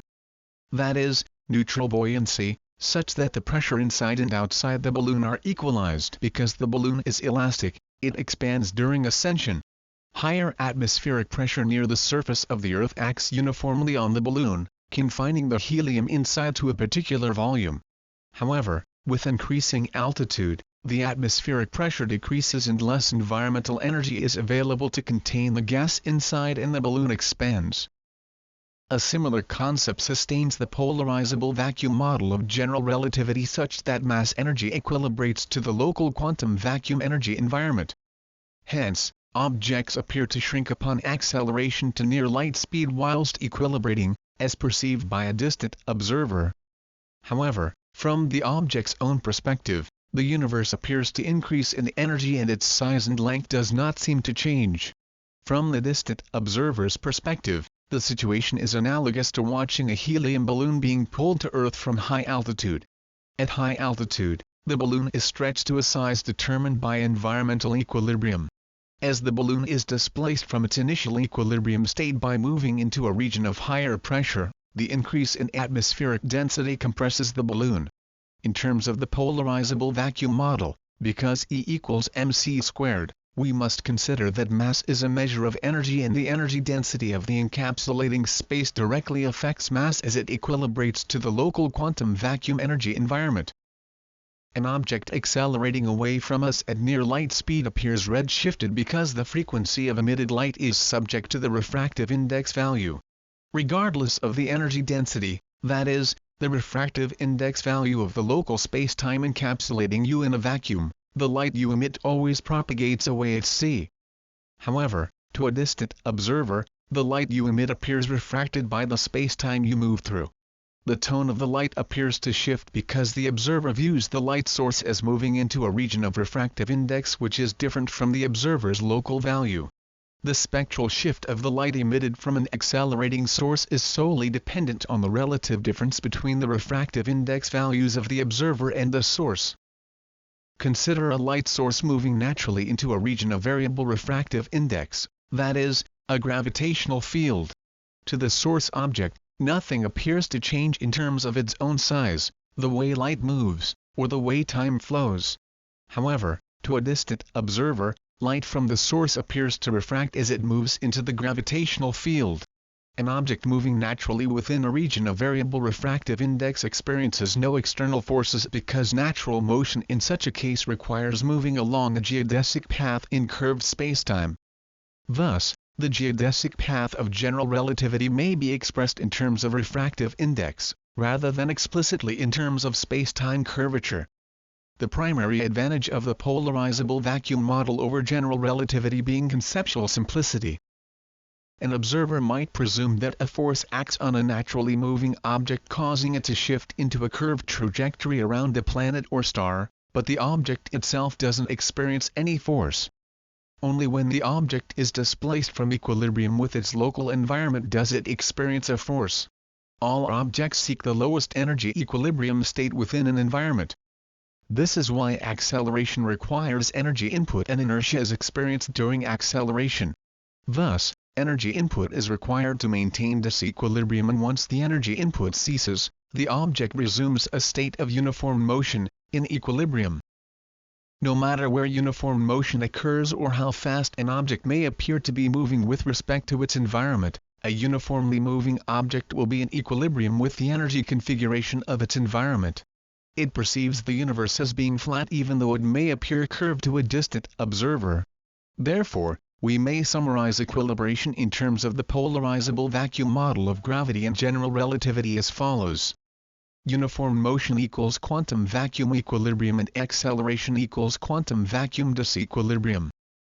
From relativity theory it is known that an object can never accelerate to the speed of light because it becomes infinitely massive. In order to accelerate an object to the speed of light, an infinite amount of energy is required to push it that fast. This is truly one of the most bizarre predictions of relativity and one of the most difficult to understand intuitively. It also presents one of the most formidable boundaries limiting our hopes of finding an efficient means of interstellar space travel. As mass accelerates, it encounters inertial resistance due to disequilibrium, becoming a sink for the increasingly energetic environment it perceives. The greater the acceleration, that is, quantum vacuum disequilibrium, the more energy is dumped into the mass from the environment as the system equilibrates. Since energy is equivalent to mass, the mass increases. Consequently, infinite force is required to accelerate an infinite mass to the speed of light. Hayes and Ruida's quantum vacuum inertia hypothesis demonstrates that as matter accelerates through space, it perceives the quantum vacuum as being asymmetrical. The polarizable vacuum model advances this approach by assigning form in terms of a refractive index value. As an object moves into a region of space with an apparent asymmetric vacuum energy density, a force is required to counteract the resistance induced by quantum vacuum asymmetry. When an object is held in a gravitational field, it experiences constant acceleration. This is what we have come to call the force of gravity. In actuality, due to the equivalence principle, the object is actually experiencing an inertial force. No unique force of gravity exists per se, only a disequilibrium stress between matter and the quantum vacuum. All points in a gravitational field exist in a constant state of asymmetrical energy polarization. Thus, all material objects in the field continually attempt to equilibrate to the asymmetry. However, equilibration is impossible whilst any object is held fixed and not permitted to fall along its natural geodesic trajectory, that is, the path of energetic equilibrium. The only means to equilibrate with environmental asymmetry is to go with the flow and fall with gravity. This is why objects are weightless during free fall. An object's weight is a function of its mass and the acceleration of gravity. If we travel to the moon, we weigh less than we do on Earth because our weight is a product of our mass, which remains the same, and the acceleration of gravity, which is lower on the moon. If Jupiter had a solid surface we could stand upon, we expect to weigh more than on Earth. Held fixed in a stronger gravitational field, the force required to counter the acceleration of gravity is much greater. In a weak gravitational field such as the surface of the moon, the quantum vacuum possesses a lower refractive index than on the surface of the Earth. One may relate refractive index, that is, quantum vacuum asymmetry, to the slope of a curve. Greater asymmetry induces a steeper slope. The higher the refractive index value, the steeper the slope and gravitational acceleration will be greater.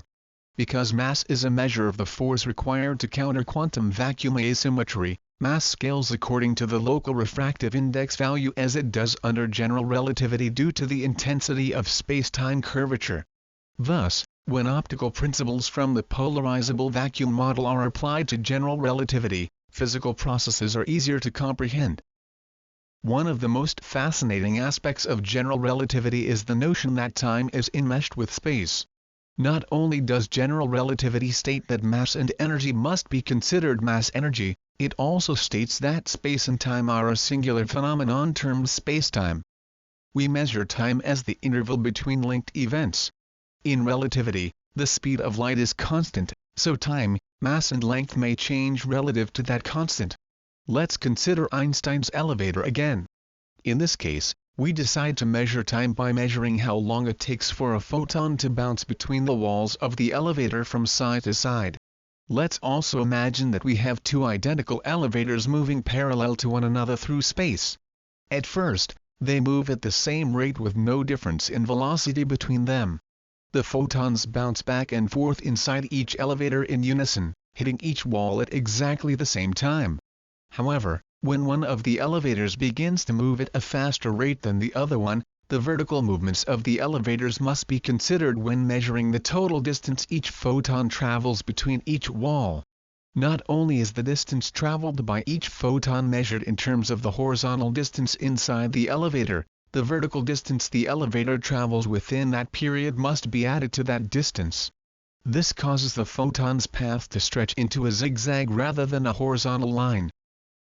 As one elevator moves faster than the other, the photon has a greater distance per unit time to travel between each wall. A photon propagates in a vacuum at the speed of light. Thus, the modified factor between the elevators is the time required for the photon to bounce between the walls. In the slow-moving elevator, the photons have a shorter overall distance to cover, but in the fast-moving elevator, the photons travel a longer overall distance between the walls, taking into account the larger vertical distance it has to travel. If we are measuring time as the interval between photons striking each wall, time in the fast-moving elevator appears to an outside observer to slow down. However, if we were inside either elevator, we would not notice any difference in the passage of our own time. We would only be aware of photons bouncing from side to side. If we examine the behavior of the slow-moving elevator from inside the fast one, It appears that time has slowed down for the other elevator whilst ours remains the same. From inside the slow elevator, time in the fast-moving elevator also appears to have slowed down. Time is thus relative, not only because it is relative to an observer's motion, but because it is relative to the constant speed of light in a vacuum. If we were riding in a spaceship headed towards a black hole, we would observe that we move towards it and fall in. However, to an outside observer watching the scene unfold, we first appear to shrink and the light we emit begins to redshift, but we would never actually appear to fall into the black hole. This is because, to the outside observer, our time appears to slow down and stop as we reach the event horizon.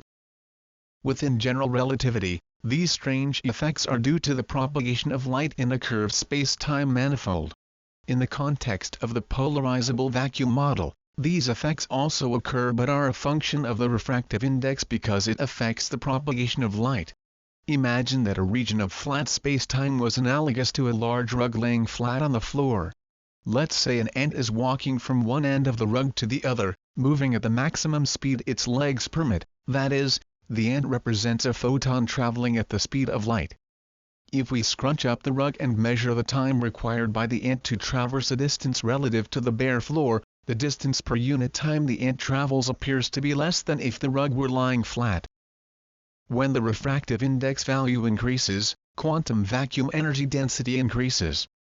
Analogous to scrunching up the fabric of space-time. Even though the speed of light does not appear to change locally within a region of varying vacuum polarization, to a distant observer in flat space-time, light appears to slow down and the distance between 2 points decreases. By considering the vacuum polarization state of space-time in the observed region, it becomes obvious why an object appears to behave as though time was slowing down, its length was contracting or its emitted light was being refracted and shifted in frequency. It's like spearfishing in a tide pool. The image of the fish we see is refracted, and if we aim for what we see we will miss the target. However, if we aim for where the fish should be after refraction is considered, we have a much better chance of hitting it. The polarizable vacuum model demonstrates the manner in which the refractive index value of the quantum vacuum is congruent with the concept of curved space-time which Einstein invoked to explain acceleration and motion through gravitational fields. Most importantly, we are better equipped to understand the physical basis for the perplexing conclusions of general relativity. Mathematically, cosmological rules elegantly unfold through the implementation of general relativity, but the reason for these rules remains difficult to grasp from the perspective of relativistic curvature. We make casual reference to space-time curvature without pausing to consider what we are actually saying. However, when we replace the concept of curvature with the principles of optics, cosmological rules make intuitive sense when viewed through the lens of the polarizable vacuum model. Chapter 7, The Harmony of Nature. Section 7.1, Ancient Wisdom. The universe is an ever-changing system in motion. All of its parts, the stars and planets, the galaxies and nebulae, are all linked in a marvelously intricate dance. If a single attribute characterizes the cosmos, it is movement. The universe flows and evolves, forming whirls and spirals like eddies in a flowing river. It appears chaotic yet profoundly ordered. We see order in the regular orbits of planets around the Sun and the quantum jumps of electron energy levels in atoms.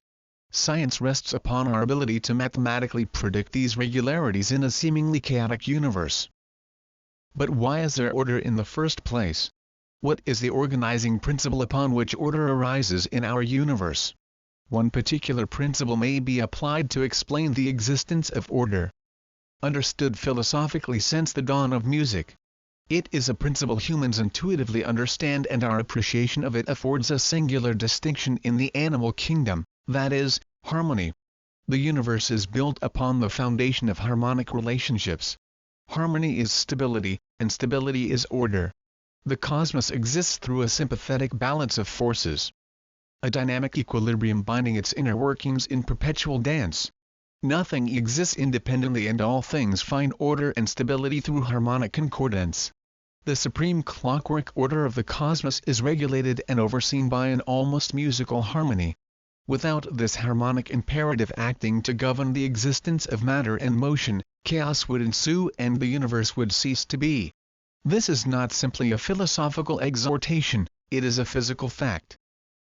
The concept of harmony permeates virtually every culture and philosophy. The ancient Babylonians, whose civilization thrived some 4,000 years ago, are reported to have defined their cultural and philosophic identity according to the principle of harmony. The Hellenistic philosopher, Philo of Alexandria, described the ancient Babylonians as having set up a harmony between things on earth and things on high, between heavenly things and earthly. Following as it were the laws of musical proportion, they have exhibited the universe as a perfect concord or symphony produced by a sympathetic affinity between its parts. The father of numbers, Pythagoras of Samos, was a scientist, a mystic, but foremost, a mathematician. Pythagoras is known primarily for his theorem, utilized to calculate the dimensions of right triangles. However, he is also known for having formulated the laws of cosmic harmony. Similar to the ancient Babylonians, Pythagoras adopted a worldview, founded not only on the order that harmony implies, but the physics of harmonic relationships. It is not merely a poetic and idealistic notion, it was an idea forged from mathematical logic. The Pythagorean philosophy arose from the study of musical and tonal relationships. Pythagoras was the first to formally describe the manner in which our human appreciation of musical tone and pitch rests upon a solid mathematical foundation of harmonic proportions. The notes in a scale are not arbitrary. The spectrum of all possible tones is delineated into distinct divisions, forming scales of whole notes which we naturally discern as being evenly defined increments of a larger whole. Most people can immediately identify whether a note sounds flat or sharp. We sense, upon hearing a note sounding flat or sharp, whether it is mathematically discordant from the remaining scale. Western music is based upon the diatonic scale, defined by Pythagoras, and originally known as the Pythagorean scale. Certain notes of a scale may be produced on a single string of a guitar, for example, if the string is held fixed at fractions of its original length. The octave marks a complete cycle of the tonal scale. Two tones separated by 8 full tones, termed the octave, is the same tone, higher or lower in pitch. The harmonic ratio describing the octave is 2:1. Meaning, a string vibrating along half its length produces the same note as a whole length, but at a higher pitch. If a string is held fixed at a point 1/3 of its whole length, a note 5 tones above the fundamental will sound. The ratio for this tone is 3:2 and the ratio producing a sound 4 tones above the fundamental is 4:3. All of these even ratios produce sounds in tune with the others. However, when two different notes are played simultaneously, not mathematically concordant with this harmonic ratio, the tones sound dissonant. Musical notes are not arbitrarily chosen from a spectrum of tones, they are increments in tone derived from geometric ratios of a fundamental tone. The frequency of vibration is what we hear as a tone, and the physics describing the musical scale is defined by the harmonic relationship between tones. Harmony means to be in concordance with, or having parts joined in sympathetic union, connoting congruence, compatibility and is synonymous with stability.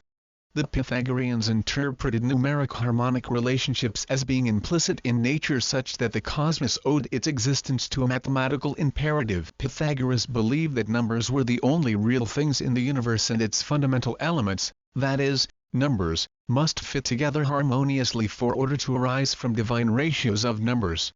Harmony, in the Pythagorean universe, begets order, influencing forms of nature. Pythagoras was the first to apply the term cosmos to characterize the universe. To us, the universe is abstract. However, the term cosmos encompasses everything that is the universe, from galaxies to planets, from people to plant life, everything. The word cosmos that we now colloquially apply interchangeably with universe is an ancient Greek expression describing a state of perfect order, the antithesis of chaos. That Pythagoras so carefully chose to assign this word to describe the universe is quite telling because in doing so, he implies that the cosmos is far more than a void in which we are suspended. It is a supreme manifestation of perfect harmony, permeating all facets of existence. Section 7.2 Music of the spheres. Harmony is not merely a poetic philosophical concept. It is also physical and literal. Assuming harmonics represented the basic nature of the cosmos, Pythagoras developed a mystical model of planetary motion known as the music of the spheres. He surmised that the planets, the Earth and Sun included, were organized and set in place according to a divine rule of harmonic proportions. Although this was purely mystical philosophy, based upon a mathematical concept, some literal truth remains. We have come to discover that the planets do not orbit the Sun in arbitrary paths of their own design. The gravitational fields of the other bodies in the solar system directly affect their orbits. This gravitational network is a key factor in the formation and evolution of our entire solar system. Jupiter's moon Europa, for example, is tugged by the gravitational influence of all other moons in the Jovian system, acting to align and stabilize the orbital period of each moon. The stable gravitational arrangement, evolving over time, is known as orbital resonance. A harmonic syncopation between the planets. Without this tidal balance, a planetary orbit might become unstable, causing it to shift into another orbit over time, or spiral towards the Sun. Early in its evolution, our own solar system is thought to have possessed many more planets than today. However, orbital instabilities caused these early planetoids to congeal into larger ones, or nudged them out of their precarious balance into the Sun. Some fell into orbit around the gas giants of Jupiter and Saturn to become moons. In fact, the substantial masses of the gas giants provide a source of protection and stability for our solar system, acting as grand matriarchs of the solar family, reining in rebellious rogues and ejecting uncooperative dissidents. Resonance was a key driver leading to the formation, evolution and order of our current solar system. The Earth's period of rotation around the Sun is 1 year, and Saturn takes nearly 30 years to complete its orbit.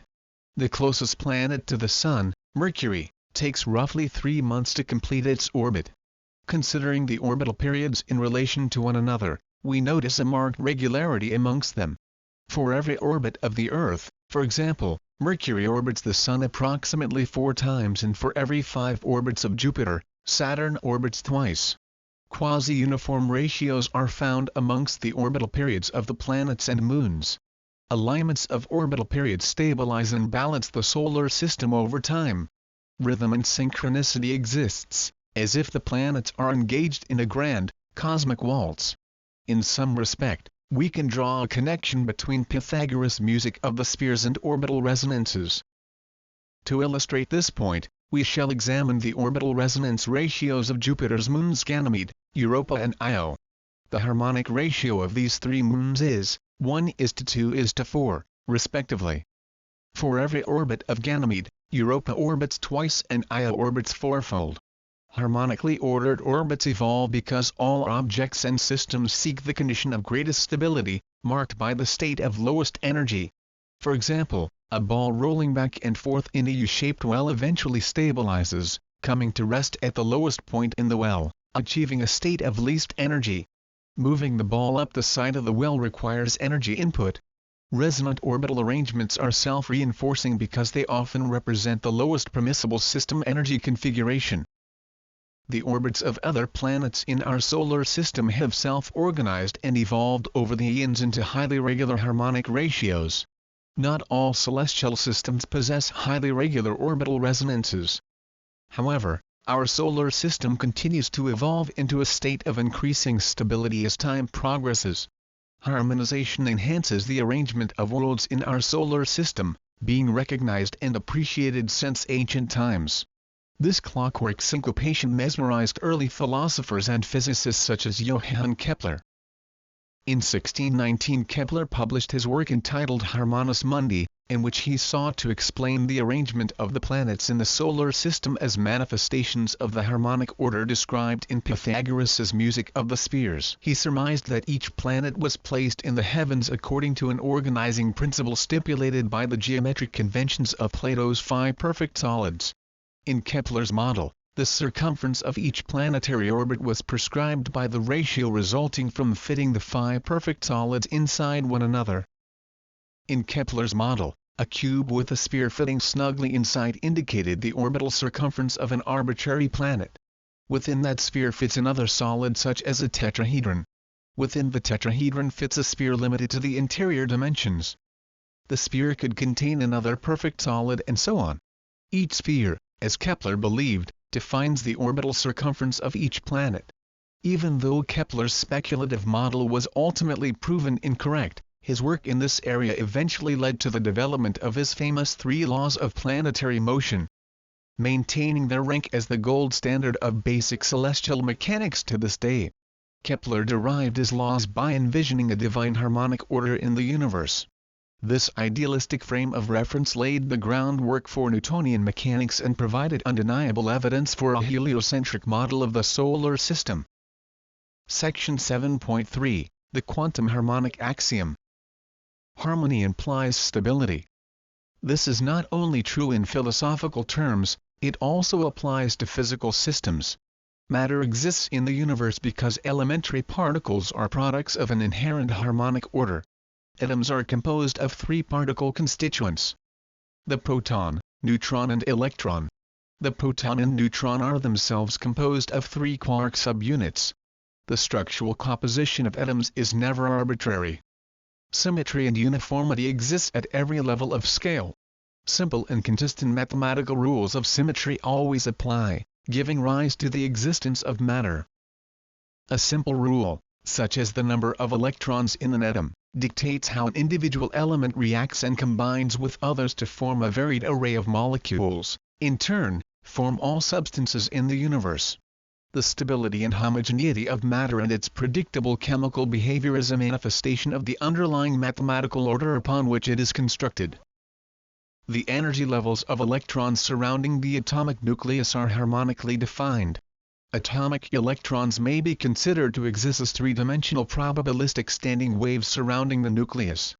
Sometimes the probability of finding an electron at a specific point in an atom is unlikely, whilst in other places the presence of an electron is very likely. The electron probability distribution is proportional to the size of the atom itself. One may consider the atom as being trapped inside a box containing the electron wave, analogous to the orbit of a planet in Kepler's model. The boundary imposed upon the electron wave limits its existence to being harmonic multiples of its ground state, analogous to a guitar string held fixed at both ends. The fixed string may only vibrate in harmonic increments of its fixed length. Similarly, atomic electrons exist as harmonic intervals of their fundamental frequency, which in turn is defined by the box it vibrates in. In the electron's case, however, instead of vibrating like a string in two dimensions, the electron exists as a standing wave fixed within the three-dimensional volume of the atom.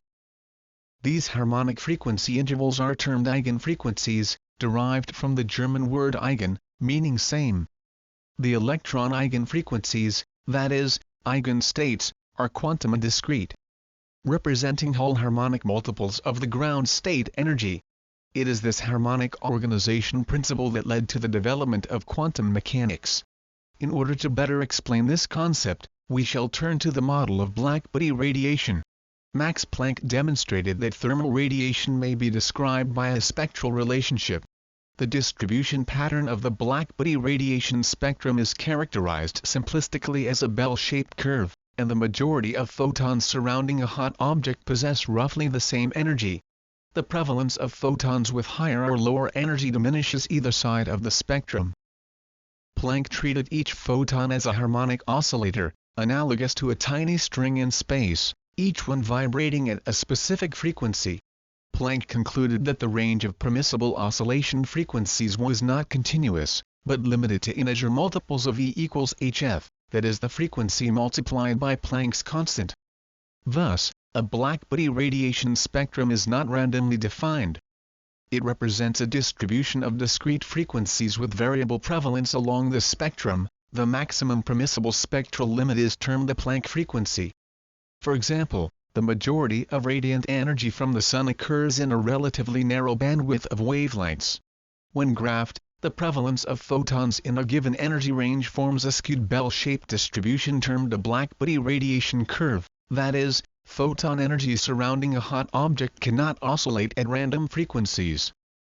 Planck determined that the only manner in which to accurately depict the distribution of energy in a black-body curve was to quantize the field. He partitioned the spectral energy into discrete bits, each bit being harmonically related to others by Planck's constant, analogous to the manner in which various eigenstates of an electron are delimited by its ground state energy. Thus, the quantum model not only applies to energy, it also applies to matter. In quantizing electron eigenstates and dividing the electromagnetic field into photons, the underlying structure and order of the quantum universe is revealed. Quantum mechanics states that matter and energy are literally built upon the foundation of harmonic relationships. Section 7.4 Fourier's Legacy. If we delve deeply enough into any physical phenomena, it seems that nearly all physical processes are governed by some kind of harmonic statute. But what is the reason behind all this order and structure we find in the cosmos, and how does it naturally arise? Order governs the balance of energy and forces.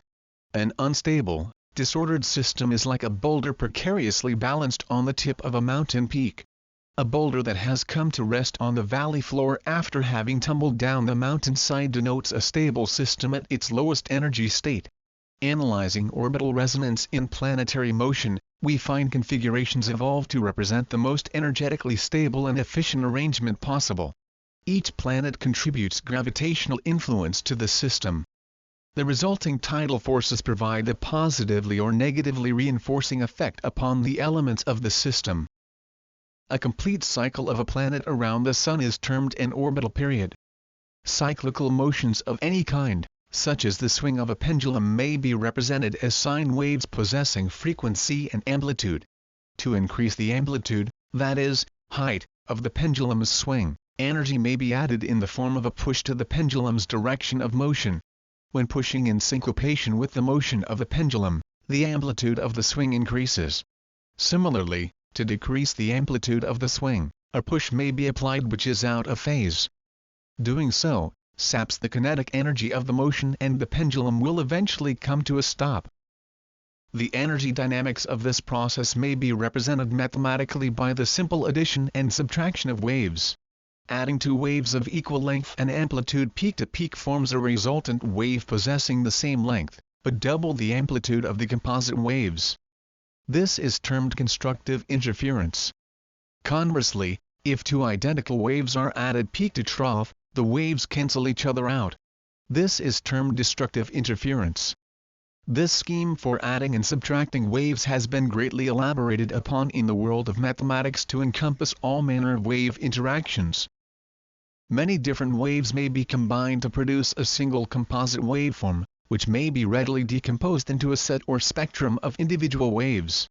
The decomposition process is a bit like defining the number 100. Many individual numbers may be added together to obtain 100, alternatively, 100 may be decomposed into sets of lesser numbers equaling 100 when summed. Waves are analogous to numbers in this regard. Each wave is analogous to a number which may be added or subtracted from the others to create a final number, denoting a constant function. This process of summing harmonic modes of a fundamental wave may be used to mathematically reconstruct any waveform or constant function by applying the rules of constructive and destructive interference. The reverse is also true because one may readily decompose any constant function into a cognate spectrum of discrete harmonic frequencies.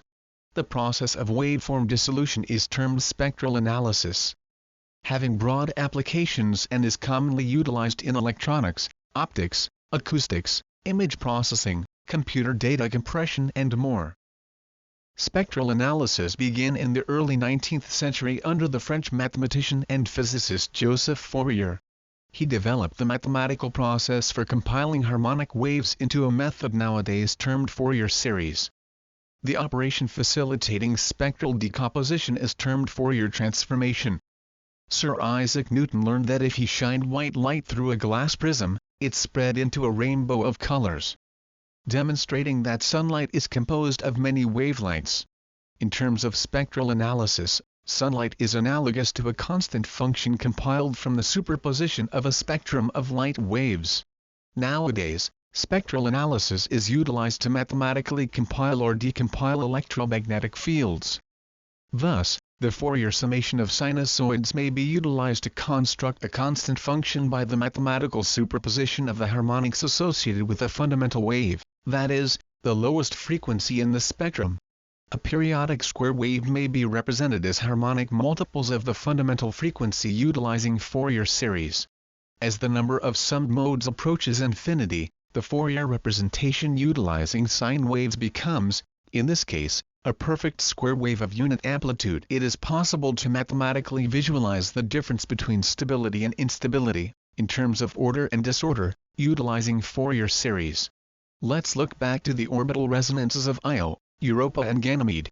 If the harmonic orbital periods of these moons are superimposed upon one another as periodic functions, the wave summation forms a regular and symmetric pattern. If the orbital period of Europa happened to be 2.765 per orbit of Ganymede rather than 2, the resulting waveform is asymmetric. The same is true for musical tones as well. When we hear multiple notes played in unison, which denote even harmonic intervals in a scale, it sounds pleasing, termed a chord.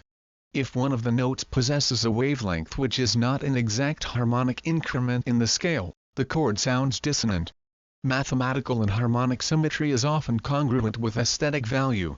Mathematically, the dissonant interaction of sound waves generates a composite asymmetrical waveform, sounding unpleasant. However, a set of harmonic sound waves combined elegantly, yielding an ordered and symmetric waveform, sounds pleasant. For example, music. Our aesthetic appreciation of harmony, symmetry, music, order and beauty defines an important aspect of humanity. Pythagoras and the ancient Babylonians reasoned that this was due to an underlying mathematical symmetry in nature, that is, a harmonic sympathy amongst all things enabling and creating structure in the cosmos. We intrinsically appreciate natural order because we innately understand that all things are drawn to, or tend towards this end. We readily appreciate the difference between free flow and interference, harmony and dissonance. The fact that we may apply Fourier's techniques to analyze systemic symmetry affords us a unique opportunity. Through this perspective, we may view the processes of nature in a deeper and more enlightened manner, easily identifying the common threads and underlying principles of action driving natural processes in all their forms. Chapter 8, Electro-Gravi-Magnetics. Section 8.1, Introduction. Gravity is an electromagnetic phenomena. Many physicists in the scientific community today might deem this to be a rather bold, even heretical statement because gravity has traditionally been treated as a unique and distinct force in and of itself. Electricity and magnetism, which were once thought to be entirely disparate entities, are now unified into a single set of interactions termed electromagnetism. The weak nuclear force, which helps keep the subatomic particles of atoms bound together, was shown to be mediated by photons, and thus we now call this combined interaction the electroweak interaction. The science of physics has long considered the development of an all-encompassing theory of everything to be its greatest and final purpose, to unify gravity and all the other forces of nature into a single, elegant equation. Despite the fact that by the turn of the 21st century there was still no single theory which could successfully unite gravity with electromagnetism, there is good reason to suggest that gravity has always been unified with electromagnetism, in principle at least. Nature has placed many conspicuous clues pointing directly to the notion that gravity and inertia are electromagnetic in origin. We have chosen to use this argument as a starting point of our investigation into the nature of gravity, simply because it is the most logical and obvious place to begin. If one rationally considers the tenets of general relativity, one is forced to conclude that gravity must operate, at least in part, through some component of electromagnetism. According to general relativity, matter generates curvature in space-time, and this imaginary curvature directly affects the propagation of electromagnetic energy and the motions of material objects. As a beam of light enters a gravitational field, its trajectory is curved in direct response to the gravitational field it passes through. However, the dynamic behavior of electromagnetic energy in proximity to matter defines space-time curvature, which in turn defines how material objects interact gravitationally. This means that one may remove the concepts of space-time curvature and gravitational force entirely and substitute them with the refraction of electromagnetic energy in the presence of matter. We use the term electromagnetism because we now understand that the forces of electricity and magnetism go hand in hand. This connection is empirically proven because magnetic fields may be applied to induce electrical currents in conductors, and vice versa. Each force has the ability to directly affect the other. By this logic, we must also conclude that because gravity is the result of energy displacement due to the presence of matter, that is, what Einstein termed curvature of space-time, gravity must act through some deep and fundamental connection between matter and electromagnetic energy. This fundamental connection may be described in exquisite detail utilizing the electrogravi-magnetic method. Electrogravi-magnetics has been developed through a synthesis of observation and application of time-tested principles of engineering, physics and mathematics. No ad hoc theories are required and no new physics has been conjured up in order to develop the electrogravi-magnetic method. Electrogravi-magnetics doesn't require the invocation of multiple dimensions or universes to yield highly accurate results which are fully consistent with observation and proven theory. Electrogravi-magnetics simply and elegantly reveals mathematical patterns and relationships in nature which form the basis of all physical phenomena involving matter and energy, including gravity. More specifically, electrogravi-magnetics models the manner in which mass energy behaves in the milieu of quantum vacuum energy. Most importantly, this interaction between matter and the quantum vacuum constitutes a system which not only defines the properties of mass, but also reveals the primary canonical rule governing the existence of matter. The first principle which must be acknowledged and accepted to fully understand how the electrogravi-magnetic method works, is that matter doesn't exist as an autonomous entity floating inertly in space. Energy, in the form of matter, is modeled by electrogravi-magnetics as being contained by the energy of the quantum vacuum surrounding it, modeled as a dynamic interaction process. Mass energy seeks equilibrium with its ambient vacuum energy environment, such that matter and energy follow geodesic paths of least resistance through spacetime. Section 8.2, Similitude. If we wish to investigate gravity as being a function of electromagnetism, we must assume that gravity and electromagnetism are already unified. Furthermore, if we wish to implicate the quantum vacuum, and therefore quantum mechanics as the binding link, we must additionally assume that quantum mechanics is also unified with gravity and electromagnetism. However, prior to adopting this perspective, we must identify the common thread relating these outwardly divergent concepts. This was the first step in the development of the electrogravi-magnetic method, and the reason why it is referred to as a method and not a theory. Buckingham pi theory is a well-established fundamental engineering principle which has been widely utilized since its formulation in the early 1900s. In fact, much of what we know today about thermodynamics has been gained through the implementation of this theory. Buckingham's technique is applied to simplify the representation of complex physical systems. In doing so, Buckingham pi theory determines which components are necessary, or unnecessary, in order to adequately represent the dynamics of a system. The Greek letter pi in Buckingham pi theory doesn't refer to the ratio pi, but instead denotes dimensionless variables arranged according to like terms in order to describe the components of a system. It is somewhat analogous to the manner in which words are arranged according to the rules of grammar and sentence structure. In this regard, the dimensionless pi groups are the words of the sentence, whereas the grammatical structure and choice of words in the sentence are analogous to the equation best describing the system being analyzed. For example, a single event may be described in many different ways, utilizing different words, different combinations of words, placed in various order, and yet still yield an adequate description of that event. No right or wrong sentences exist per se, only ones adequately describing the event being observed.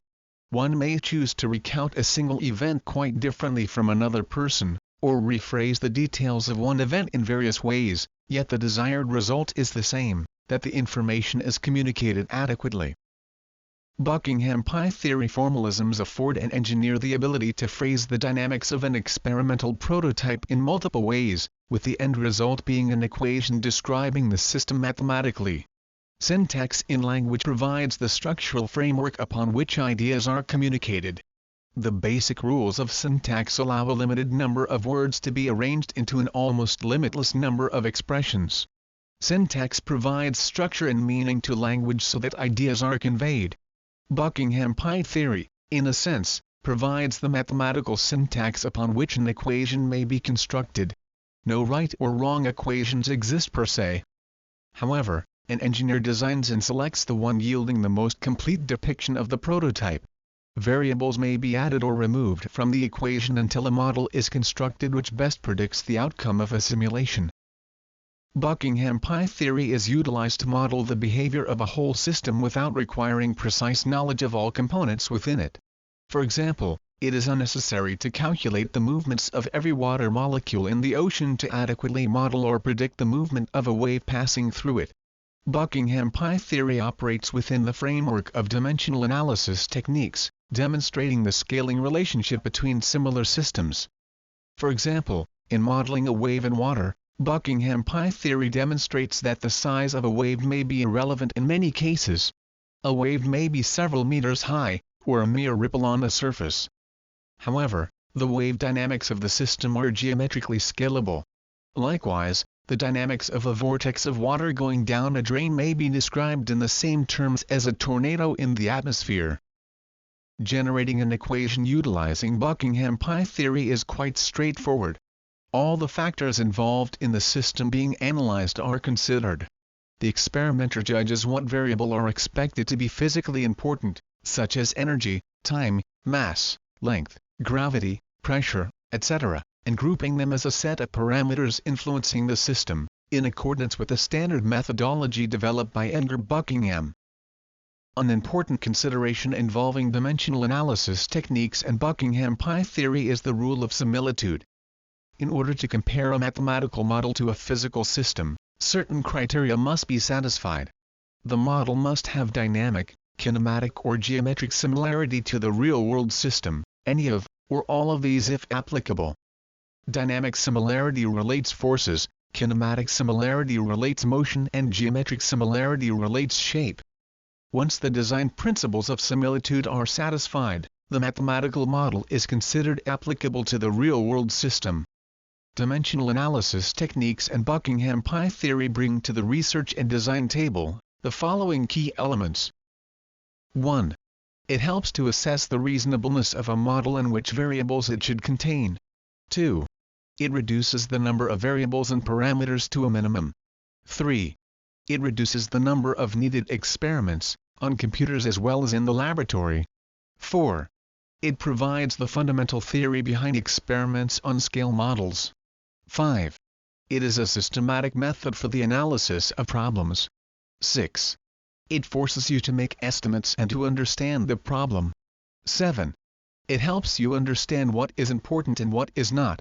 8. It produces dimensionless equations with small, or large, parameters. The famed English physicist, Sir Geoffrey Taylor, masterfully demonstrated how dimensional analysis could be applied to predict the energy generated by the first atomic bomb, detonated outside Alamogordo, New Mexico in 1945, utilizing declassified high-speed camera images of the explosion. Taylor surmised that the 5 physical factors involved in the explosion were the energy of the explosion, the radius of the shockwave, the atmospheric pressure and density acting to contain the shockwave, and the time interval of the shockwave's expansion. These 5 physical terms possess 3 fundamental units between them, that is, length, mass and time. For example, the number of dimensionless groups equals the number of physical factors involved in the system, minus the number of fundamental units. 5 physical factors are involved in the system yielding 3 fundamental units, therefore 2 dimensionless pi groupings are required to solve for the energy released by the detonation. Energy, exerted as atmospheric pressure, acts to partially contain the explosion as it occurs. The dynamic interaction between the energy released and encasing atmospheric pressure generates the shock wave, similar to the manner in which the size of an air bubble in the ocean is defined by the ambient pressure of the water. Thus, the shock wave is utilized as a measure of the total energy of the system. Taylor took into account the size of the shockwave at early time indices following the detonation. High-speed cameras were utilized to film the explosion. Each still image providing Taylor with precise time intervals to measure the rate of expansion of the shockwave. This information facilitated the determination of the energy released by the blast, without foreknowledge of the amount of explosive used in the device itself. The rate and size of shockwave expansion is proportional to the energy released by the explosion and representative of the energy exerted by the surrounding atmosphere acting to contain the blast sphere. Section 8.3 Precepts and Principles. The electrogravimagnetic method is so named because it was initially developed as a means of representing, based upon dimensional analysis techniques and Buckingham pi theory, how a gravitational field might be described solely in the mathematical language of electromagnetism. Electrogravi-magnetics is not a theory. It is a modeling approach, a method of mathematically simulating a real-world system. Standard engineering tools such as dimensional analysis techniques and Buckingham pi theory are typically applied to simulate common engineering problems such as those involving aerodynamics, thermodynamics or load stress.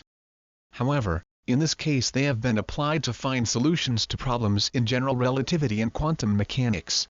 Electrogravi-magnetics is not new physics, it is based entirely upon tried and true mathematical and physical principles.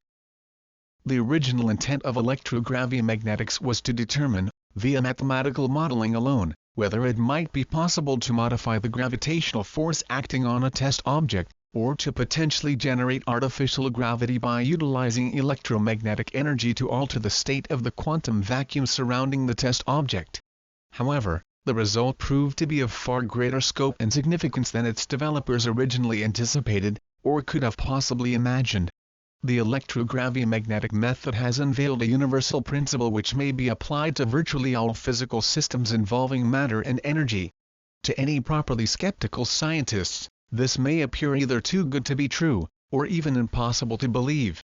Yet, when electrogravi-magnetics is applied to physical systems, it consistently yields highly accurate and astonishingly precise results, whether one is investigating the microcosm of subatomic particles or the largest astronomical objects in the universe. Electrogravi-magnetics was formulated with the intent of providing a tool with which engineers and physicists could not only understand, but possibly even modify gravity and inertia. Theoretically, this can only be achieved by somehow modifying the space-time manifold surrounding a test object. Gravity is often erroneously referred to and treated as a force that is said to pull on other objects. This is an entirely inaccurate and misleading portrayal. Gravity is the result of an interaction between matter and the space-time manifold surrounding it. General relativity interprets gravity as being due to curvature within the space-time manifold. The space-time manifold is thought to control how objects and radiation move through it, in accordance with the local index of curvature in a region of space. In effect, general relativity allows us to study the physics of gravity through a geometric interpretation of space-time. We also know from Einstein's famous equation E=mc² that matter and energy are equivalent. Simply put, this means that matter is energy, whereby the energy is packaged in the form of matter. However, matter is an inadequate term to use in physics and is better represented by its physical attribute, termed mass. Energy may be described in many forms, one of which happens to be mass, nowadays termed mass energy because mass is an embodiment of energy. Consequently, matter may be considered to be an energy condensate. General relativity states that mass energy generates curvature in the fabric of space-time, resulting in gravity.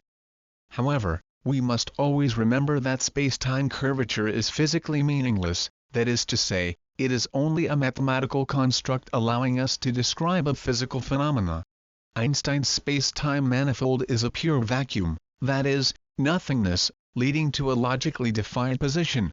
General relativity describes the motions of matter and electromagnetic radiation, but remains a mathematical interpretation of reality only. Einstein was never able to adequately demonstrate the exact physical mechanism by which matter generates curvature in space-time, or the physical attribute of space-time capable of being curved. Electro-Gravi-Magnetics models the matter-manifold interaction as a physical system such that energy, in the form of mass, does work on the space-time manifold in order to directly affect it, that is, curve it. However, in order for this to be a physical interaction, the space-time manifold must be treated as though it is something rather than nothing. There must be something for mass energy to exert its influence upon. Electro-Gravi-Magnetics presumes physicality of the space-time manifold and that the currency of this exchange is electromagnetic, that is, mediated by photons, or more specifically, by gravitons. Assuming gravity to be the result of matter-manifold interaction, the electro-gravi-magnetic construct is implemented via the application of control systems engineering philosophies in accordance with the following precepts. 1. An object at rest polarizes the quantum vacuum surrounding it. 2. An object at rest is in equilibrium with the quantum vacuum surrounding it. 3. The quantum vacuum energy surrounding an object at rest is equivalent to E equals mc squared. 4. The frequency distribution of the spectral energy density of the quantum vacuum surrounding an object at rest is cubic. In other words, electro-gravi-magnetic methodology commences by mathematically expressing the mass energy value E, from E equals mc squared, in terms of an electromagnetic spectrum, via a Fourier distribution. This mass energy spectrum is then superimposed upon the frequency cube quantum vacuum spectrum of flat space-time, derived from quantum mechanics. Expressing mass energy in spectral terms facilitates the coalescence of these two spectra mathematically, creating a new spectrum. This new spectrum, in turn, depicts an electromagnetic energy equilibrium gradient formed between the center of mass and infinity. The energy gradient produced is entirely congruent to the attribute of space-time curvature derived from general relativity. However, it is important to emphasize that electro-gravi-magnetics is a mathematical construct only. Electro-gravi-magnetics does not propose that mass is literally comprised of spectral modes interacting with the quantum vacuum. It is merely a tool by which to distill and deconstruct the fundamental energy dynamics of general relativity, electromagnetism and quantum mechanics, by combining like characteristics in order to solve a problem.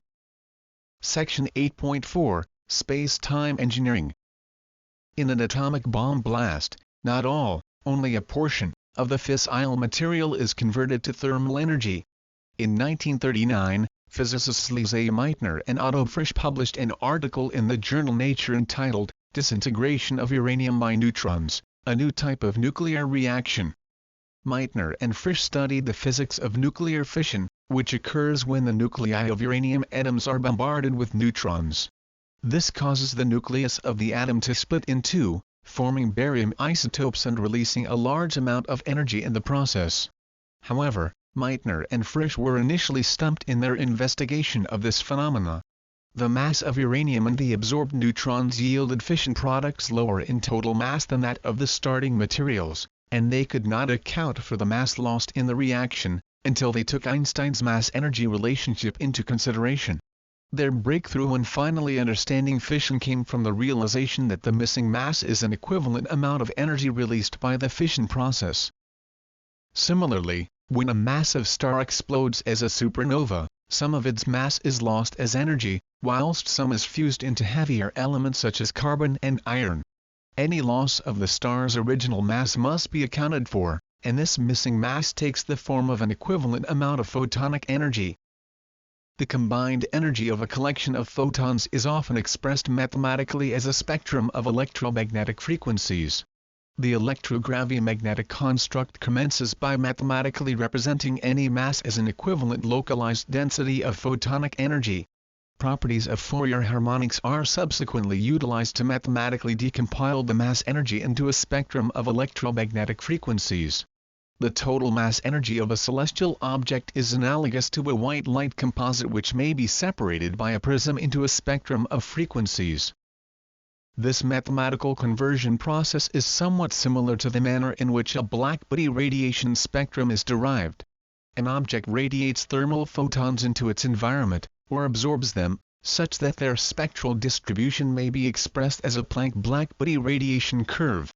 Electro-gravi-magnetics transforms a value of mass into a value of energy, expressed in terms of a spectrum of energy modes, that is, photons. Mathematically translating an expression of mass into energy is not the only task required to adequately model the matter-manifold interaction. Additionally, we must treat our collection of mass-energy photons as though they were being confined, that is, contained, by an external energy density, that is, ambient pressure of some kind. Mass energy may be represented through principles of similitude in much the same manner that Sir Geoffrey Taylor modeled the energy of an atmospheric atomic bomb detonation. Sir Taylor modeled the physical parameters of the atomic blast as an action-reaction dynamic between the energy released by the blast and the surrounding pressure and density of the atmosphere acting to contain it. However, Einstein's pure vacuum cannot be utilized as a mechanism because nothingness cannot act as a medium to contain matter within a volume. At this juncture, we must rely on quantum mechanics to provide us with the proper tools.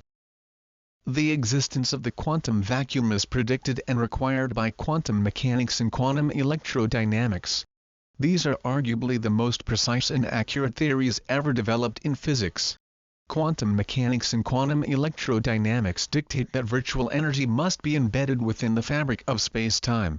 The origin and physical constitution of virtual energy is too complex to describe in brevity, but we know for certain that truly empty space does not exist. Space is teeming with energy fluctuations. This energy, in a manner of speaking, is the thread from which the fabric of space-time is woven. This energy of free space, originally derived from quantum mechanics, is thus termed quantum vacuum energy, also known as zero-point energy. The quantum vacuum is represented as a sea of virtual photons which may be expressed spectrally by mathematically divvying up the zero-point field into individual units of energy. Any collection of photons is referred to as an electromagnetic field. This is conceptually similar to the manner in which we may characterize the surface of the ocean as a spectrum of waves. The ocean possesses many waves of different size and direction, and all the individual waves combined form the surface of the ocean. Each photon comprising the quantum vacuum is analogous to a single wave on the ocean. The energy of any electromagnetic field may be represented as a spectrum of waves. Thus, the quantum vacuum may also be represented as a spectrum of electromagnetic energy. Moreover, since matter is equivalent to energy, it follows that we may also represent matter as a precisely defined spectrum of electromagnetic energy. As it happens, the spectral representation of matter interacting with the quantum vacuum is easily achieved utilizing Fourier techniques. The electrogravi-magnetic construct models the interaction of matter with the quantum vacuum as an equilibrated system. In this way, an object may no longer be considered to exist as a discrete entity floating inertly in the empty vacuum of space. The energy of the quantum vacuum interacts with the energy packaged as mass, that is, matter, and these two forms of energy act in concert as part of a dynamic system. The spectral signatures of matter and the quantum vacuum are mathematically superimposed upon one another and described utilizing Fourier harmonics. It is through this mathematical superposition of spectra that we discover where the forces of gravity and inertia may come from. This doesn't mean that a precise physical mechanism for gravity has been discovered, because it doesn't take into consideration the behavior of every particle of matter as it interacts with virtual particles of the quantum vacuum. Nor does it imply that gravity is the result of energy strings interacting in multi-dimensional spacetime as string theory suggests. It simply demonstrates how, by mathematically combining the spectral energy forms of mass energy and the quantum vacuum, a change in Poynting vector results to produce the effect we term gravity. Section 8.5 Gravity. The universal principle driving the electrogravi-magnetic construct is equilibrium. All matter in the universe seeks a state of greatest stability, which is synonymous with its point of lowest energy, that is, its ground state. Based upon this principle, electrogravi-magnetics considers E equals mc squared to be a relationship of equivalence rather than transformation, which implies that the energy condensed as matter exists in a state of dynamic equilibrium with the universe surrounding it.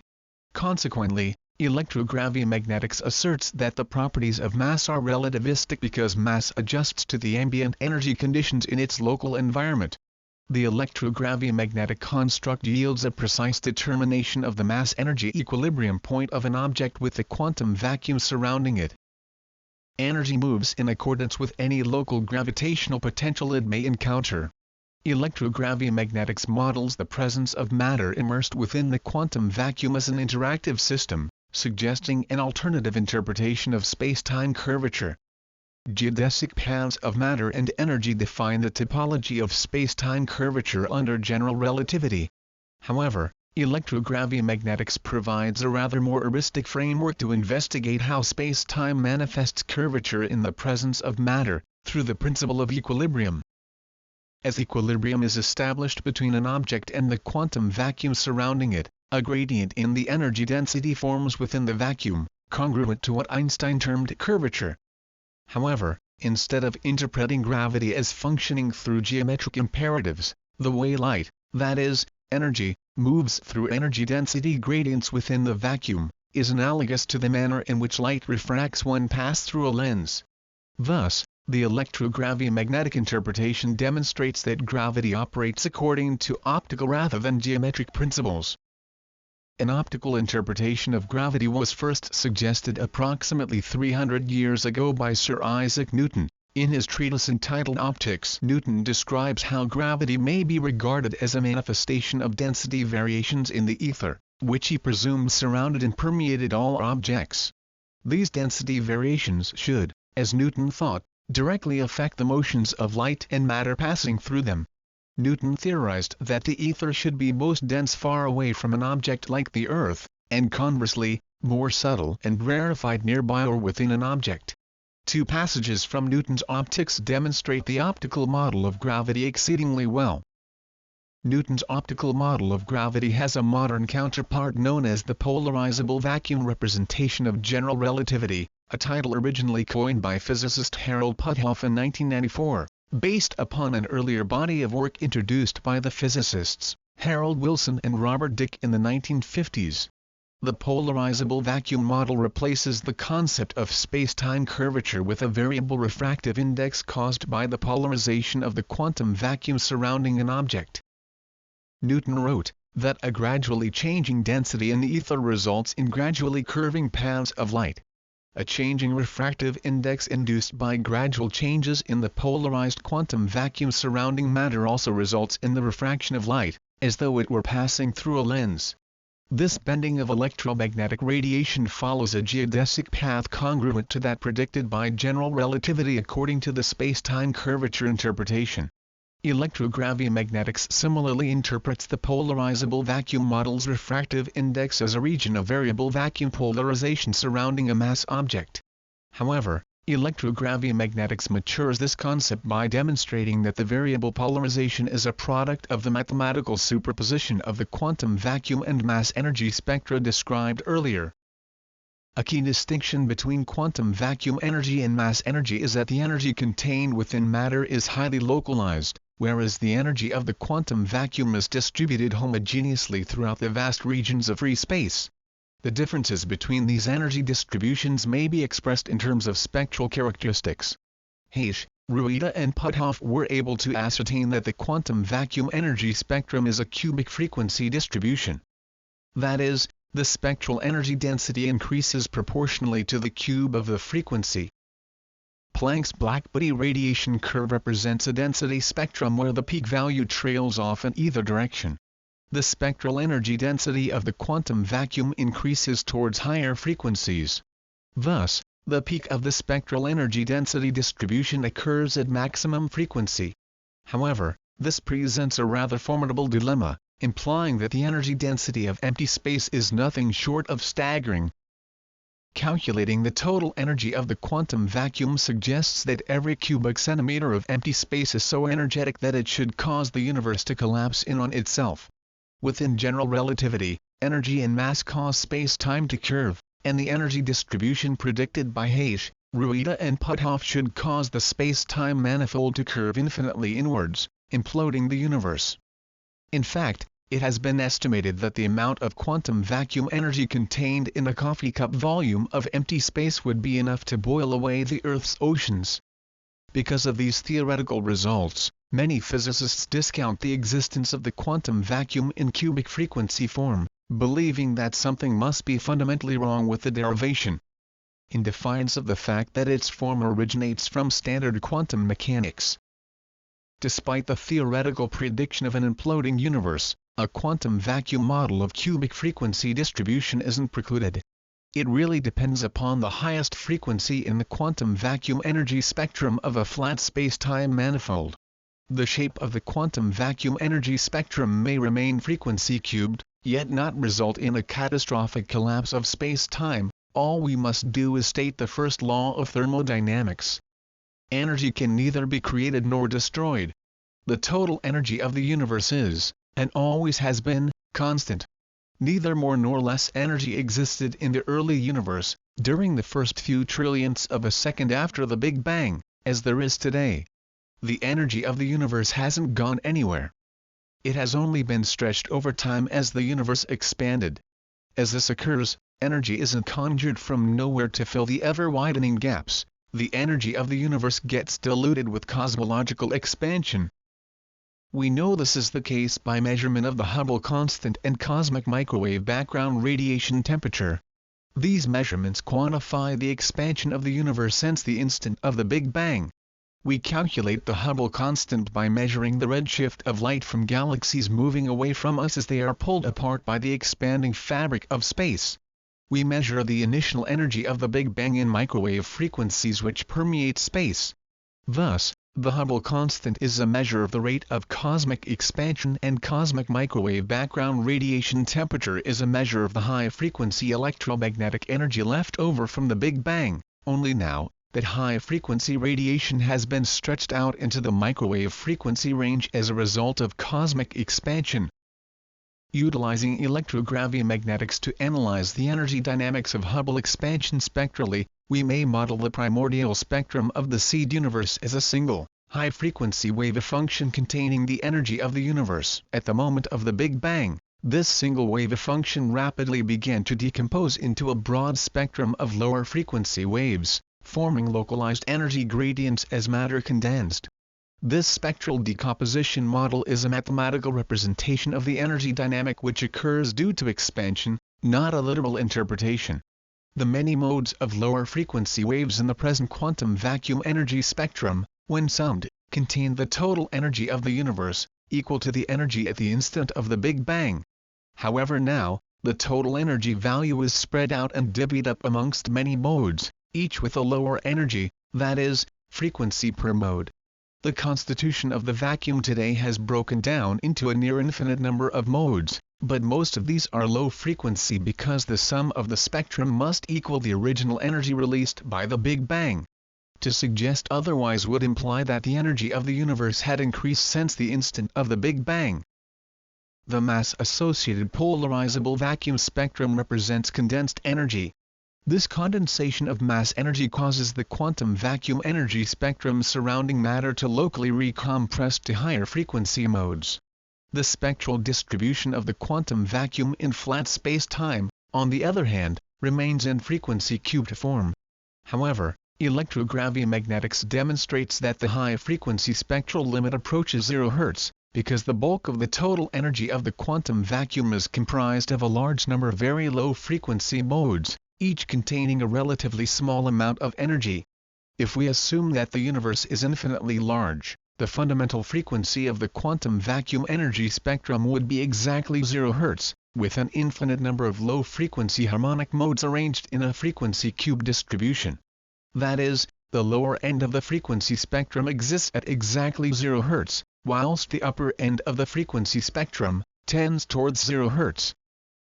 For the purpose of conceptual demonstration, let us assume that the size of the universe tends to infinity, such that we may assign low and high frequency limits to the quantum vacuum energy spectrum of flat space-time, to be incrementally above 0 Hz, and precisely 1 Hz respectively.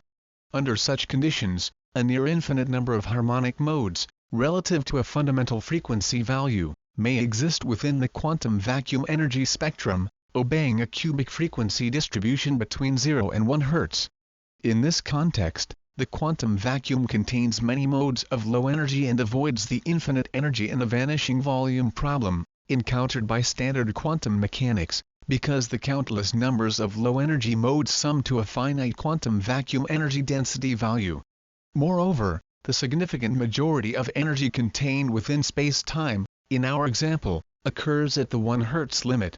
Therefore, electrogravi-magnetics doesn't violate general relativity by predicting that the universe should collapse under its own weight. Within the electrogravi-magnetic construct, the cubic frequency distribution of the quantum vacuum is probabilistic. This means that, although the upper quantum vacuum energy spectral limit is permitted to tend to infinity, the probability of detecting a photon decreases as the spectral limit increases. In other words, it is increasingly likely that a measurable quantum vacuum photon exists, at low rather than high frequency because, a. quantum vacuum photons have been stretched out since the instant of the Big Bang, and b. nature seeks conditions of lowest energy. Although the probability of detecting a high-frequency quantum vacuum photon in a gravitational field of non-zero strength is greater than a field of zero strength, the probability of detecting a low rather than high-frequency quantum vacuum photon remains greater in both cases. Detection probabilities are based upon photon populations at specific harmonic modes, denoting an important characteristic of the electrogravi-magnetic spectrum. Setting the quantum vacuum spectrum temporarily aside, we shall now define and describe the energy spectrum associated with matter, termed the electrogravi-magnetic spectrum. This is a wave-function representation of mass energy obeying a Fourier distribution such that the number of modes decreases as energy density increases, implying that the energy density of free space approaches zero, avoiding the infinite energy in a vanishing volume problem. Consider the action of adding a point mass to an empty universe. This action superimposes the electrogravi-magnetic spectrum of the point mass onto the quantum vacuum spectrum of the universe. Doing so forms the polarizable vacuum spectrum surrounding the point mass, inducing a mode population gradient in space-time between the point mass and the edge of the universe. The mode population gradient modifies the refractive index value of the vacuum such that it changes at the same rate as gravitational acceleration from the point mass. Thus, the gradient is curved in an analogous manner to space-time within general relativity.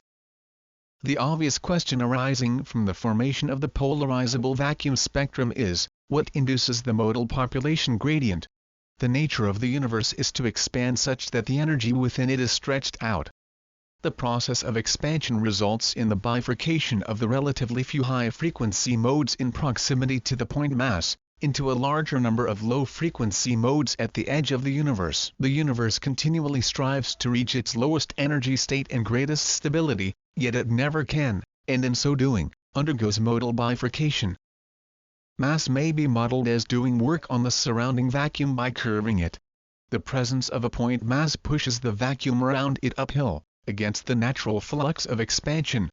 This occurs because the nature of the universe is to expand, and upon encountering resistance to its normal flux from high to low energy, the universe pushes back as it strives to find balance, that is, equilibrium. Thus, the matter-universe interaction is a dynamic mass-energy vacuum exchange system rather than material inertly suspended in a vast expanse of nothingness. Electrogravi-magnetics mathematically represents matter as radiating a spectrum of conjugate electromagnetic frequencies. However, if we consider matter to radiate a spectrum of gravitons, the electrogravi-magnetic construct may be represented in quasi-physical form, in equilibrium with its environment as a system, such that gravitons emerge as a vehicle for the feedback of information between the electrogravi-magnetic spectrum of matter and the quantum vacuum spectrum of the local space-time manifold. Electrogravi-magnetics considers the spectral energy of a gravitational field to be equivalent to the mass energy of the object generating the field, expressible in terms of a polarizable vacuum spectrum, analogous to the space-time curvature within general relativity. It models each of the conjugate electromagnetic frequencies as two populations of conjugate photon pairs, that is, each population is 180 degrees out of phase with its conjugate, consistent with a Fourier harmonics representation of a constant function in complex form.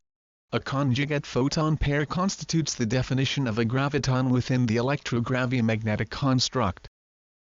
The density of gravitons surrounding a mass object is maximal nearby, gradually decreasing with radial distance. Thus, the greater the population density of gravitons, the stronger the gravitational field. These factors are consistent with the manner in which the polarizable vacuum spectrum is defined via Fourier harmonics, resulting in a spectrum which increases in mode number with radial distance from the mass object. The tendency of the space-time manifold is to expand. However, the presence of matter interrupts this movement, polarizing the quantum vacuum. Energy is required to alter its state to fewer modes of higher frequency, counteracting the thermodynamic tendency of any system to move towards a state of lowest energy and greatest stability. Subsequently, an observer held fixed within a quantum vacuum gradient senses that the mode energy is asymmetrical, and based upon the quantum vacuum inertia hypothesis, vacuum asymmetry results in an apparent acceleration force on the observer, perceived as gravity. Rather than a geometric curvature of nothingness, the manifestation of gravitational acceleration is better represented as back pressure from the vacuum as mass energy exerts its influence upon it. Anything caught in the inward flow of space-time, so to speak, is pulled along with the current. Electrogravi-magnetics represents this process as the superposition of two spectra, resulting in a mathematical description of gravitational acceleration, utilizing Fourier harmonics. Thus, it may be stated that the electrogravi-magnetic construct yields a quantized description of gravity. The electrogravi-magnetic interpretation of gravity is akin to Newton's conceptualization of optical gravity. According to Newton, the ether was presumed to be denser farther away from a mass object and less dense nearby. The change, that is, the gradient, in the density of the ether causes light and the movements of objects through it to follow trajectories characteristic of gravitational attraction. The increasing density of Newton's ether may be substituted with the analogous concept of increasing mode population in the quantum vacuum, proportional to the distance from a mass object. The denser the mass, the fewer modes it has in its polarizable vacuum spectrum, because each mode within it possesses higher energy, that is, frequency. The modal bandwidth of the polarizable vacuum spectrum for a very dense object is narrower than that of a less dense object. Hence, the more mass of the object, the steeper the gradient, that is, the change, in mode number between its center of mass and the edge of the universe, resulting in gravitational acceleration being proportional to mass. Even electromagnetic energy passing through the gravitational field of a star is caught by the change in mode population across a region of space, following a geodesic trajectory defined by the modal gradient produced in the quantum vacuum. What Sir Isaac Newton originally envisioned over 300 years ago in his speculations about optical gravity, is mirrored in the polarizable vacuum model of general relativity. Electrogravi-magnetics doesn't merely elaborate on polarizable vacuum theory, it puts real numbers to it, allowing us to precisely quantify and define the polarizable vacuum. The variable refractive index of the polarizable vacuum model acts as a replacement for the completely non-physical concept of space-time curvature under general relativity. Electrogravi-magnetics models the changing gradient of a polarizable vacuum as a summation of harmonic modes via Fourier series to represent a constant function, that is, gravitational acceleration, at any position in space surrounding a mass object. However, it is important to emphasize that electrogravi-magnetics is a mathematical construct only. For example, electrogravi-magnetics does not insist that mass is literally comprised of spectral modes interacting with the quantum vacuum. It is merely a tool by which to distill and deconstruct the fundamental energy dynamics of general relativity, electromagnetics and quantum mechanics, subsequently combining like characteristics in order to solve a problem.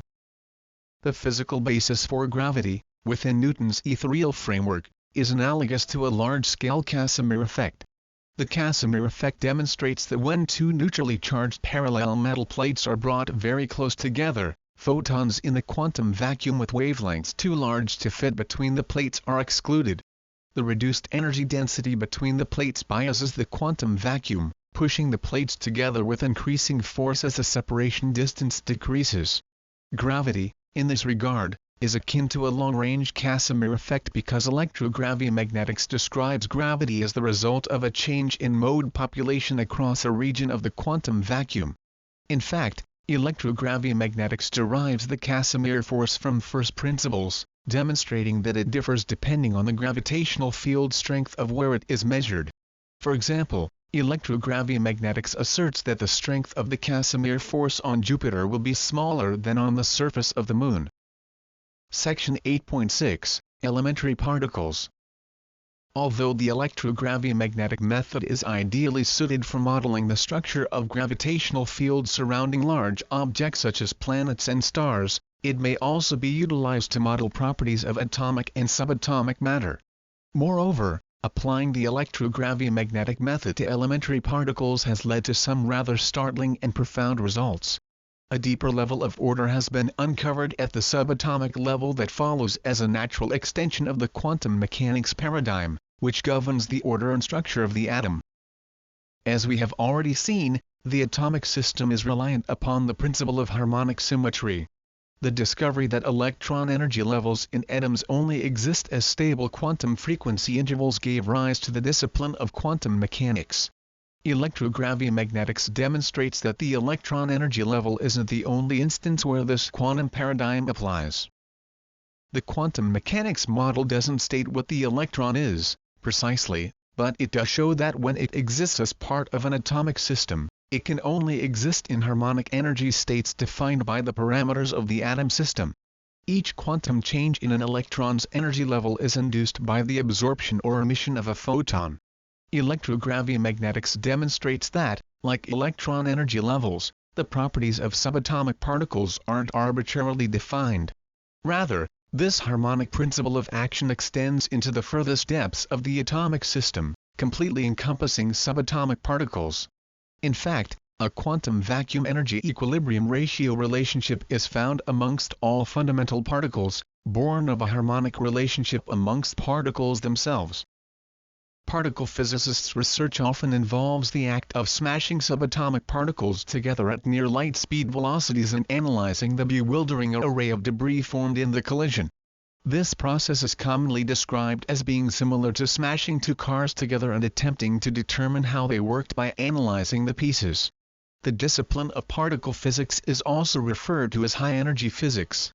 This term is also applied because the particles resulting from such collisions are only able to exist in extremely high-energy environments.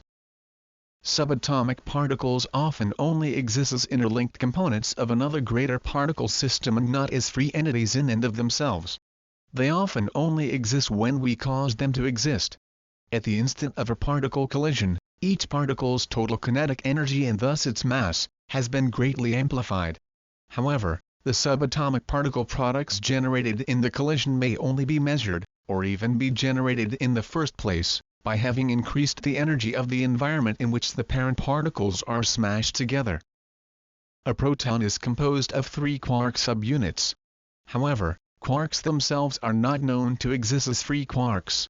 The configuration of the proton system acts as a boundary condition, containing the quarks in a composite form called the proton. Extremely high energies are thus required to smash protons into their individual quark constituents, and the quarks released in the collision can only exist freely for an extremely brief period of time.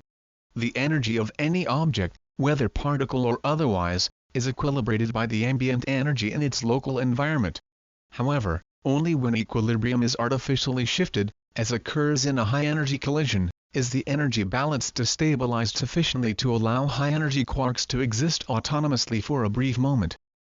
Free quarks, as it turns out, are more massive, in energy terms, than the proton they originate from. How can it be that the free subunit of a parent particle possesses greater mass energy than its source? This is analogous to a baby weighing more than the mother at the time of birth. However, this happens to be the case because we release quarks by increasing the mass energy density of the proton system at the time of the collision. Shortly after the Big Bang, the universe was a soup of free quarks in a hot and dense environment. In the first moments after the Big Bang, the total energy of the early universe was much more densely packed than it is today. These quarks could exist freely in the early universe because the ambient energy density allowed them to exist in this more energetic form.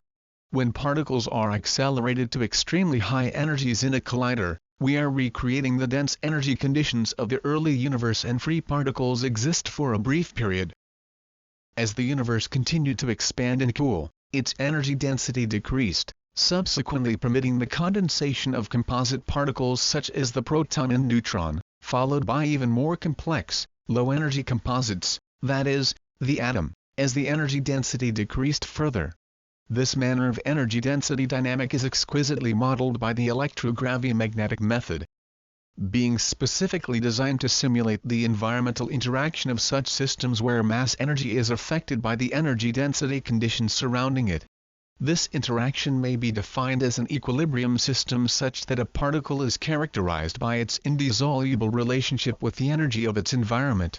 The existence of a particle is wholly and completely based upon the mutual interaction between itself and the environmental energy conditions it strives to equilibrate within. However, the question remains as to why particles are distinct entities and not arbitrarily defined in nature.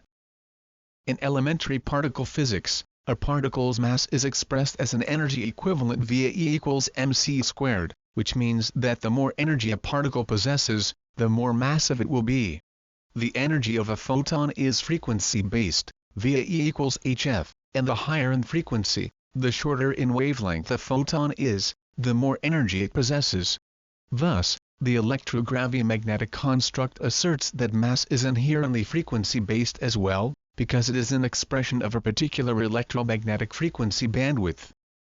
Electrogravi-magnetics models the energy density environmental equilibrium dynamics of systems, where matter is affected by ambient conditions, by mathematically decomposing its mass energy into an electrogravimagnetic spectrum of frequencies utilizing Fourier harmonics. This is a mathematical construct only, modeling the system as a whole, not specifically intended to be taken as physically representative. Nevertheless, the process of mathematically translating units of mass into spectral information articulates the equilibrium between matter and the quantum vacuum, yielding a natural harmonic relationship between all subatomic particles. The process of mathematically translating units of mass into spectral information facilitates the determination of the equilibrium point between the energy packaged in the form of mass and quantum vacuum energy. The resulting equilibrium state, in turn, defines the physical properties and characteristics of any mass object, including subatomic particles. The physical characteristics of all fundamental particles are born of equilibrium and are a manifestation of Einstein's principle of mass-energy equivalence. Mass is a measure of energy, and the electrogravi-magnetics models this as being in a state of energetic equilibrium with its environment. This energy relationship is synonymous with Einstein's principle of mass-energy equivalence and is expressed in terms of an electrogravi-magnetic spectrum. In order to fully comprehend the manner in which electrogravi-magnetics derives particle characteristics, it is first necessary to derive the electrogravi-magnetic spectrum of a particle. Even though a proton is a composite particle composed of quarks, it is still possible to accurately model it with electrogravi-magnetics in spectral form as a singular entity. First, the experimentally measured mass of the proton is utilized to derive its electrogravi-magnetic spectrum. The proton is the easiest place to start in this analysis because its mass is precisely known and experimentally validated to high precision. Electrogravi-magnetics mathematically represents an object's mass energy in spectral form. However, this process doesn't only convert the mass of an object into a spectrum of electromagnetic energy. It develops the concept that the mass energy of an object is contained within a finite volume of space-time defined by environmental equilibrium. Thus, an object isn't solely described by its mass energy value, its mass energy is also associated with density because it occupies a limited and finite volume of space-time. The polarizable vacuum spectrum of an object is derived as a representation of an object's mass energy density, not just by the quantity of mass energy it carries.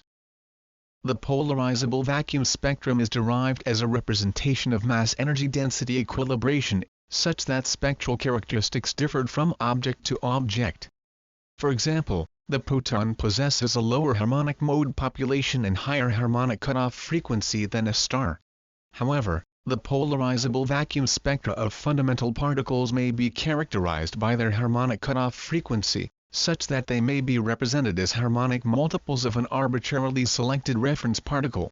Based upon this harmonic principle of order, a periodic table of subatomic particles may be formulated mirroring the hierarchical basis upon which the chemical elements are arranged. Stars and planets take spherical form because they are compressed by gravity into their lowest energy configuration.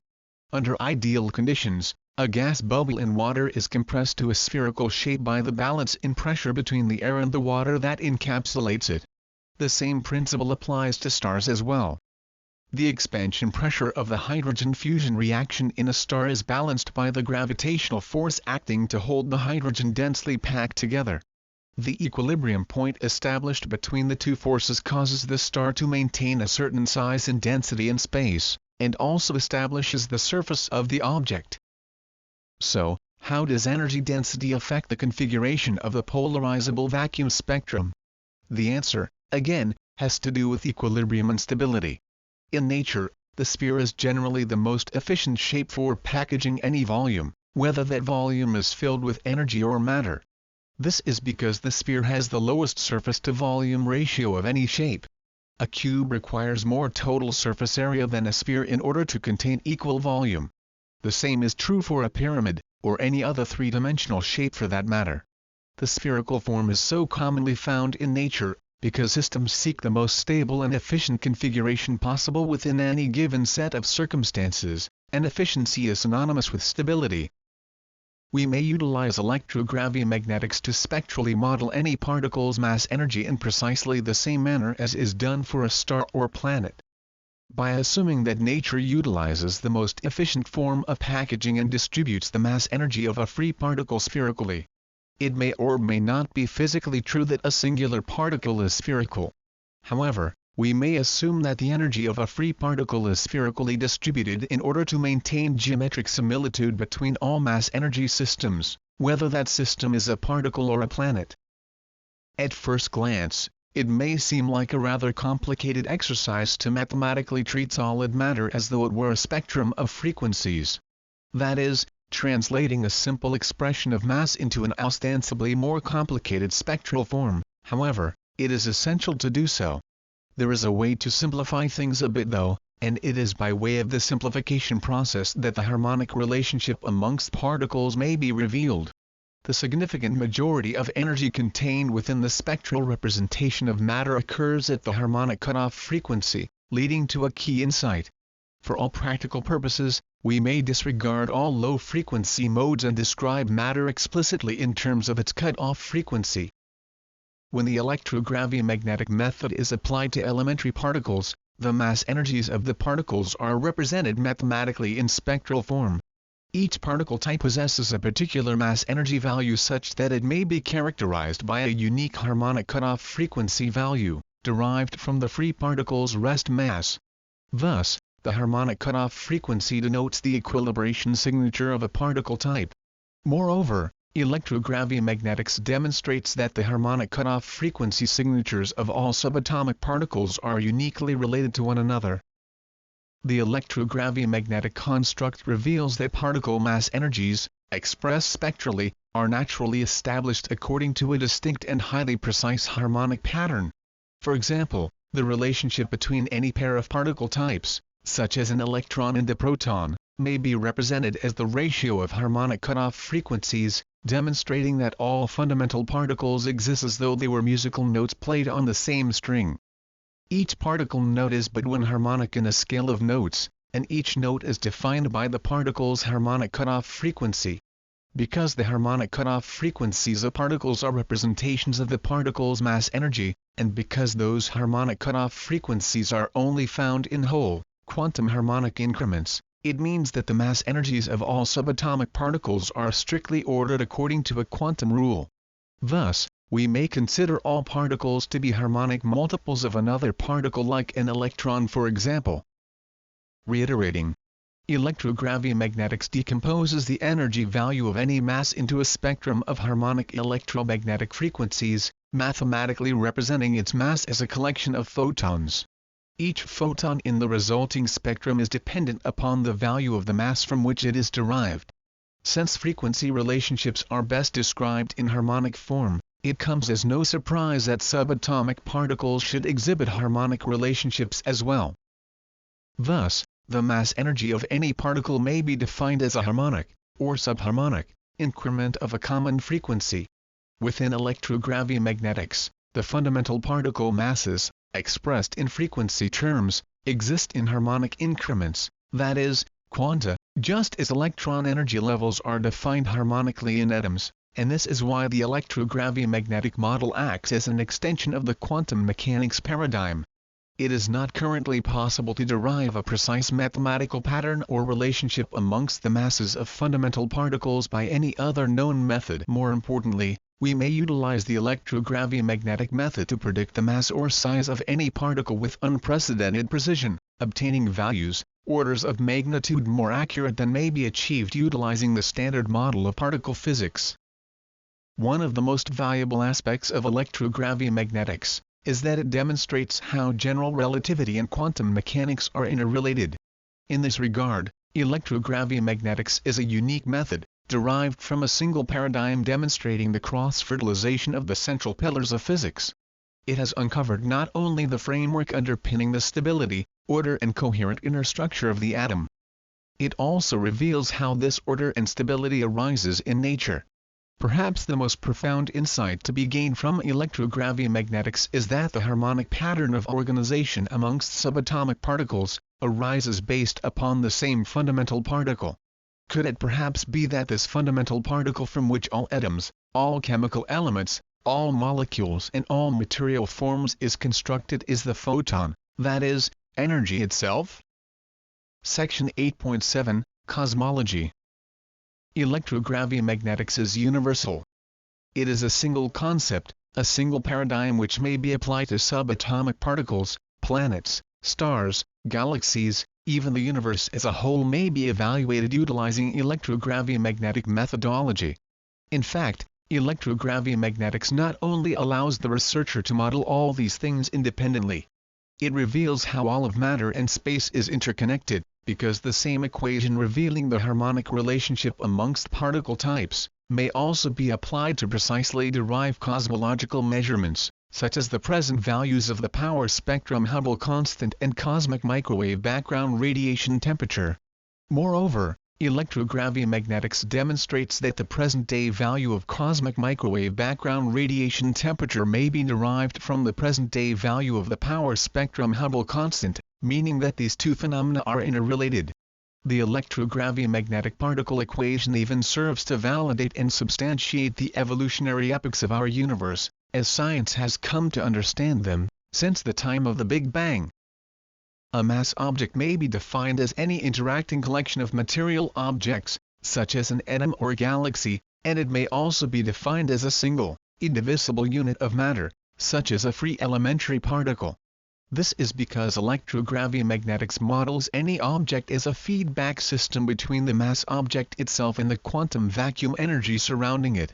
For example, we know that it is not necessary to calculate the movements of every individual water molecule in the ocean in order to adequately predict the dynamics of a wave passing through it. All we must do is model the dynamics of the wave itself. In the same manner, electrogravi-magnetics treats any object or collection of objects as a whole entity, whether it is a whole proton, a whole atom, a whole star, a whole galaxy, or even the whole universe. Electrogravi-magnetics is a method permitting one to mathematically represent a mass object in spectral form. Although electrogravi-magnetics doesn't purport this interpretation to be literal or physical, it is a computationally accurate means of representing matter within the context of the quantum vacuum.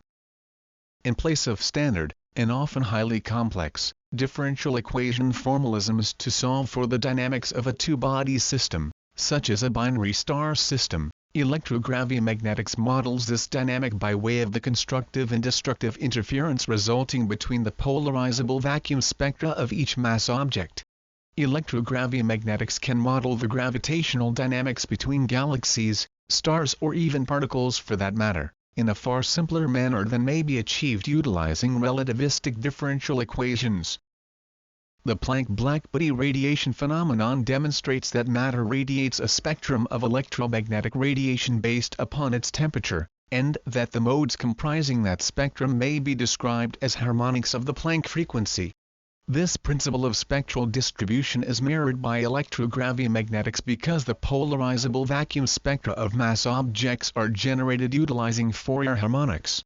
That is to say, each polarizable vacuum spectrum is a mathematical decomposition of the gravitational energy of a mass object into its cognate spectrum of harmonic frequencies.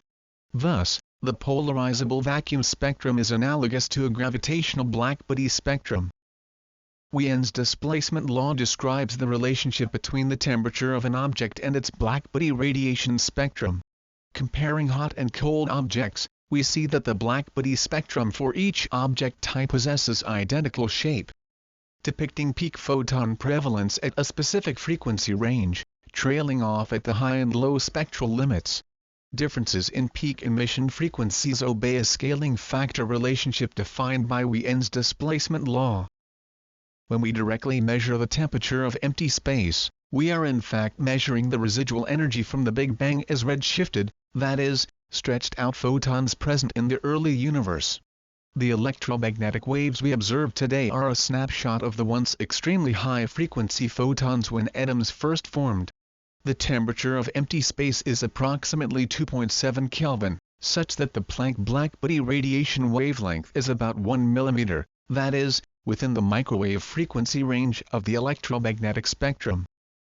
At Bell Laboratories in 1964, while working with a large horn antenna designed for radio astronomy and satellite communications, Arno Penzias and Robert Woodrow Wilson discovered a ubiquitous white noise that could not be eliminated. It was audible day and night in all directions, falling within the microwave frequency range. What Penzias and Wilson heard with their antenna was the radiation left over from the birth of our universe. The discovery of the present-day value of cosmic microwave background radiation temperature earned Penzias and Wilson the Nobel Prize in 1978. The physical detection and measurement of the present-day value of cosmic microwave background radiation temperature was momentous because at the time of its discovery, the Big Bang model of cosmic history was merely conjecture. The idea emerged from Hubble's observation that the universe was apparently expanding in all directions. It was presumed that it should be possible to trace this expansion back in time, when all the matter and energy in the universe was packed together in a much denser form. However, in the intervening decades between the time Hubble expansion was discovered and the present-day value of cosmic microwave background radiation temperature was measured, the Big Bang model was by no means on solid ground. The favorable pairing of prediction and observation meant that, as strange as it may seem, our universe must have suddenly burst into being as if from nowhere. The universe could no longer be considered as a timeless, steady-state universe, but was instead finite, having a beginning, and perhaps an end. When the universe burst into existence, it didn't explode into some pre-existing space. It is not as if matter erupted into a void that was already there. This is a very common and equally grave misconception of what the Big Bang theory actually means. The Big Bang model instead suggests that space itself erupted into existence, carrying matter and energy along with it. It is the space-time metric which expands, not matter expanding into pre-existing space. Thus, the Big Bang happened everywhere. Many people assume that because we measure the accelerated recession of galaxies, we can also trace the motion of those galaxies back to some origin in space, and that some particular point marks the location of the Big Bang.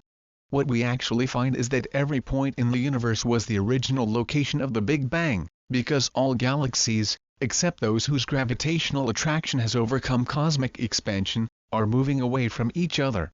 The fabric of space is expanding in all directions, and all points within space are becoming further separated from all other points, not moving away from an origin.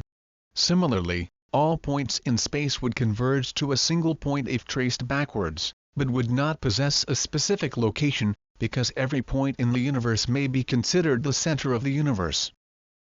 The expansion of the space-time metric, not the explosion of matter into static space, provides the reason for why the ultra-high energy photons of the early universe are now detectable as low-energy microwaves filling space. All energy and matter are part and parcel of the fabric of space-time, and as space-time expands, matter and energy are also subject to that expansion. In this regard, we may consider Hubble expansion to be intimately tied to the present-day value of cosmic microwave background radiation temperature. The current temperature of space defines the black-body radiation spectrum of the universe, and vice versa. However, the radiation comprising this spectrum is composed of far-red-shifted photons that were present in the black-body spectrum of the early universe shortly after the Big Bang. At that time, those photons were much higher in frequency, that is, energy, because the temperature of the early universe was extremely high. We must also remember that there was no more energy in the early universe than there is today. To state otherwise contradicts the first law of thermodynamics. The total energy of the universe remains the same, but its energy is now spread out across a much larger volume. Consequently, the energy density of the universe has changed, not the net amount of energy it contains. The distribution of matter throughout space is analogous to the Big Bang. Stars between 10 and 20 times more massive than our Sun meet their end in the form of a gargantuan explosion termed a supernova. When these stars fuse their store of hydrogen into helium, energy is released resulting in outward pressure counteracting gravity. However, as the star's store of hydrogen is depleted, the outward pressure begins to wane and gravitational collapse takes over. Gravity places added pressure on the remaining hydrogen, causing it to further heat up. When it heats it up enough, it induces the helium to fuse into heavier elements such as oxygen and carbon as the star crushes under its own gravitational weight. The inward pressure continues to build until the star implodes, and the resulting shock wave in fact causes the star to be ripped apart in a massive explosion, releasing the heavier elements just forged in the stellar crucible into space. The remnants of these implosions/explosions form neutron stars, stellar cores that are roughly as massive as our Sun but only about 20 kilometers in diameter. Normal atoms possess a nucleus composed of protons and neutrons, with electrons buzzing around at a relatively vast distance from the nucleus. In fact, atoms are really mostly made up of empty space. However, in neutron stars the atoms are compressed so tightly that they become crushed into a compact ball of atomic nuclei. This form of matter is so dense that just 1 cubic centimeter of it measures in the billions of kilograms. Similarly, the neutron star's gravitational field is so strong that in order to escape its gravitational field, one must achieve an escape velocity of roughly 40% the speed of light. If a star larger than 20 times the mass of the Sun begins to burn out its hydrogen supply and collapse under gravity, its matter compresses into a state so dense that it disappears within the fabric of space. This, of course, is what we term a black hole. Instead of being compressed into a ball of atomic nuclei, matter gets squeezed by gravity into a point. The black hole is black because gravity is so great that the escape velocity exceeds the speed of light. Light attempting to flee the confines of the black hole can never reach escape velocity. It will forever push against the current of gravity in vain, like a fish trying to swim up a waterfall. Whether a massive star explodes as a supernova to become a neutron star, or a supermassive star collapses to form a black hole, the outcome ultimately depends upon the equilibrium established between the expansive pressure of the energy of the star and the contractive gravitational pressure.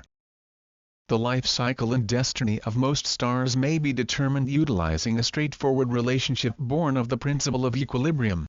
The Sun is a middle-aged star which has fused about half of its hydrogen supply into helium, and still has about 4.5 billion years left before its hydrogen is depleted. As the outward pressure of helium fusion overcomes the compression of gravity, our Sun will swell into a red giant. Eventually the outer layer of the red giant, composed of helium and other freshly fused elements, will slough away from the core, leaving a ring of debris we term planetary nebula. The core of the Sun will remain as a white dwarf star, continuing to burn the remaining carbon from helium fusion until it is also depleted. The active hydrogen burning phase of a star's life cycle is termed the main sequence. As a star like the Sun becomes a red giant, it moves from its main sequence phase into its red giant phase. However, during a star's main sequence, its luminosity, mass, size and temperature are established as a function of equilibrium. The mass density and radius of the star reach a state of equilibrium as the outward pressure of fusion energy and the inward pressure of gravity strike a balance. Before a star becomes a star, clouds of hydrogen condense to form a massive sphere of gas, similar to the planet Jupiter. A pressure threshold must be achieved before this dense ball of hydrogen, that is, the protostar, is hot enough to become a fully fledged star. Increasing gravitational pressure on the hydrogen gas of the protostar causes an increase in temperature. When the pressure and temperature of the protostar reach the threshold required to fuse hydrogen into helium, the protostar ignites. The temperature of an active star, which is established as a function of pressure, also determines the star's blackbody radiation spectrum. All these factors are completely reliant upon a common state of equilibrium. For example, the Sun is a G2V class star, which means that it is a main sequence star whose temperature is 5700 Kelvin at its surface. Wien's displacement law demonstrates that the peak of the Sun's blackbody spectrum occurs in the yellow-white photographic light range. The star Rigel in the constellation Orion is 17 times more massive than the Sun and 6 times its radius, with a temperature of 11,000 Kelvin. The mass density equilibrium of Rigel relates to its temperature, and the temperature relates to its apparent color, which is in the blue range. The color blue is higher in frequency than yellow, and this difference in frequency between Rigel and the Sun is a function of Wien's displacement law. As the temperature increases, the peak emission of the blackbody spectrum shifts upwards in energy. This is termed color temperature. It's just like a flame, the blue part of the flame is the hottest, while the yellow and orange parts of the flame are relatively cooler. This tangential foray into astrophysics has been for the purpose of conveying a crucial point, which is that the mass density and radius of a star in its main sequence relates to the star's temperature. From the temperature we may predict the star's color which, in turn, is derived from the star's blackbody radiation spectrum. As mass density increases, so does temperature. This causes the star's blackbody spectrum to shift to a higher energy and narrower peak frequency bandwidth according to Wien's displacement law. All of these seemingly independent factors are intimately connected, and a change in one will affect the others. This example from fundamental astrophysics reinforces the concept that objects are systems. They are neither static nor inert. This is the fundamental premise of electrogravi-magnetics and the basis upon which all electrogravimagnetic calculations are performed. As discussed earlier, any mass object may be described by its polarizable vacuum spectrum, which is a direct function of mass energy density. The equilibrium point of the star affects its radius, temperature and blackbody spectrum.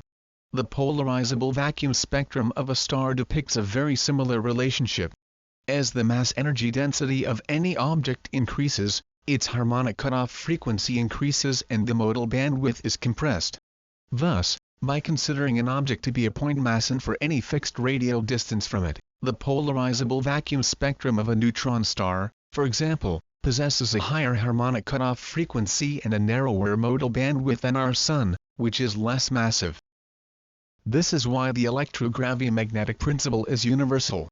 We may model any object, whether it's a galaxy, a cluster of galaxies, a black hole, a neutron star, the Sun, a planet or a subatomic particle using the same fundamental equation.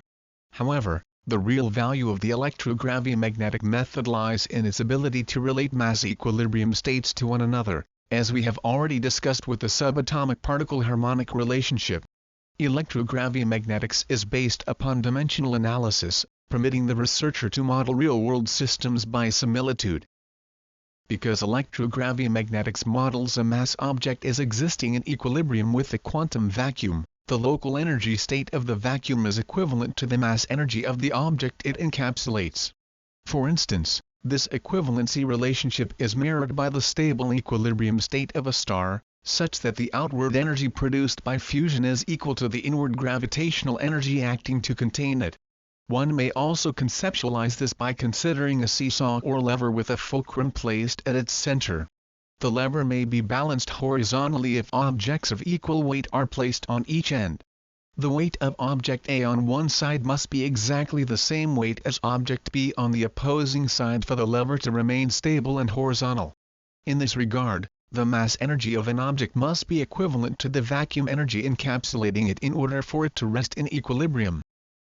Electro-Gravi-Magnetics is based upon dimensional analysis, which permits the researcher to model real-world systems by similitude. The present-day value of the power spectrum Hubble constant describes the observed energy condition of the vacuum in its entirety, as does the present-day value of cosmic microwave background radiation temperature. Employing similitude, Electro-Gravi-Magnetics derives the present-day value of the power spectrum Hubble constant and the present-day value of cosmic microwave background radiation temperature by relating the polarizable vacuum spectrum of an imaginary particle possessing the energy density of the universe at the instant of the Big Bang to its present-day value, utilizing the mass energy density of the Milky Way galaxy as a basis for the comparison. We may apply the electro-gravi-magnetic method to model the difference in energy density between the early universe immediately after the Big Bang and the present moment, by presuming that the seed of the Big Bang was a particle of maximum permissible energy density, that is, a Planck particle, representing a state in which all the energy in the universe is compacted into a single point. Like Sir Geoffrey Taylor, who calculated the energy of the atomic bomb explosion knowing only the difference in blast sphere radius at given intervals in time, we may extrapolate the present-day value of the power spectrum Hubble constant and the present-day value of cosmic microwave background radiation temperature, by comparing the analogous Planck particle universe at the instant of creation, with the present-day universe, because of the first law of thermodynamics. The derivation process is executed by utilizing the electro-gravi-magnetic harmonic representation of fundamental particles equation to relate the primordial universe Planck particle to a present-day equivalent of known mass. However, instead of a proton or electron, the arbitrary particle we elect to apply as a baseline reference particle is imaginary, possessing the mass of the Milky Way galaxy. If we were to use a proton, it would reflect its local equilibrium boundary within the atomic system, not the energy density state of the universe. The polarizable vacuum spectrum of this Milky Way particle, referred to as the galactic reference particle, possesses a harmonic cutoff frequency which is very high, but less than the Planck frequency. The galactic reference particle represents the mass energy density and vacuum equilibrium state of the present-day universe. We observe that all galaxies are, on average, evenly distributed throughout the universe, and that they are all roughly in the same stage of evolution. Thus, we may assume that the evolution of all galaxies has been subject to the same ground rules and has followed roughly the same timeline as our own, as the universe is quite uniform. Because of this, our own Milky Way galaxy acts as a reference particle, yielding an average present-day value of the gravitational intensity of spacetime. Astronomers have been able to produce a fairly good estimate of the total mass of the Milky Way, and have been able to calculate the distance of our Sun to the center of the galaxy. We may mathematically represent total galactic mass as being contained within a single particle, placed at the galactic center. This reference particle may be represented as radiating gravitational energy equivalent to its total mass. The intensity of gravitational energy at any radial position, such as the Sun's mean distance from the galactic center, may be calculated from the polarizable vacuum spectrum of the galactic reference particle. Thus, the galactic reference particle is proportionally representative of the total mass energy density and quantum vacuum equilibrium state of the universe at the present time. Pressure, as it has recently been described within this chapter, is directly related to temperature. And temperature, as we also know, is directly related to the black-body spectrum. A mass object of any type may be represented by its polarizable vacuum spectrum, which may also be physically interpreted as a spectrum of gravitons. The parameters of the polarizable vacuum spectrum directly relate to the gravitational intensity of the mass object. In other words, the modes comprising the polarizable vacuum spectrum indicate the gravitational intensity present at any point from the center of the mass object. As one moves away from the center of mass, the gravitational intensity decreases, and the number of polarizable vacuum spectral modes increases. This equilibrium gradient denotes a balance of field pressures between the quantum vacuum and the mass object. The present-day value of the power spectrum Hubble constant, in a sense, is a measure of the expansive pressure of the space-time manifold. Thus, we may utilize the galactic reference particle to determine the average cosmological matter spacetime equilibrium value and derive the present-day value of the power spectrum Hubble constant. Deriving the present-day value of the power spectrum Hubble constant in this manner provides the required input for the derivation of the present-day value of cosmic microwave background radiation temperature. Once again, we shall commence by stating that pressure is related to temperature. Utilizing the current average pressure of space-time, that is, the present-day value of the power spectrum Hubble constant, and relating it to the pressure of the primordial universe Planck particle, at the instant of the Big Bang via Ducht-Wien's displacement law, yields a scale by which the Planck mode decayed into its current spectrum. This demonstrates the manner in which gravitons radiated at the instant of the Big Bang have redshifted at the scale defined by the ratio between the galactic reference particle and Planck particle equilibrium endpoints. This redshifted frequency may be converted to cosmological temperature, producing an estimate surpassing the precision of the most accurately measured value of the present-day value of cosmic microwave background radiation temperature. This level of accuracy is due, in part, to the natural derivation of the cosmological inflationary epoch under the electro-gravi-magnetic construct. It is also possible to utilize the primordial universe Planck particle and galactic reference particle endpoints to thermodynamically model the change in the Hubble constant and cosmic microwave background radiation temperature since the instant of the Big Bang, forming a complete historical record of the evolution of the cosmos. This is accomplished by relating the Planck particle and galactic reference particle via the harmonic representation of fundamental particles equation, yielding a dimensional scaling factor which fills the gap between creation and the present day in terms of volumetric expansion. Immediately after the Big Bang, as energy began condensing to form matter, the gravitational energy radiating from matter formed equilibrium gradients within the quantum vacuum. Hence, the formation of matter is a vital component for determining the average expansive pressure of the universe following the Big Bang, and the manner in which the Hubble constant has changed over time. The influence of matter upon the expansive pressure of the space-time metric is automatically factored into the model by incorporating the gravitational energy state at the Sun's relative position to the galactic reference particle. We may extrapolate the evolution of the Hubble constant and cosmic microwave background radiation temperature by assuming that the number of space-time modes has bifurcated exponentially since the Big Bang, taking into account the effect of matter condensation on the modal spectrum. This facilitates the determination of scaling factors based upon the intensity of gravitational flux between the instant of the Big Bang and the present day. The scaling factors are then applied over the Hubble and temperature domains. The result of this calculation is truly astonishing. Based upon the electro-gravi-magnetic method, the epochs of cosmic evolution are mapped out in extraordinary detail.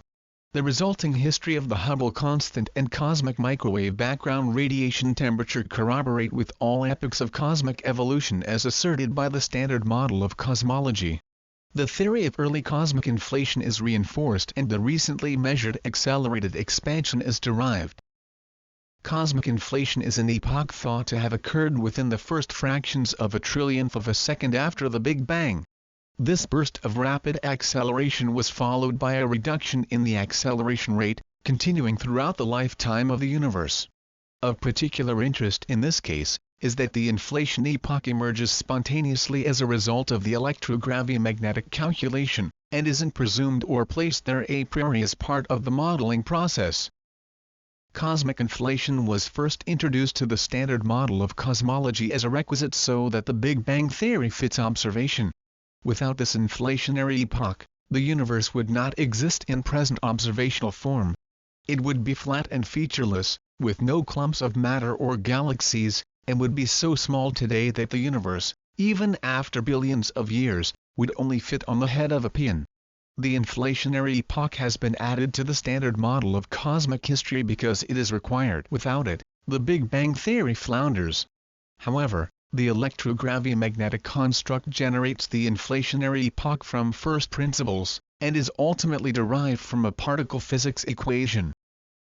The latest scientific measurements demonstrate that the expansion of the universe continues to accelerate. Previously, scientists wondered whether there might be enough matter in the universe to halt cosmic expansion.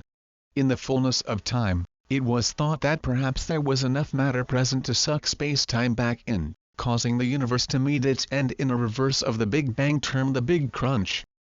However, when the results came in, it vexed some astronomers to discover that the universe is actually accelerating at a rate exceeding predictions, based upon the best estimate of the total amount of matter in the universe. The discrepancy between prediction and observation, within the standard model of cosmology, is so vast, in fact, that cosmologists were forced to invent the concepts of dark energy and dark matter in order to make sense of the findings. Our best measurements of expansion are so far from the predicted value that theorists presently estimate that 74% of the universe must be composed of dark energy and 22% must be dark matter, meaning that a whopping 96% of our universe exists in an unknown, unobservable form.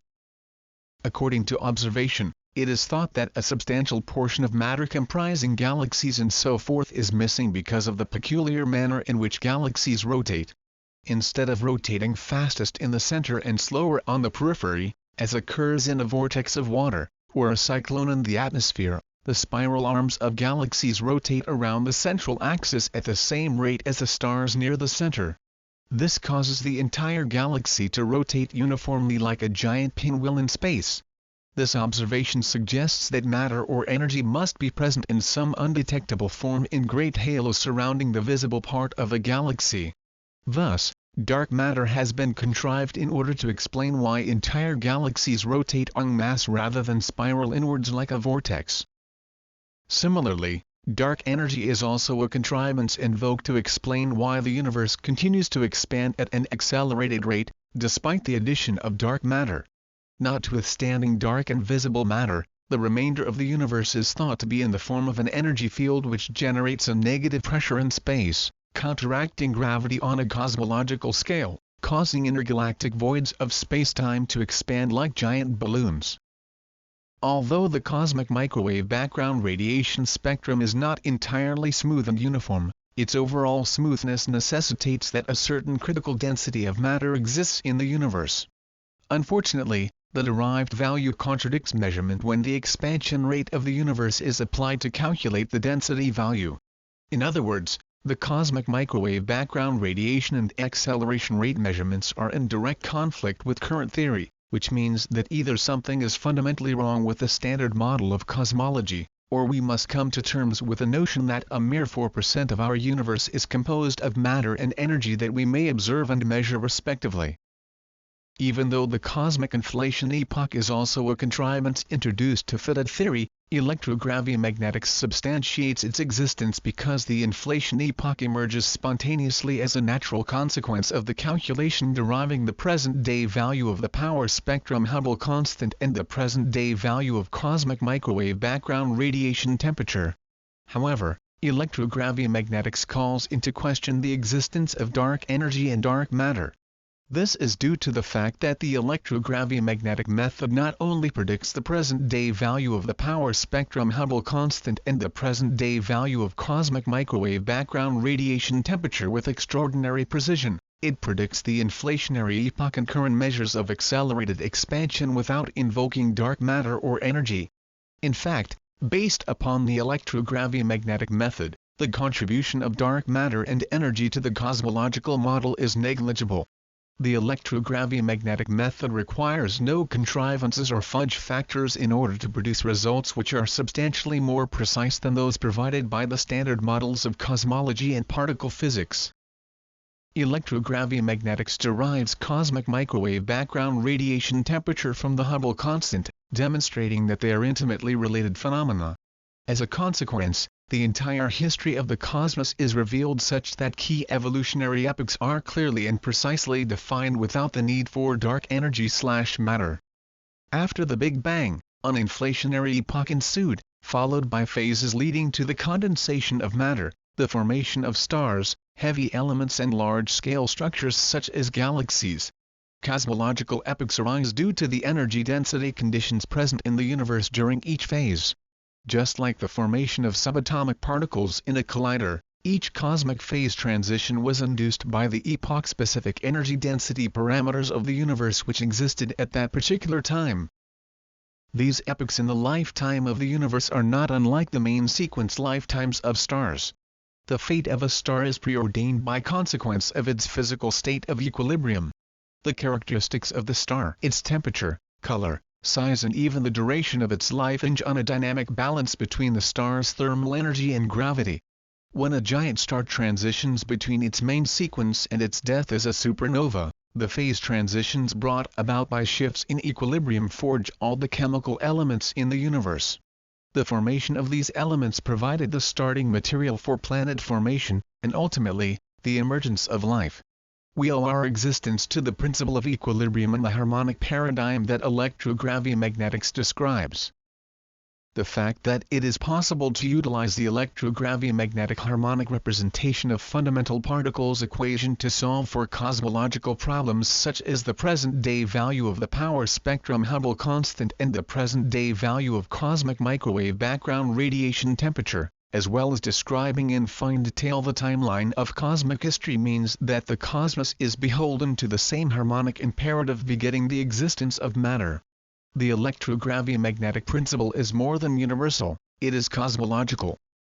We have come full circle, from alpha to omega, having substantiated a mathematical philosophy once fervently espoused by Pythagoras and the ancient Babylonians over 2,000 years ago.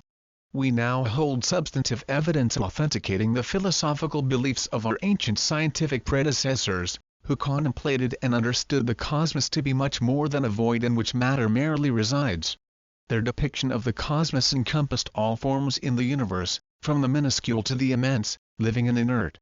Their cosmos was an expression of musical universalness, the harmonic affinity connecting all things and giving rise to all forms in nature. Due to the technical nature of chapters 9 and 10, please refer to the hard copy text by following the link shown.